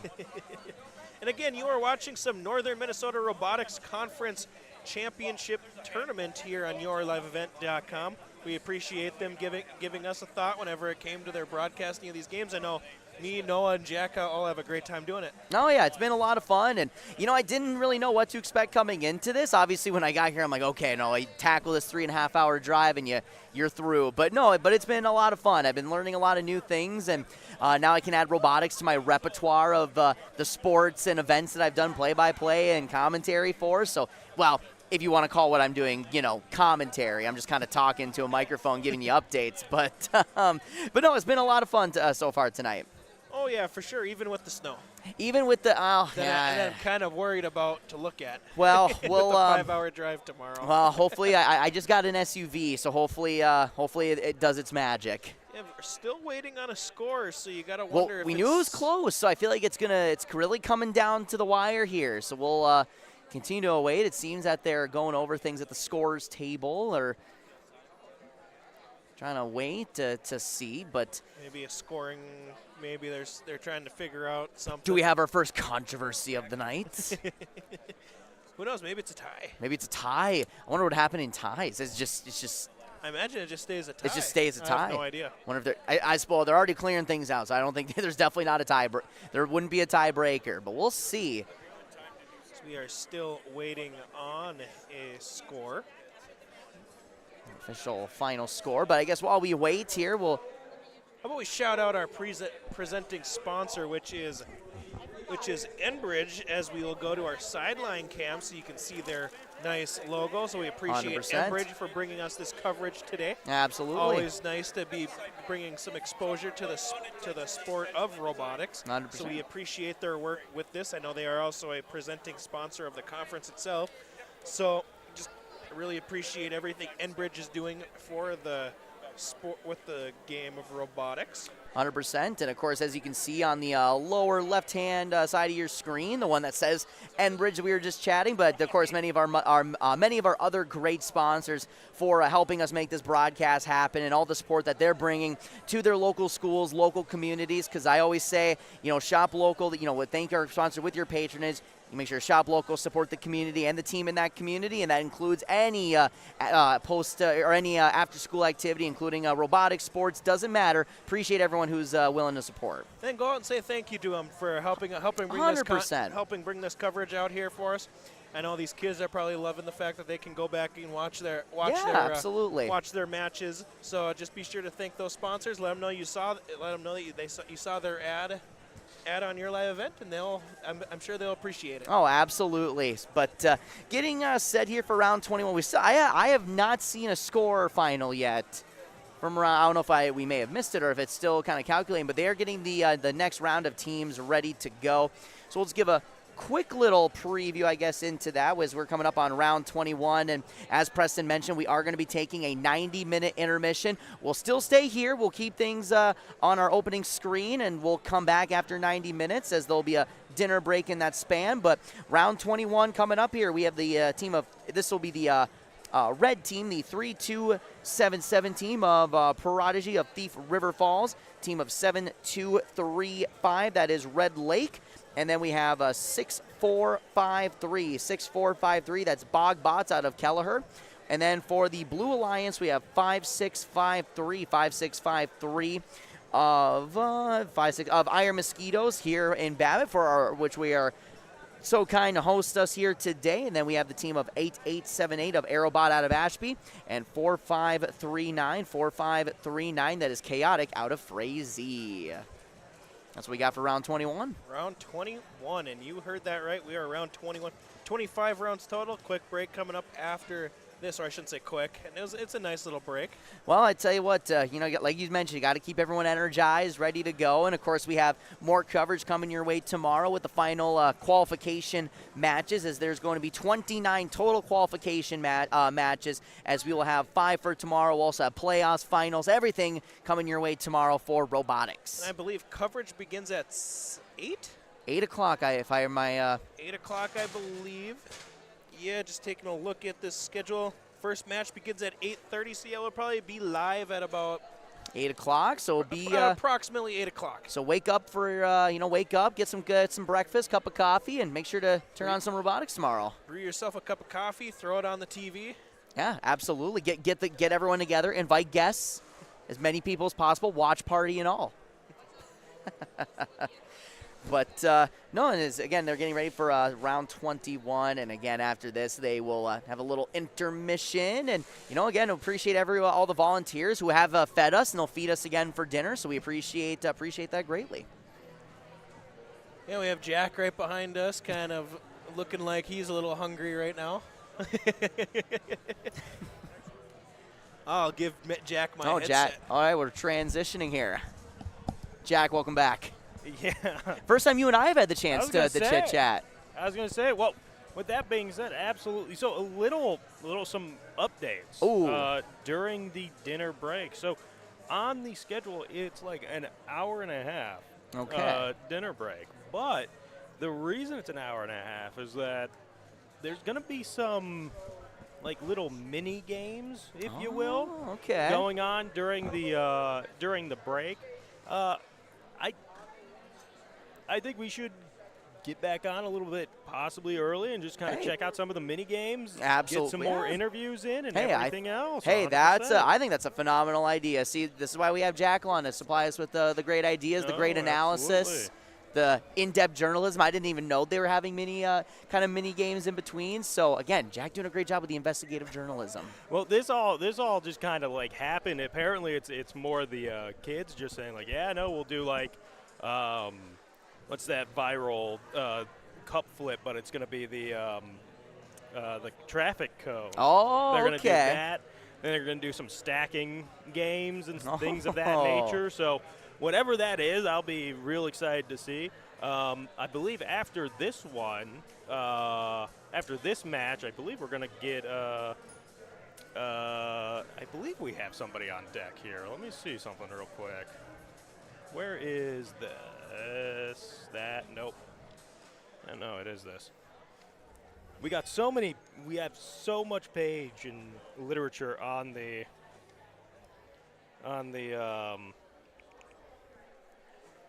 desk here, but no, that's perfect. But yeah, no, we got an interview coming up after this one, so it'll be a lot of fun. I'm gonna hand this back over to Preston. He seems really sad without it, to be quite honest. Seems lost, doesn't know what to do. And the big old puppy eyes, my goodness. Yeah, and they kind of mentioned a schedule. I know there's a couple more things that will be going on tonight once the games are complete. Of course, at 6:30, the matches will resume with the dinner beginning at about 5:45 is the time they give us. I think it'll be, by the looks of it, a little earlier than that. Yeah, it might be a little bit earlier, it seems. And then, of course, at 7:10, we'll get into the judges' award ceremony, so we'll get our first group of awards for the night. And then at 7:30, the doors will close, and we'll conclude our coverage around that time. And then we'll get ready for tomorrow, but they're getting ready for round 21, so we'll send it over to the court. Great. Okay. 72-35. Thank you. And rounding out the Red Alliance, give it up for 64-53. Thank you. And for the Blue Alliance, 56-53.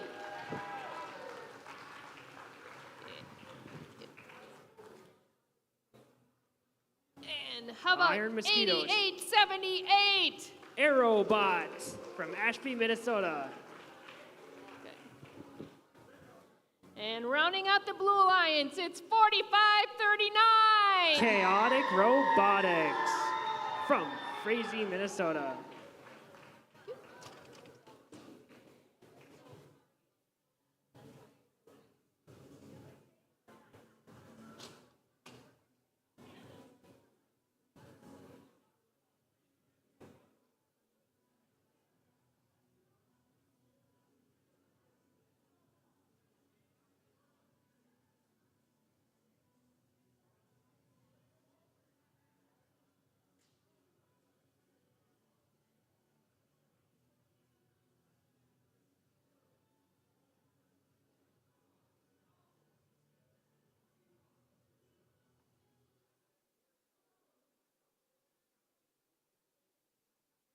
Drivers behind the line, and 3, 2, 1, go! And we're off into qualification match number 21. All three robots on blue are moving, and all three robots on red are moving. There are 5 seconds remaining in autonomous. It looks like 56-53 attempted to score, but did not land that cube in the bottom of their community grid. On the Red Alliance, it looks like 72-35 is On the red alliance, looks like 3277 is looking to score a cone on that middle level, and it scored on that node. Over on the blue alliance, 5653 has launched a cube, but it landed outside of their community grid. And over on the red alliance, 6453 and 7235 are both in their human player station, but are not getting any cubes or cones. On the blue alliance, 5653 shooting another cube and landing it in the bottom row of their community grid.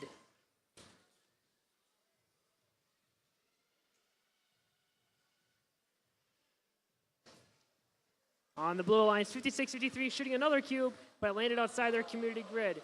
They just had a little bit of contact with their alliance partner, 4539.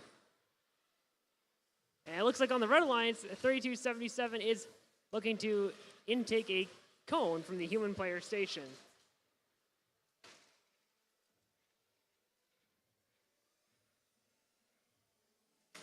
On the red alliance, 3277 has a cone in their possession and is looking to score it on the middle node in their community grid. All right, it looks like there are 45 seconds remaining in the match. On the blue alliance, 5653 scoring another cube in that bottom row of their community grid. There are 30 seconds remaining in the match. Endgame has begun.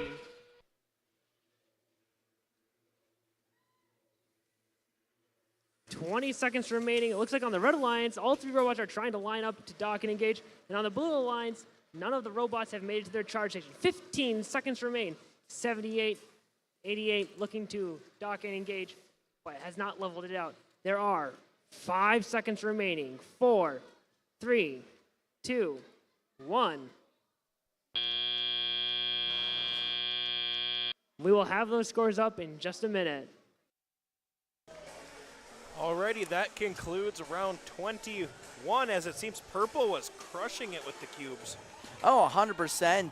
It seemed that we kind of figured out the strategy of the launcher, just taking ones from that side, launching them over here. But we'll see what the final score looks like here in round 21 already out of a total of 25 that we're going to play here today. Of course, with the intermission coming soon after this round is complete. We'll take a brief intermission, but we'll come back a little bit early. We'll give you some mini games that they're going to be doing at the intermission. Hopefully, get some interviews as well with coaches and participants as well. But wait the final score here in round 21, and looks like Red has a couple or one on the platform. It looks like from my angle. To Blue's 0, so it'll be interesting to see how that score comes out with them on top of 1. As we await the final here, as again, just a quick little update at our standings for right now before the announcement of the round here. Let's see what we're looking at here. Taking a look at Chaotic Robotics in rank 1. Techno Tigers still up in the top 3 and taking second place. And Thunder Robotics in the third spot. I know they're the oldest one here. And with that round, the Techno Tigers will actually pull into first. Yes, a 69-63 victory for the Blue Alliance. Another close victory. We've seen quite a few here in the later stages of the day, and another close win. And I believe it was, and look at that score, 69-63. So that was a real close one there. Oh, 100%. This competition. I know Jack, I think, was telling me off mic that the numbers on the teams, the lower the number, the longest they've been in the league. Ooh. So Thunder Robotics, I believe, is the oldest team, being in the triple digits, the only team in the triple digits. Wow, okay. Interesting little tidbit. I did not know that. And I believe, taking a look at it, Aerobot, and that is the Ashby team, is the youngest. That actually checks out, because I know that Pillager, just I know they're a very new robotics team, and I was hoping to see him here today, but I know that they're still really new, so that all checks out. So I was wondering how what the order was like the numbers and what all that meant. And I believe, yep, it looks like they are going to be shutting down for the next little bit. So we are going to go to a little intermission here. We'll still keep the stream going, of course, but yeah, we'll be back, and we're not sure the exact time, but we should be back within Well, it's about a 90-minute break. We should be back within some time within that time. Within some time. we can't give a certain, but yeah. So be sure if you're watching at home, be sure Keep to the stream up. You never know when we're coming back. keep the stream up. Go take a quick bathroom break. Maybe get some food set together, and we'll be back with some more NMRC Championship Robotics here on YourLiveEvent.com. We are going to go to a quick little break.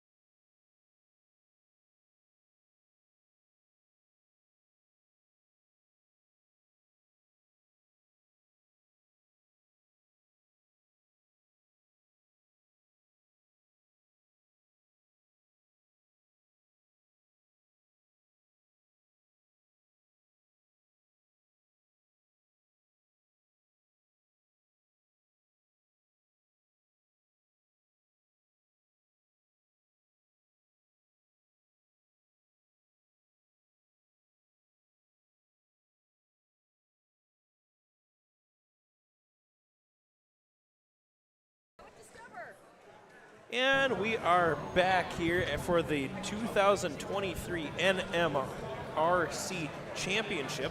And before we get really into depth much, I know Jack has a interview lined up. So we are going to just send him right over to Jack. You just want, and they'll send it right over to Jack. All righty. Well, we got a special guest here. We got Shelly Grove. She's the head officiator today. I want to say, I feel like you've been the head officiator like for every single thing I've been to. So how many have you been to? This is going to be my fourth. Are you talking off season or regular season? I have not been a head officiator on a regular season yet. Were you not a head officiator in Grand Forks? Nope. No. You just have that era about you. Oh, I see. Okay. No, you have to have at least 4 or 5 years of experience before they can even consider you to become a head ref with first. Oh, so okay, that's my goal, though. Okay. No, perfect. Well, let's talk about let's talk about the. I am so sorry. The brisket has me completely. You should have had the chicken. The problem was I did. Oh, okay. I had the brisket. I had that is the one thing I've noticed. These events feed you so well. Yep. But then I have it's the that food coma type of deal right now. I am just so out of it. But let's talk about the matches and everything that you've been officiating today. Yep. It seems like it's been pretty clean, at least on our side. Yeah, it has been pretty clean. I mean, the only difficulty we ran into was the one match that we have to replay due to a field fault. So that doesn't happen actually too terribly often. So it's unusual that we have to do that. Well, so with that field fault, if you could just remind everybody what was going on with the field fault anyway. What took place was that there's a piece of plexiglass that's down at the end of the human player single chute that's at the far end. It got kicked out in such a way, or got bent back in such a way, that when the cones were sliding through, they got stuck on the edge and they didn't fall cleanly to the ground. So given the fact that that didn't happen, that constitutes a field fault. Right. No. So, I mean, with the officiating, I mean, you have how many, if I'm remembering correctly, you have 1, 2, 3, I think you have 5, including yourself? No. Around, ooh, okay. No, we did actually have 5 to start out with, but one had a conflict. So currently there is only 4 of us monitoring the field. It seems, for 4, I mean, I think this entire tournament has been going, or championship has been going very, very quickly, to be quite honest. I mean, we were actually ahead of schedule at one point. So yes, it has been. Yeah, no, 100%. Now, anything that you saw early that kind of, okay, you had to maybe talk to a team, or is there really ever a time where it's like, hey, you got to stop doing X, Y, Z, or lean off of something? There hasn't been an opportunity for me to actually needing to speak with any of the teams per se. It's just more like a common reminder, hey, don't step over the guardrail. Hey, please don't put your, I did actually witness one human player putting their arm inside the field arena. Which can be dangerous. Most of the things that we do in the off seasons are mostly friendly reminders. So we don't want to give them a yellow card or anything like that. We just want to make sure that they're following the rules. But nothing really has been egregious per se, at least not at this event. I have witnessed ones at other events, but it's been pretty clean here. Like you said, it's been very clean, very, very clean. Now, there was at the very beginning, before everything got started, I actually, while we were setting up, you had all the players, all the coaches on the field and kind of explaining, like, hey, this is what's happening, blah, blah, blah. Like, I don't want to say blah, blah, blah, because, like, the way you put it, I honestly sat back and I was like, how cool would this be if that's how, like, every referee was? And it was one of those things. It was just like, hey, we're going to try to catch everything we possibly can, but, X, Y, Z, yeah. We're only human. I'm only emulating the same speech that a first head referee would give. Because it actually clearly states that, we're not going to be able to see everything. There's no way we can see everything. So that's what I'm trying to instill in these kids, is that we're only human, just just relax. We're doing this for fun. If you have any questions, please by all means come ask us, and we'll get you the answer. 100%. Now, with this year's, because this is really kind of the last time we're going to be seeing this game with Charged Up. There are more off-season events. Yeah, there are 2 more taking place next month. There's the EMCC, which takes place in East Ridge High School in the cities, and then there's the mini that takes place in Prior Lake. So there's 2 more, at least 2 more. Okay. Now, but with this compared to last year's, correct? With the more, I forget what that one was called. I believe the game. Yeah, the game. Yeah, last year's game was Rapid React, where they shot into the. There's an upper hub and a lower hub. Yep. 100%. Okay. Yep. Compared to last year's, is this more of a cleaner game where it isn't as much as I don't want to say they're not playing defense. They are playing defense, but it seems like it's a little bit less like, oh, they are getting count for pinning or XYZ. There's not as much defense as there would have been in Rapid React, only because the area that they have available to them to defend themselves is limited. Only because you've got like the community zone and the loading zone, you've got the right-of-way rule that you can't have an opponent going into that zone touching anything. Whereas in Rapid React, it was all open except for the hangar. And people only really got into the hangar during endgame. Right. So there was a lot more defense going on in Rapid React compared to this game. Now, one last question, because you are getting folks back on the field and everything else like that. Yep. Now, in the autonomous time, the first 30 seconds where the robots are just doing their things without anybody, how much of what are you as a referee doing during that time? Is there oh, hey, there's fouls going on here because of XYZ? Yeah, there's a couple things going on. We've got, depending on what side of the field you're on for a referee, you're watching how many game pieces are being scored, because if they're scored during autonomous, they're worth more. And then there is the mobility ranking point that if you take your robot and go all the way outside of the community zone, you get a ranking point, as well as getting on the charge pad and becoming level. So there's a couple different things that you're looking for during, which to actually, and that's more than what the FAR ref is trying to catch. Okay. So there is a lot more for us to be watching during autonomous, as well as during endgame.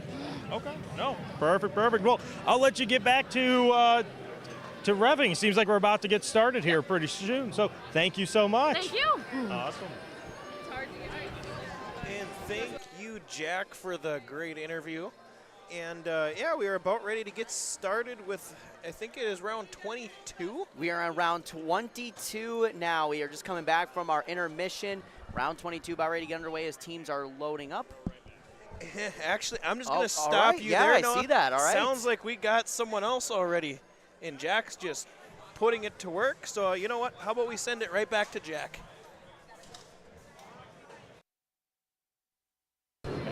Perfect. Well, you want to know what? Let's get everybody in first. Let's do that. Okay, perfect. Now, real quick, I'm going to let you guys just kind of say what team you're in and name and everything else. Red Lake. Our number is 7235. 7235. Okay, so if I'm not mistaken, this is kind of your guys' first time doing the games, right? So what is your first impressions of it? It's sort of intimidating on how everybody else knows what they're sort of doing, and we're just over here trying to do our best. I think it's fun. No, perfect. Well, for being intimidated, I mean, you guys are looking great out there, to be quite honest, in my opinion. Well, what got you into robotics? I heard from a friend that the trips were really amazing and they were worth going to. My older sister said that I would really like it if I joined, and I do. No, perfect. So, I guess, what do each of you do? Are you driving, or are you doing a little bit of everything? I'm mainly the medic of my team, but if they need a driver or a human spotter, I will do those. I I like signal like what block we need, and I also do the other thing like where I place the block down and help. I also do the pitchers. Oh, no. Okay. That's awesome. That's awesome. That's awesome. Now, human block. So you're the human element of it, of like feeding the. Oh, all right. No. Cool. If you don't mind me asking, years. Are you both freshmen or? We're both juniors. Okay. So this, I know there's two other like mini tournaments or championships or events with this game. Are you guys going to that, or is this the first and last one of this game, and then you're waiting for next year? We have one more game tonight, and then we have one in the morning. So I don't really know. That'd be up to her, I think. I think this is our last matches with this robot. Okay. No, perfect. No, perfect. Well, I guess how are you guys enjoying the game? It's really good. There's some complications, but it's really good so far. It looks hard to drive it, that's why I'm avoiding it, but it looks fun. I'll say this, I'm always absolutely amazed at the students that are doing it, because I mean, you guys just doing anything with a robot, you're talking to a guy who can't toast. So like, it's absolutely amazing that you guys are doing it. So thank you so much for taking the time to come and visit with me. That was awesome. Thank you so much. Any last thoughts, anything you want to say before I let you guys go? Nope, I think we're good. No thanks. Thank you guys so much. I truly appreciate it. And back to you guys. Awesome. Thanks, Jack, getting to work with the back-to-back interviews. Yeah, right? That was great, as we will push it back to the game camera now. Yes. As we get ready for the 22nd qualifier, I Yes, guess? 22nd qualifying round, and it seems that they're about to do intros here in a moment, so we'll save myself reading off the numbers and tracking the school, 'cause it seems that we're about ready to get going. Yeah, they'll read it better than any of us can. Oh, 100%, easily. So, yeah, how about we just send it right over to the booth right now? 2 Techno Tigers from Davis, Minnesota. Next is 3275. The Regulators from Cass Lake, Minnesota. And rounding out the Red Alliance, team 2503. Warrior Robotics from Brainerd, Minnesota. And for the Blue Alliance, team 3294. Backwoods Engineers from Pinewood, Minnesota. Pine River. And next, give it up for 7677. Bodacious Bulldogs from Swanville, Minnesota. And rounding out the Blue Alliance, give it up for 3313. Mechatronics from Alexandria, Minnesota.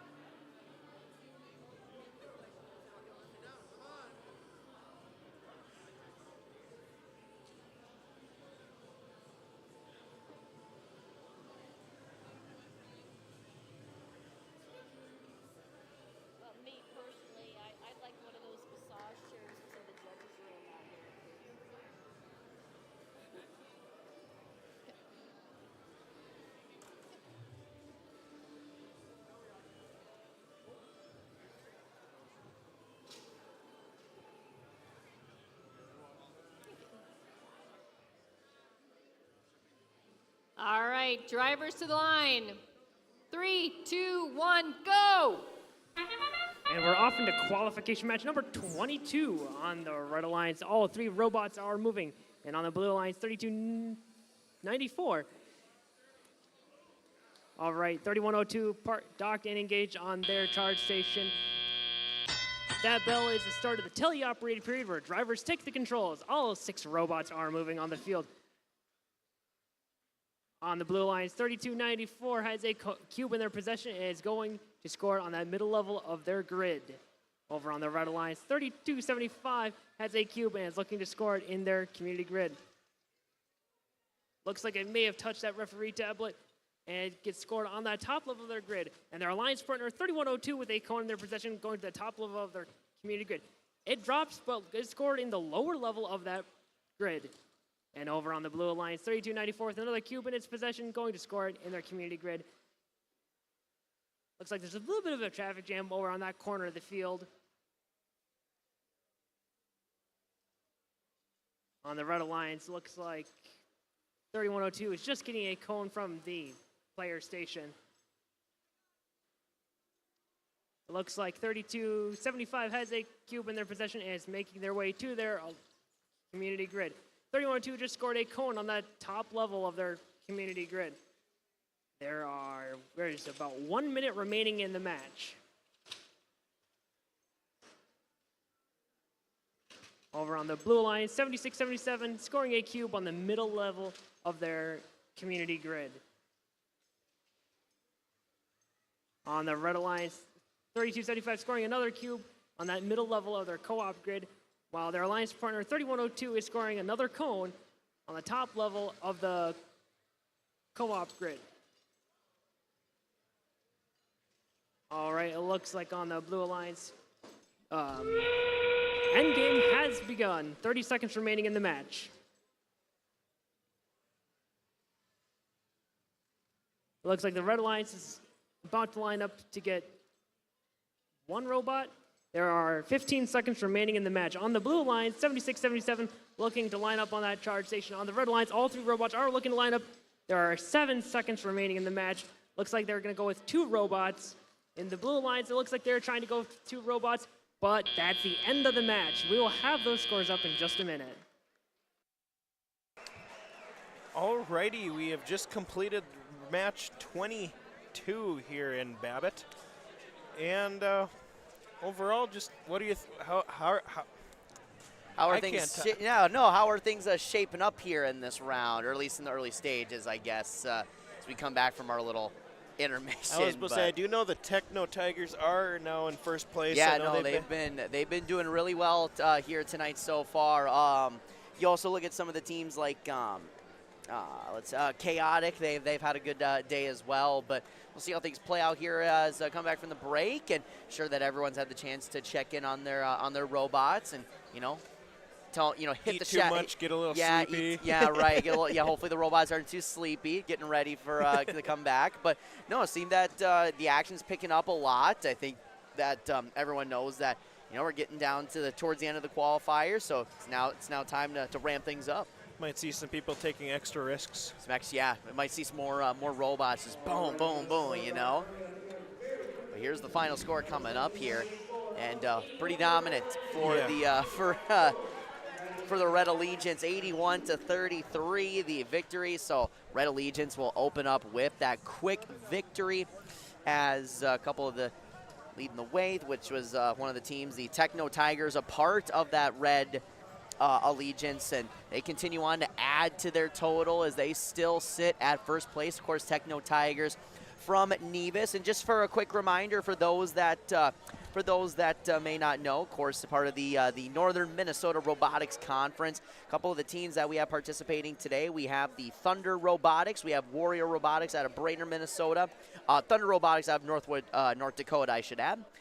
We also have the Techno Tigers that are from Nevis, as mentioned. We have the Accelerators and the Regulators, the boys-girls team for representing Castle Lake Bena. We have Prodigy out of Thief River Falls.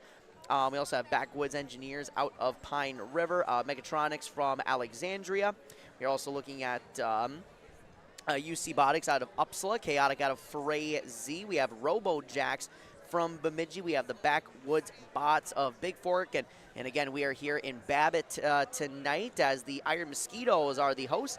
We have the, we have the Bog Bots from Kelleher in Minnesota. We have Red Lake here as well, the Bodacious Bulldogs of Swanville. And rounding out, we have the Aerobots out of Ashby. Those teams we have competing here tonight.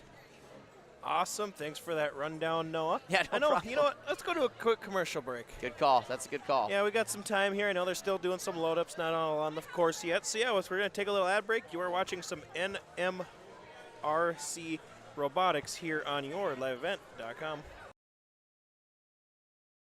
Every Wednesday night at 7, watch the YourLiveEvent.com Coaches Show, presented by the Hillsborough Economic Development Corporation. Stay up to date with the latest goings-on in the region, as we'll hear from area coaches in North Dakota and Minnesota. Plus, we'll highlight area high school seniors and their achievements in the classroom and on the court with our Senior Spotlight. That's the YourLiveEvent.com Coaches Show, presented by the Hillsborough Economic Development Corporation, Wednesday nights at 7 on YourLiveEvent.com.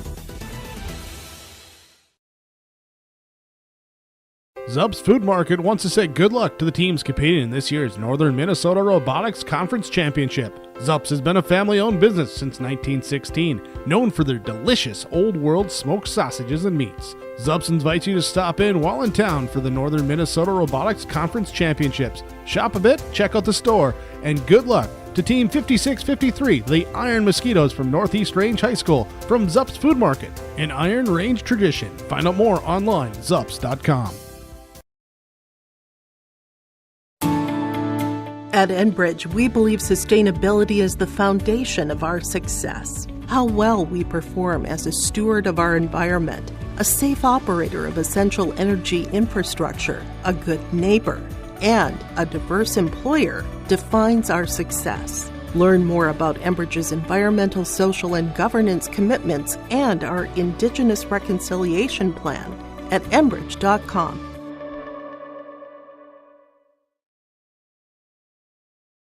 Hey there, robotics fans. Scott from Daggett Truck Line in Frazee, Minnesota. Big shout out to Chaotic Robotics competing here from Frazee High School. You know, the robots here can do amazing things, but at Daggett Truck Line, our drivers aren't robots, but amazing people also doing amazing things. And we're looking for more fantastic drivers to join our team. No CDL? Call us to find out how we can help at 800-262-9393 or check us out at daggettruck.com. And go Chaotic Robotics! Lossing Billing Center is proud to support the Northern Minnesota Robotics Conference teams and wishes good luck to all team members and team mentors in the NMRC Championship Tournament. Lossing Billing Center is a full-service hardware store and lumberyard. They have what you need to get your projects complete. Trusses, lumber, windows, and doors. Check out Lossing Billing Center, go online, lossing.com, or view their Facebook page. Lossing Billing Center, sending good luck to Team 5653, the Iron Mosquitoes, in this year's Northern Minnesota Robotics Conference Championship Tournament. And we are back in Babbitt here for some I did say that right, NMRC Championship Robotics here in Babbitt, Minnesota. For you, those of you who don't know, Babbitt, Northeast Minnesota, right on the Iron Range, probably a good hour from Duluth. So we're up. When we say we're in the Great White North, we are in the Great White North. It was snowing a little bit earlier. I don't know what the conditions are outside. I haven't been outside in a while. We've been at it here all day today, but it's been a lot of fun. And here up in the Iron Range. I almost said the Cuyuna Range. That's where I drove from, basically. Yeah, we haven't been outside in a while. We need to touch grass.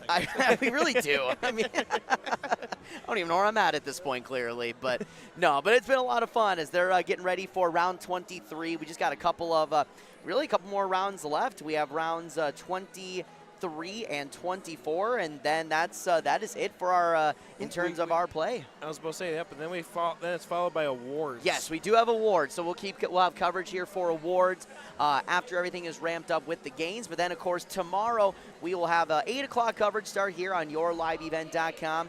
As I hear them talking, so let's transition over to them. Give it up for 4480. UC Botics. And next we have 3134. The Accelerators. And rounding out the Red Alliance, give it up for 7677. Bodacious Bulldogs. And over to the Blue Alliance.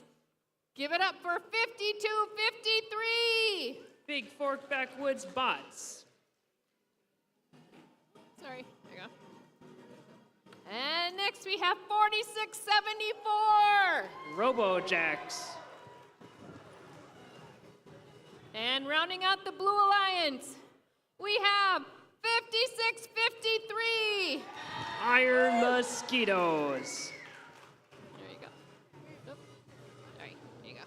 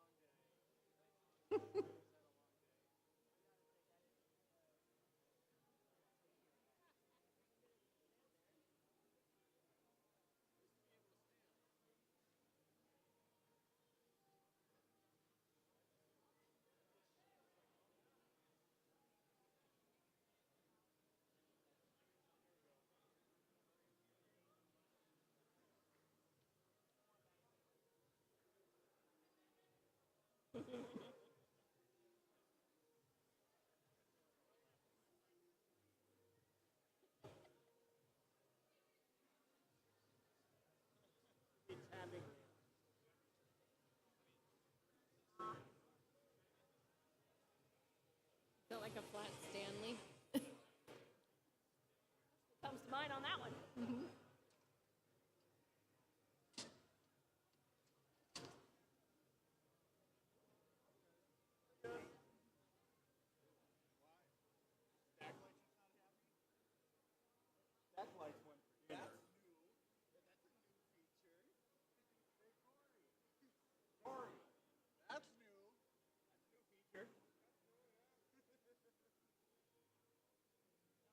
All right, drivers behind the line. And 3, 2, 1, go! And we're off into qualification match number 23.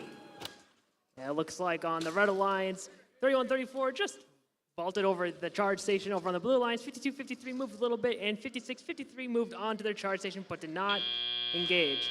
That's the end of autonomous. That bell signals the beginning of the teleoperated period where drivers take the controls. It looks like we have all 6 robots moving on our field. Team 56-53 out taking a cube, and it landed in, did not land in their community grid. 56-53 scoring another cube in that, and it rolled out of the community grid. On the Red Alliance, it looks like 31-34 has a cone and is aiming for the middle row of their community grid. Over on the Blue Alliance, 52-53 is scoring a cone on the top level of their community grid. Over on the Red Alliance, we got 76-77. They just dropped that cube that was in their possession. And it looks like 31-34 has a cone in their possession and is aiming to score it somewhere in their community grid. And they got it on that middle level. And over on the Blue Alliance, it looks like 56-53 is still scoring those cubes in that bottom level. And it looks like it rolled out again. It looks like there's a little bit of a traffic jam in the middle of the field between 31-34 and their alliance partner 44-80. And it looks like 76-77 has a cube and is scoring it on that middle level, almost forming a link. Just needs 3 cones and 1 more cube to form a full link. There are 55 seconds remaining in the match.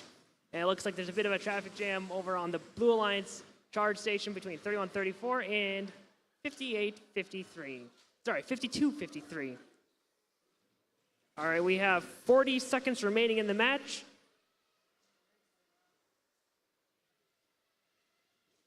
And it looks like there's a bit of a traffic jam between 56-53 and 31-34. That sound signals the beginning of end game. And it looks like 52-53 is lining up on their charge station. And over on the Red Alliance, 31-34, 76-77, and 44-80 are attempting a 3 robot climb. There are 15 seconds remaining. And over on the Blue Alliance, we got 5253 and 5653 trying to line up and dock and engage. They're getting close. 5 seconds remaining in the match. 3, 2, 1. That buzzer is the end of the match. We will have the scores up in just a minute.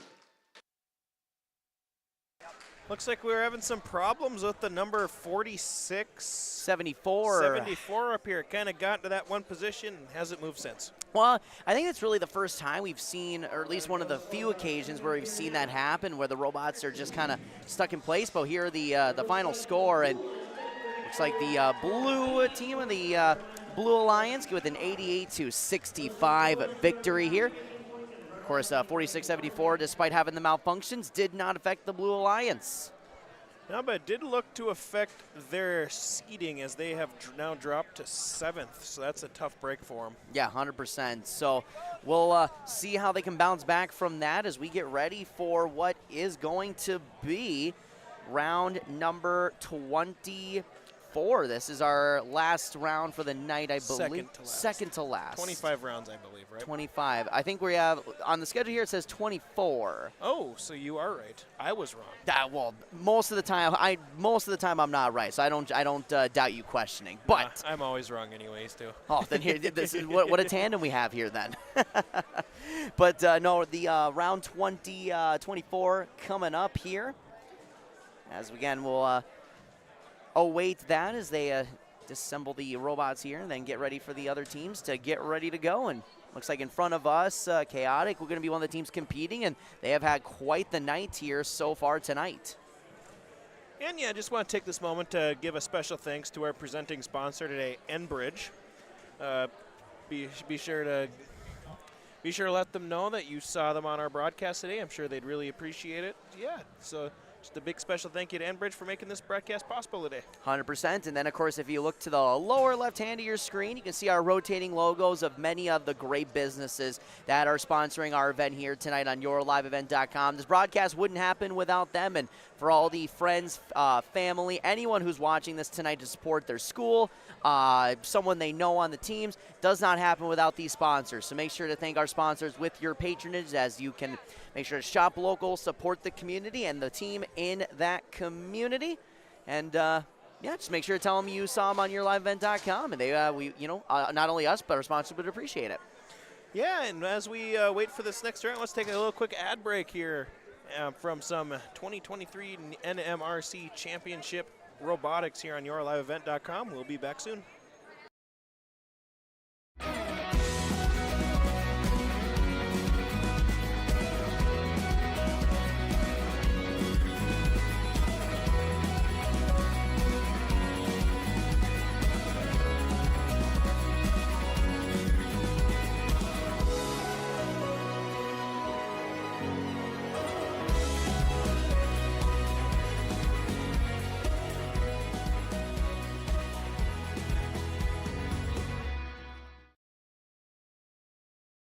Pequot Manufacturing, a thriving precision manufacturing plant, is 41 years strong and proud to support our local robotics teams. Our focus and success is based on the latest automation and robotic technologies for machining and fabricating components, serving a wide range of industries nationally. Pequot Manufacturing invests in career development through education and progression, creating challenging and rewarding careers for committed and motivated CNC machinists, fabricators, and engineers. Find out more at pequottool.com. Pequot Manufacturing. We don't just meet expectations, we exceed them.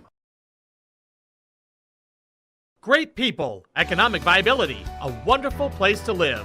Pine River, Bacchus, and PRB Schools. PRB Schools is a small school district with large district opportunities, providing activities and classes that involve students, making sure every student has everything to be successful. PRB Schools also offers a variety of community ed programs, a great way to learn new skills hands-on with others within the community, making connections with families, being involved with the community, becoming a community family. PRBschools.org. The PRB Boosters are happy to sponsor coverage of the Tigers. Like them on Facebook for events and fundraisers. The PRB Boosters could use your help. Be part of great events and fundraisers, all built to give back and present more opportunities for the students of Pine River Backus schools. For information or to get started, email prboosterclub1.com. Meetings are the first Monday of every month at 6 p.m. at the school. Good luck, Tigers, from the PRB Boosters.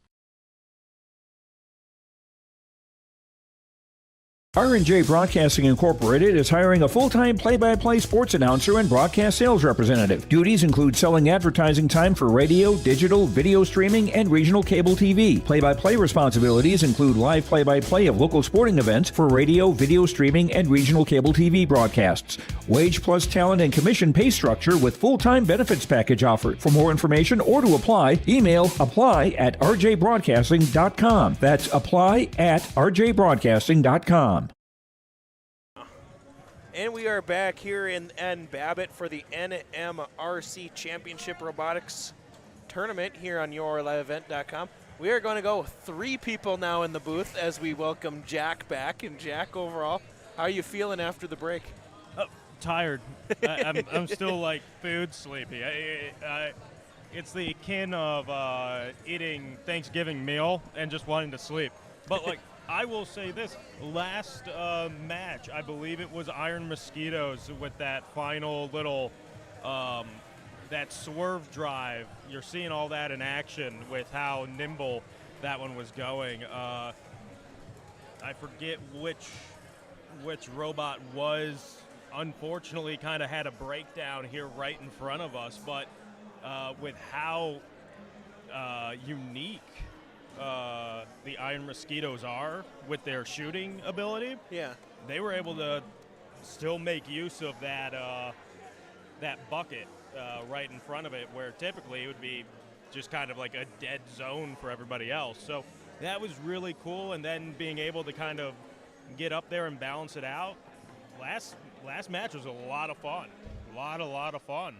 Yeah, and it's kind of like one of those things. It's like, yeah, it sucks that you broke down. But at least if you're going to break down like that, at least it's in the last round. and you have all day to figure it out. Sure. Or all night, I should say. I mean, I'll say this, and again, just kind of talking with them, that could be 100 different things. It could be something as simple as, oh, our connection from our controllers aren't working to it. So some of them using an Xbox controller, the batteries just could have simply died. I mean, if you just look down, there's so many Xbox controllers. There's so many, like, if you remember, like the pilot simulator, joystick thing. Like, it's all that. Kind of like almost like one of those like plug-and-play controllers almost. 100%, yep. And Noah, just going to ask you the same question overall. What have you thought of these last couple rounds? Yeah, I think we're starting to see maybe a little bit of the, my insight is not as good as Jack's. I don't know how I can follow up with that. I'm just going to be honest with you. But, no, I think it's been interesting to see. And like I said, for the most part, we've avoided a lot of a major malfunction with these robots, minus that last one. But, things are tightening up here towards the end. Everything's ramping up a little bit as we're, kind of getting down to the qualifying rounds. But overall, I'm just here having a good time watching the robots move around. Alrighty, Jack. We were asking this question earlier. Out of all these logos, which one has stuck out to you most so far? Oh, of you these see, team logos? I can't answer that because I know too much about all of them. Where I like if you're just straight up asking me, hey, pick one. I'm partial to Chaotix. Iron Mosquitoes are fantastic. Even the Full Metal Jackets with the robot bee. That's the one I said. That's the one I said. That's a really cool one. But I will definitely say the Bog Box logo, and the only reason why is because that almost looks identical to my car. It kind of does. I was going to say, right up there. I know in terms of like names, the one that stood out to me the most was Quack Attack. Quack Attack is incredible. With the robot duck. It has like a Terminator eye. It's great. So it looks like the villain from like I said, it looks like something out of Mighty Ducks, like the animated. Wasn't it like an animated something like that? I don't know. No, but no, but I guess. But you got to remember, he's not from Minnesota. You probably don't know Mighty Ducks as well. Wait, oh, what is it? Mighty Ducks? The Mighty Ducks, Mighty the Duck. Moobus? Yeah, like Mighty Ducks. Ducks. Yeah, like the show.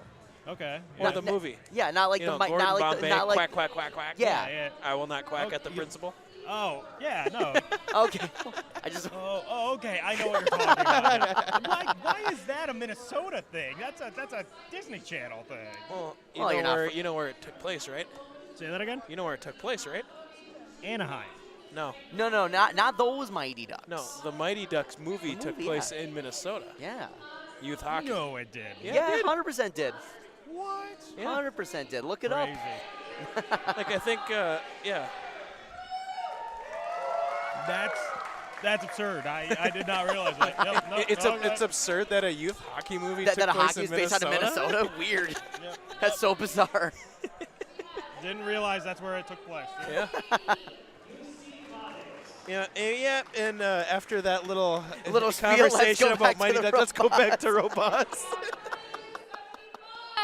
The Regulators. And rounding out the Red Alliance, 4674. Robojacks. All right. And starting off for the Blue Alliance, we have 7235. Red Lake Okichi Dog. There you go. Thank you. Yep. And next we have 4539. Chaotic Robotics. And rounding out the Blue Alliance, we have 3313. Mechatronics.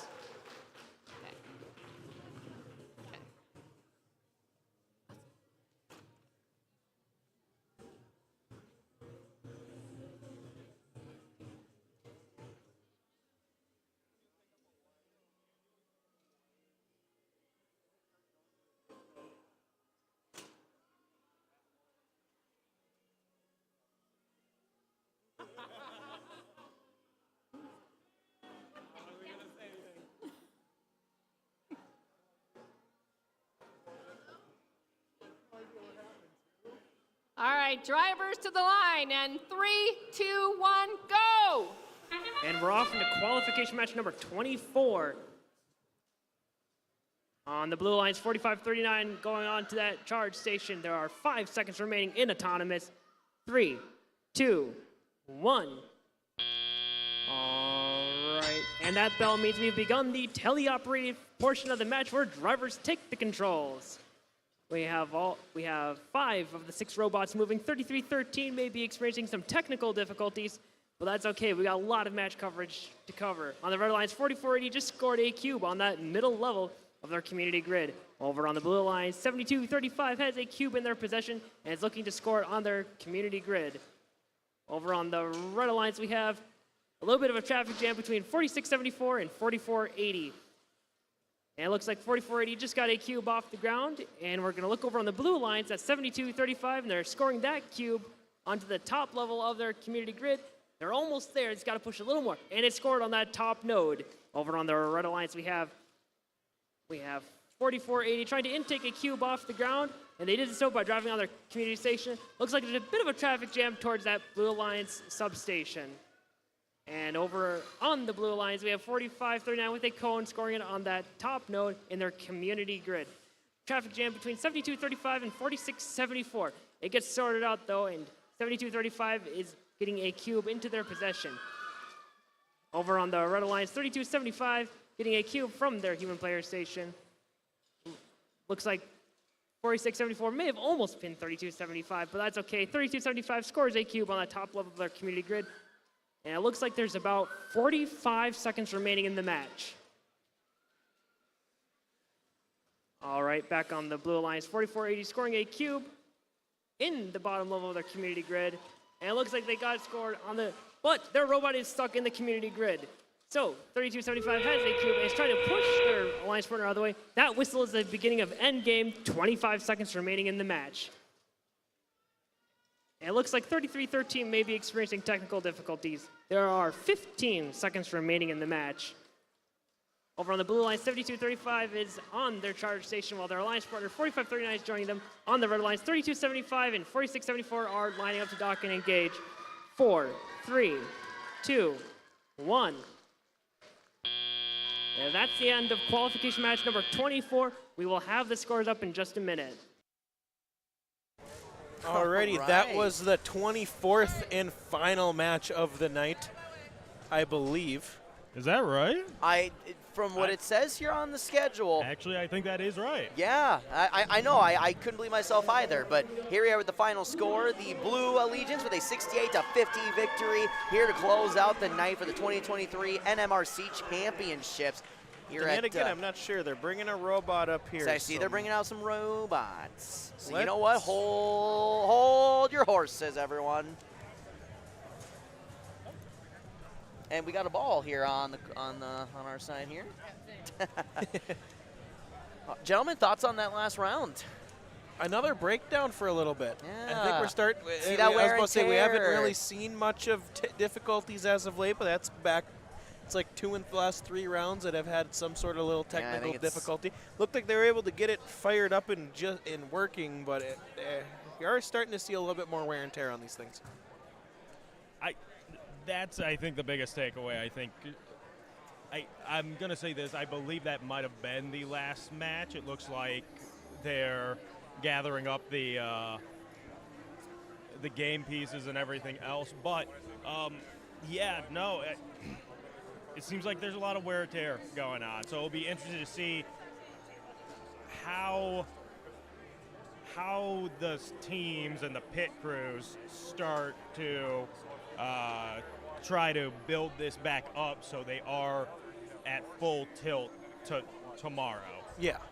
So, I mean, and again, I think it's another big. I think it's another big game for Chaotix. I think Chaotix is looking real good out there. Every single little thing. I mean, they're bringing other bots to the field, so maybe we do have another one going. I'm not 100% sure. How about this, Jack? How about before we get into the next round, since you could probably see it the best, you want to go down the standings for the day? Sure, absolutely. Awesome. We have at ranked 1, we have Chaotic Robotics. Number 2, Techno Tigers. Number 3, Thunder Robotics. Number 4, Big Fork Backwoods Bots. That's 52-53. Number 5 is the Iron Mosquitoes. Number 6, Backwoods Engineers. Number 7 is Robo Jacks. Number 8, the Regulators. Number 9, Mechatronics. Number 10, we got the Bulldogs, 76-77. Number 11, Red Lake. We have number 12, 32-77, Prodigi. We got number 13, 31-34, the Accelerators. We have 14, that is Team 2503, Warrior Robotics.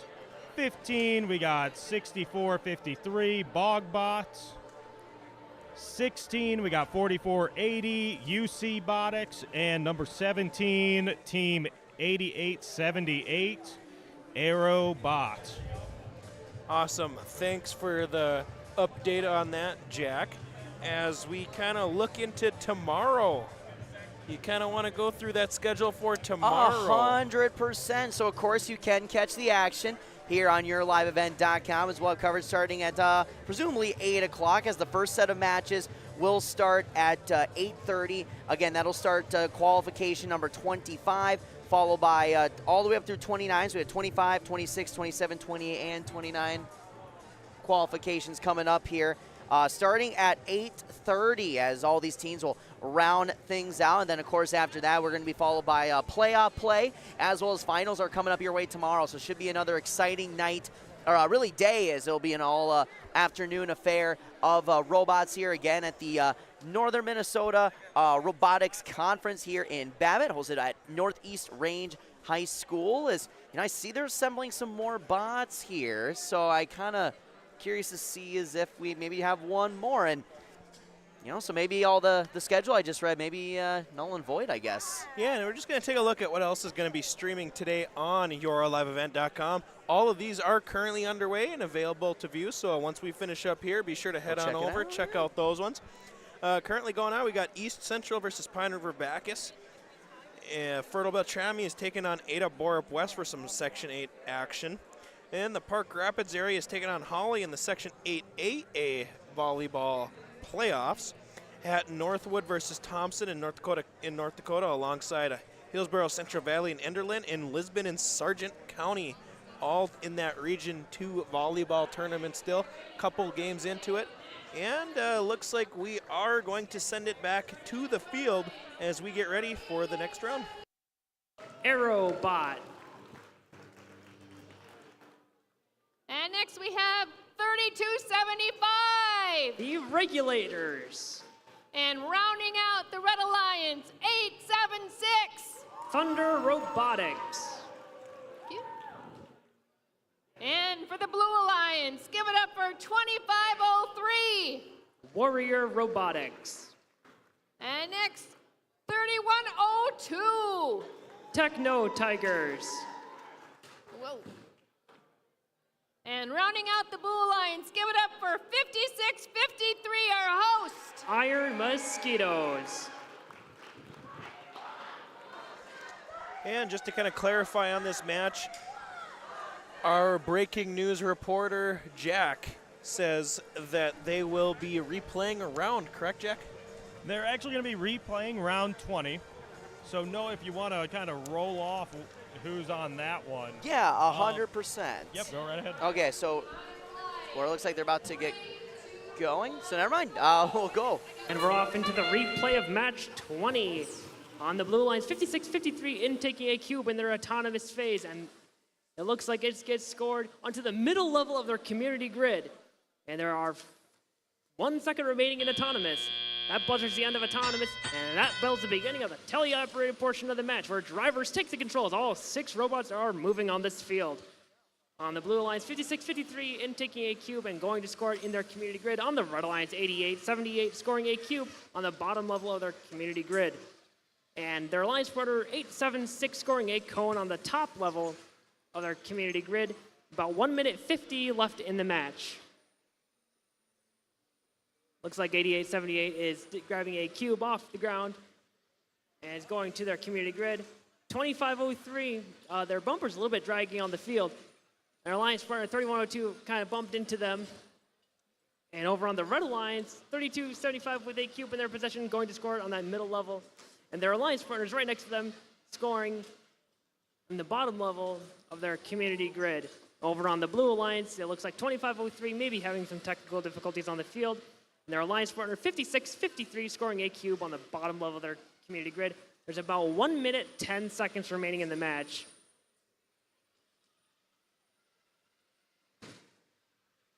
All right, on the Red Alliance, it looks like 32-75 is scoring a cube on the top level of their community grid. 876 scoring a cone on the top level of their community grid. And it looks like there's about 50 seconds remaining in the match. It looks like 3102 and 56-53 are getting cubes and cones from their human player station to go score in their community grid. 35 seconds remaining in the match. The Red Alliance, 876 scoring a cone on the top level of their community grid.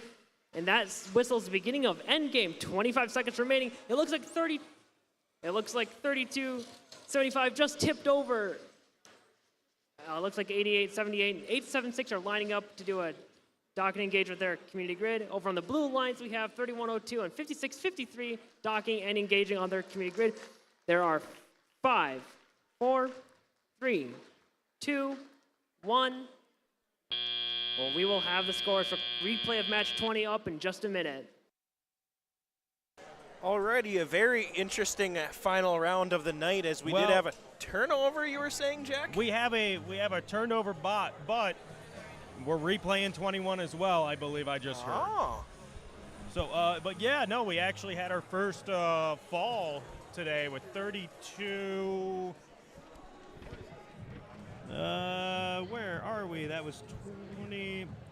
I'm guessing that's 3102 or 3275. 3275 was the one that that just 32-75. That would be over. the Regulators out of Cass Lake. Ooh. Big scoring game match, too, also. Is that the highest we've had? I think in total points, that might be our highest. That is. Oh, wait, no. Sounds like you were wrong for once, Jack. Oh, my goodness. My goodness. I was about to say, Jack has hit us with probably the best breaking news from the event all night. Just now he's joined me and Noah in the Making Mistakes group. Oh, well, it was only a matter of time. We all had to join it at some point. Oh, yeah, no, that was a heck of a last match. If that is the last match on the qualifiers. Yeah, 100%. And that should conclude pretty much the games of the day. Of course, we'll have award ceremony later today, or coming up, I believe. Yes, yeah. We'll have partially of the awards. Yes, yeah. And Jack, I guess with there's still games to be played. Like, what kind of awards do they award off of like a day like today? Do you know? Actually, yeah. So, I believe. I'm trying to get. Let me just get it in front of me.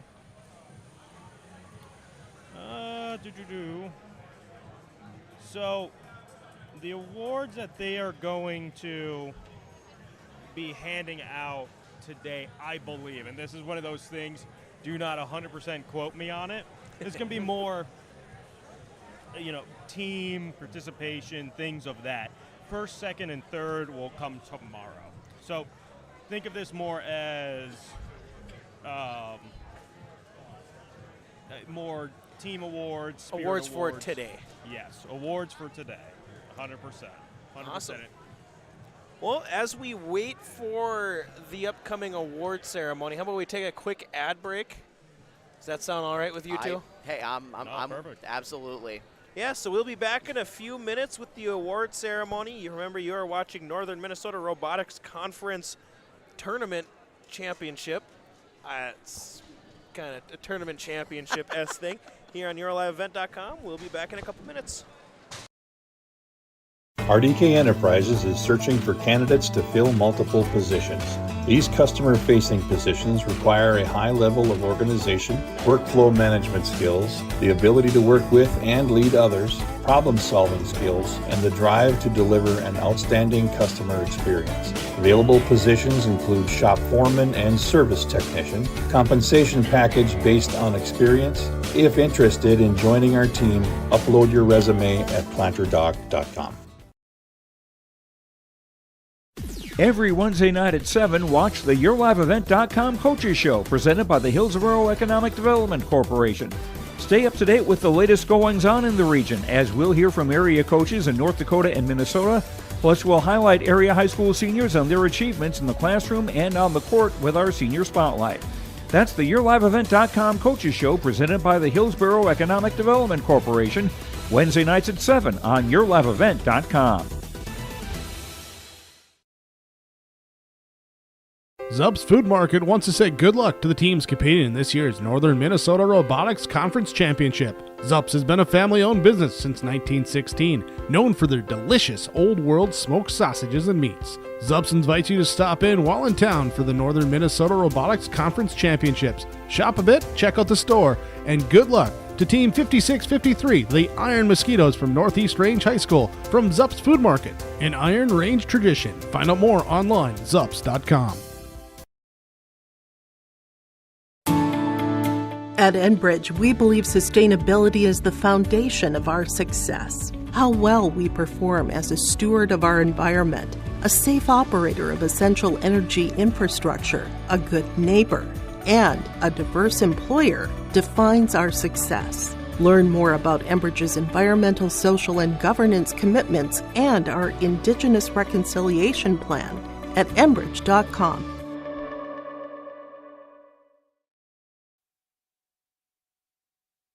And we are back for some Northern Minnesota Robotics here on YourLiveEvent.com. I know we're kind of gathering the coaches in the middle here. And Jack, do you know what they're doing? Yeah, so they're going to start handing out the awards with this. I believe they're going to be doing the chairman, the inspiration, the team, judges awards, coaches, mentors, and things of that nature. So let's just dump it right to the field. I hope the head ref didn't see that. Oh. See what? All right, welcome to the award ceremony. Did you have a good day today? Yes? Great job. Got a few more matches to go tomorrow morning, but it was a wonderful afternoon, a wonderful day. And also, how about a huge round of, give your mentors and coaches a huge standing ovation. They're right here, come on. Come on, stand up. Come on.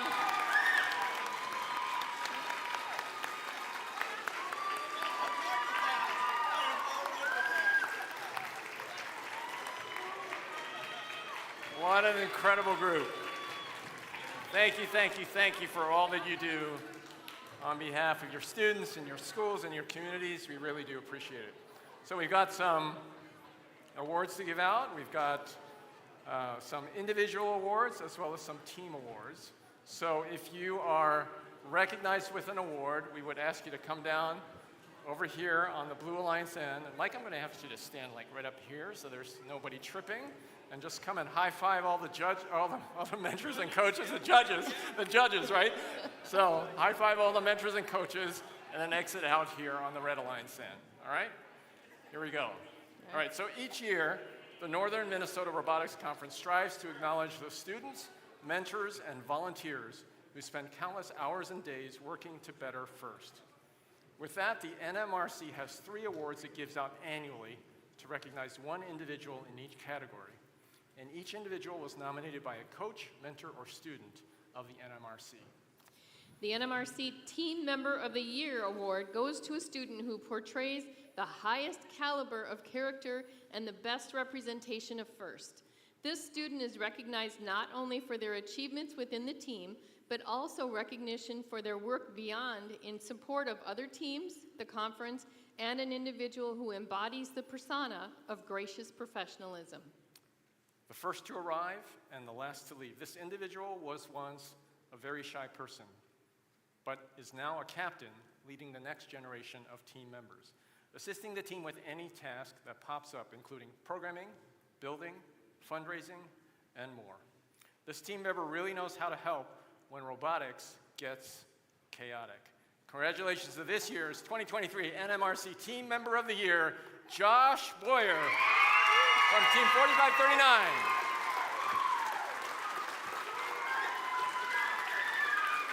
Josh is on Chaotic Robotics, representing the Crazy Vargas High School in Crazy, Minnesota.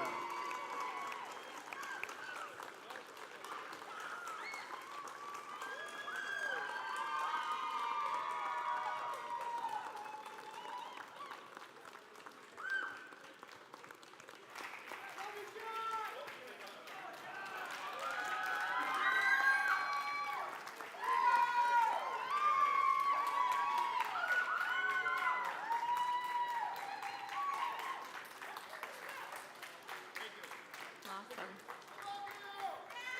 Congratulations.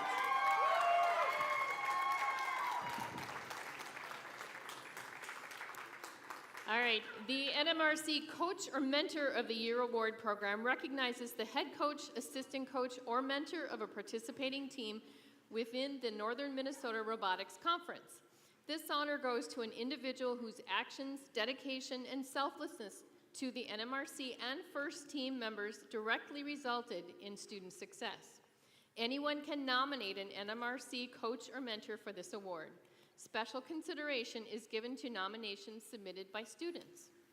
So this year's Coach or Mentor of the Year goes to someone who has stepped up in a number of FIRST robotics coaching roles across the state, from working with the ARC to the MRCA, and especially with our very own NMRC. This coach has been making a great impact around the state, but that does not include what he has done locally. This coach is taking a dedicated approach to work with his team to encourage growth and become more involved in the advocacy of FIRST, traveling across the country with his team for outreach assisting other coaches building networks in the state, and even hosting this NMRC event at your school. So please help me congratulate Ryan Lindsay from Team 5653.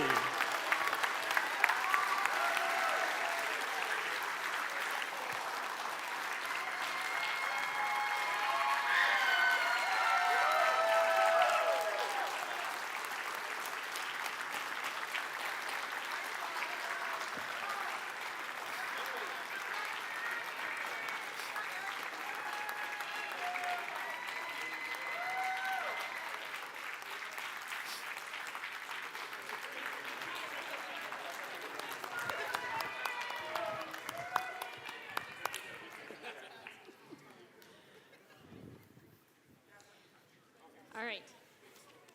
The NMRC Volunteer of the Year Award program recognizes a volunteer of the Northern Minnesota Robotics Conference. The honor goes to an individual who is generous with their time and talents. They bring light, life, and selfless service to both our students and organization.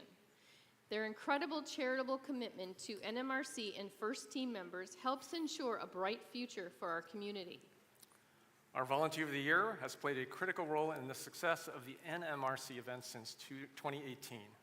Working above and beyond is an understatement to the dedication and passion our Volunteer of the Year brings to FIRST Robotics.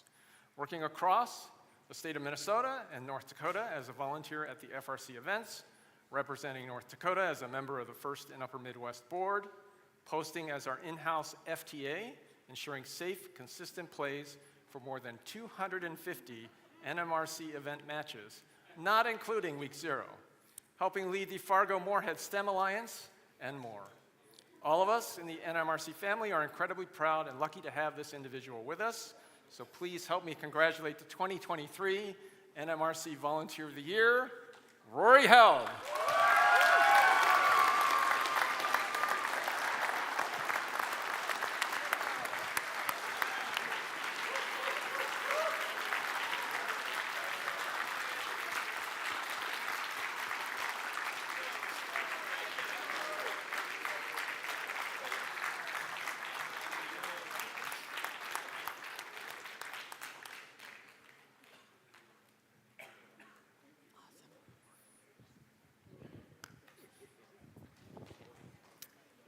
All right, now it's time for our judged awards, and I don't know if our judges are here. Are they here today or here for this?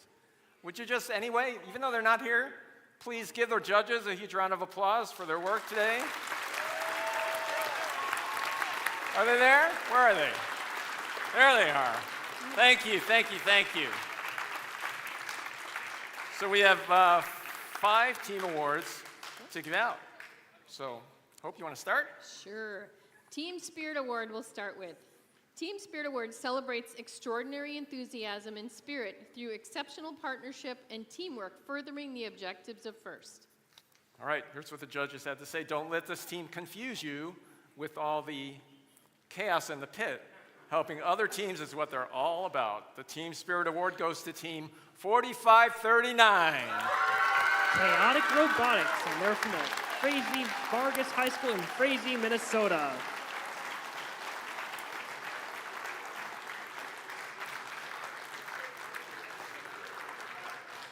Congratulations.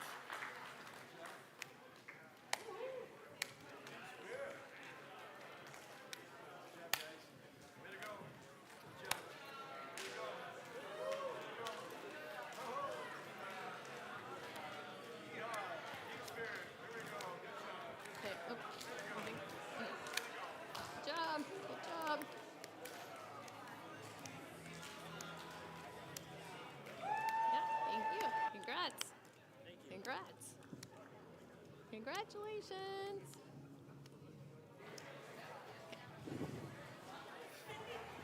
All right. The next award is our Judges Award.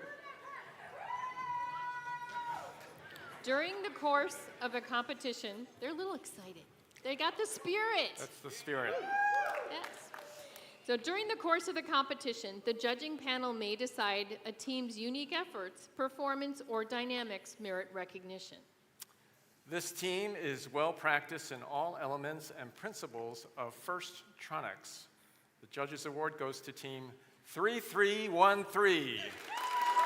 Mechatronics from the Alexandria High School in Alexandria, Minnesota.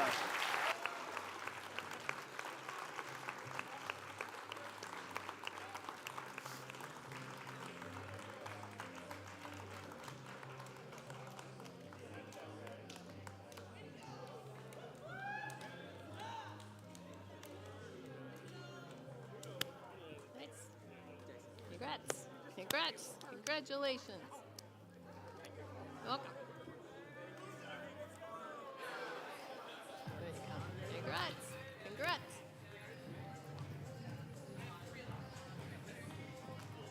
All right, next up, the Engineering Inspiration Award. Celebrates outstanding success in advancing respect and appreciation for engineering within a team, school, or organization and community.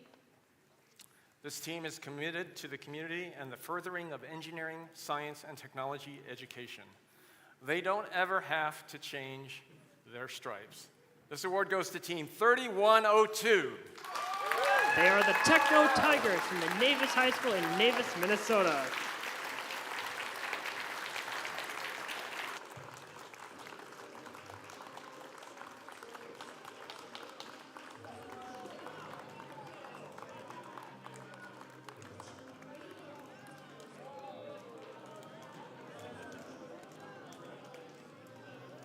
Congratulations. Congratulations. Yeah, congratulations. Woo.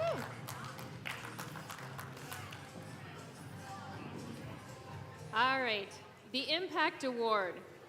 The Impact Award, now there are two of them. There's a JV Impact and a varsity. The Impact Award honors the team that best represents a model for other NMRC teams to emulate and best embodies the mission of FIRST and to the NMRC. Its goal is to shine light on our efforts to transform our communities in ways that will inspire greater levels of respect and honor for STEM, as well as encouraging more of today's youth to become the next generation of leaders. All right, this is for the JV Impact Award. This team is a big boost for the next generation of robotics leaders. They will be as big as Paul Bunyan's axe. The JV Impact Award goes to team 4674. And they are the RoboJacks from the Bemidji High School in Bemidji, Minnesota.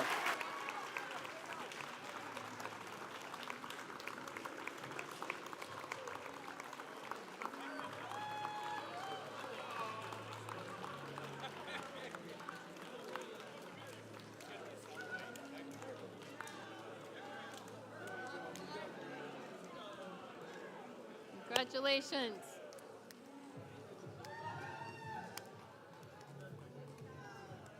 Congratulations.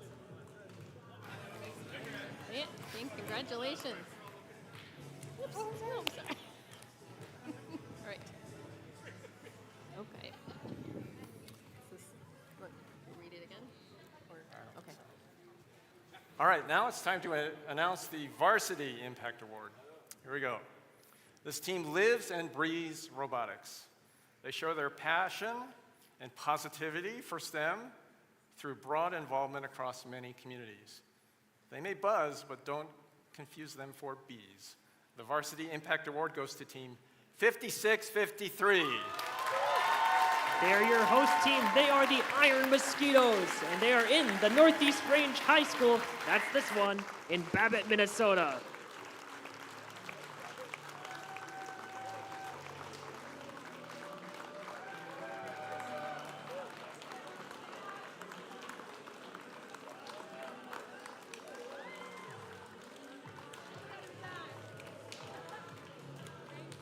Congratulations. Thank you. Congratulations. You're welcome. Congratulations. Congratulations. Congratulations. Oops. All right, congratulations to all of our award winners today. Great job. We're really proud of you. And thank you for all the work that you're doing on behalf of your school and your team and your community and for First Robotics. So I think this wraps up our day today. I think so. We want to make sure that you get on home and get a good night's sleep. We're back here early tomorrow morning, I think. We are open around 7:30. Pits open. Yep. The pits open at 7:30, and we're going to start our qualification matches, our last few at 8:30, and then we'll have our alliance selection and our playoff tournament to determine who's going to be our 2023 NMRC conference champions. So, have a good night, everybody, and we'll see you tomorrow morning. All right, good night. And you heard the man. That will conclude at least today's games and pretty much coverage of the NMRC Robotics Championship here on yourliveevent.com. We'll do probably a quick little recap of where our standings are, just taking a quick look at those before we get going. This will be kind of our post-game show, I should say. It's taken in first, we got Chaotic Robotics, followed by the Techno Tigers and Thunder Robotics. That will be your top three heading into tomorrow. Then kind of easing their way in, are kind of in that contention for that big top three, is the Big Fork Backwoods Bots and the Iron Mosquitoes and the Backwoods Engineers. And then kind of rounding out the rest of the rest of the field will be the Regulators in seventh, followed by the Robo-Jacks, the Mechatronics, the Bodacious Bulldogs, the Red Lake Ojididag, Warrior Robotics, Pro Digi, Aerobot, and it's the Accelerators, Bogbots, and UC Botics. And that will wrap up that will be the end of rest of the field there. I can't talk right now. And yeah, I suppose we should probably. I'll let Jack take over at the end here. No sweat. Well, again, we want to thank everybody for watching with us. It has been fantastic. I've had a blast actually kind of watching you two. Preston and oh, that's good. In a good or bad way. Well, just being like. This has been a blast. It's been a blast kind of seeing you guys interact with this for the first time. So right. It's been a treat for me for that as well. Hopefully it's been a treat for everybody else out there as well. We definitely want to thank all the sponsors. Special thanks to Enbridge. Now, I will also say, and I was just a little worried, no, we're still on with this. Okay, cool. Hi, everybody. Jack, everyone. Yeah. But, I mean, you heard it from them. 8:30 is going to be the last few qualifier matches. So it's going to be more the first 5 tomorrow.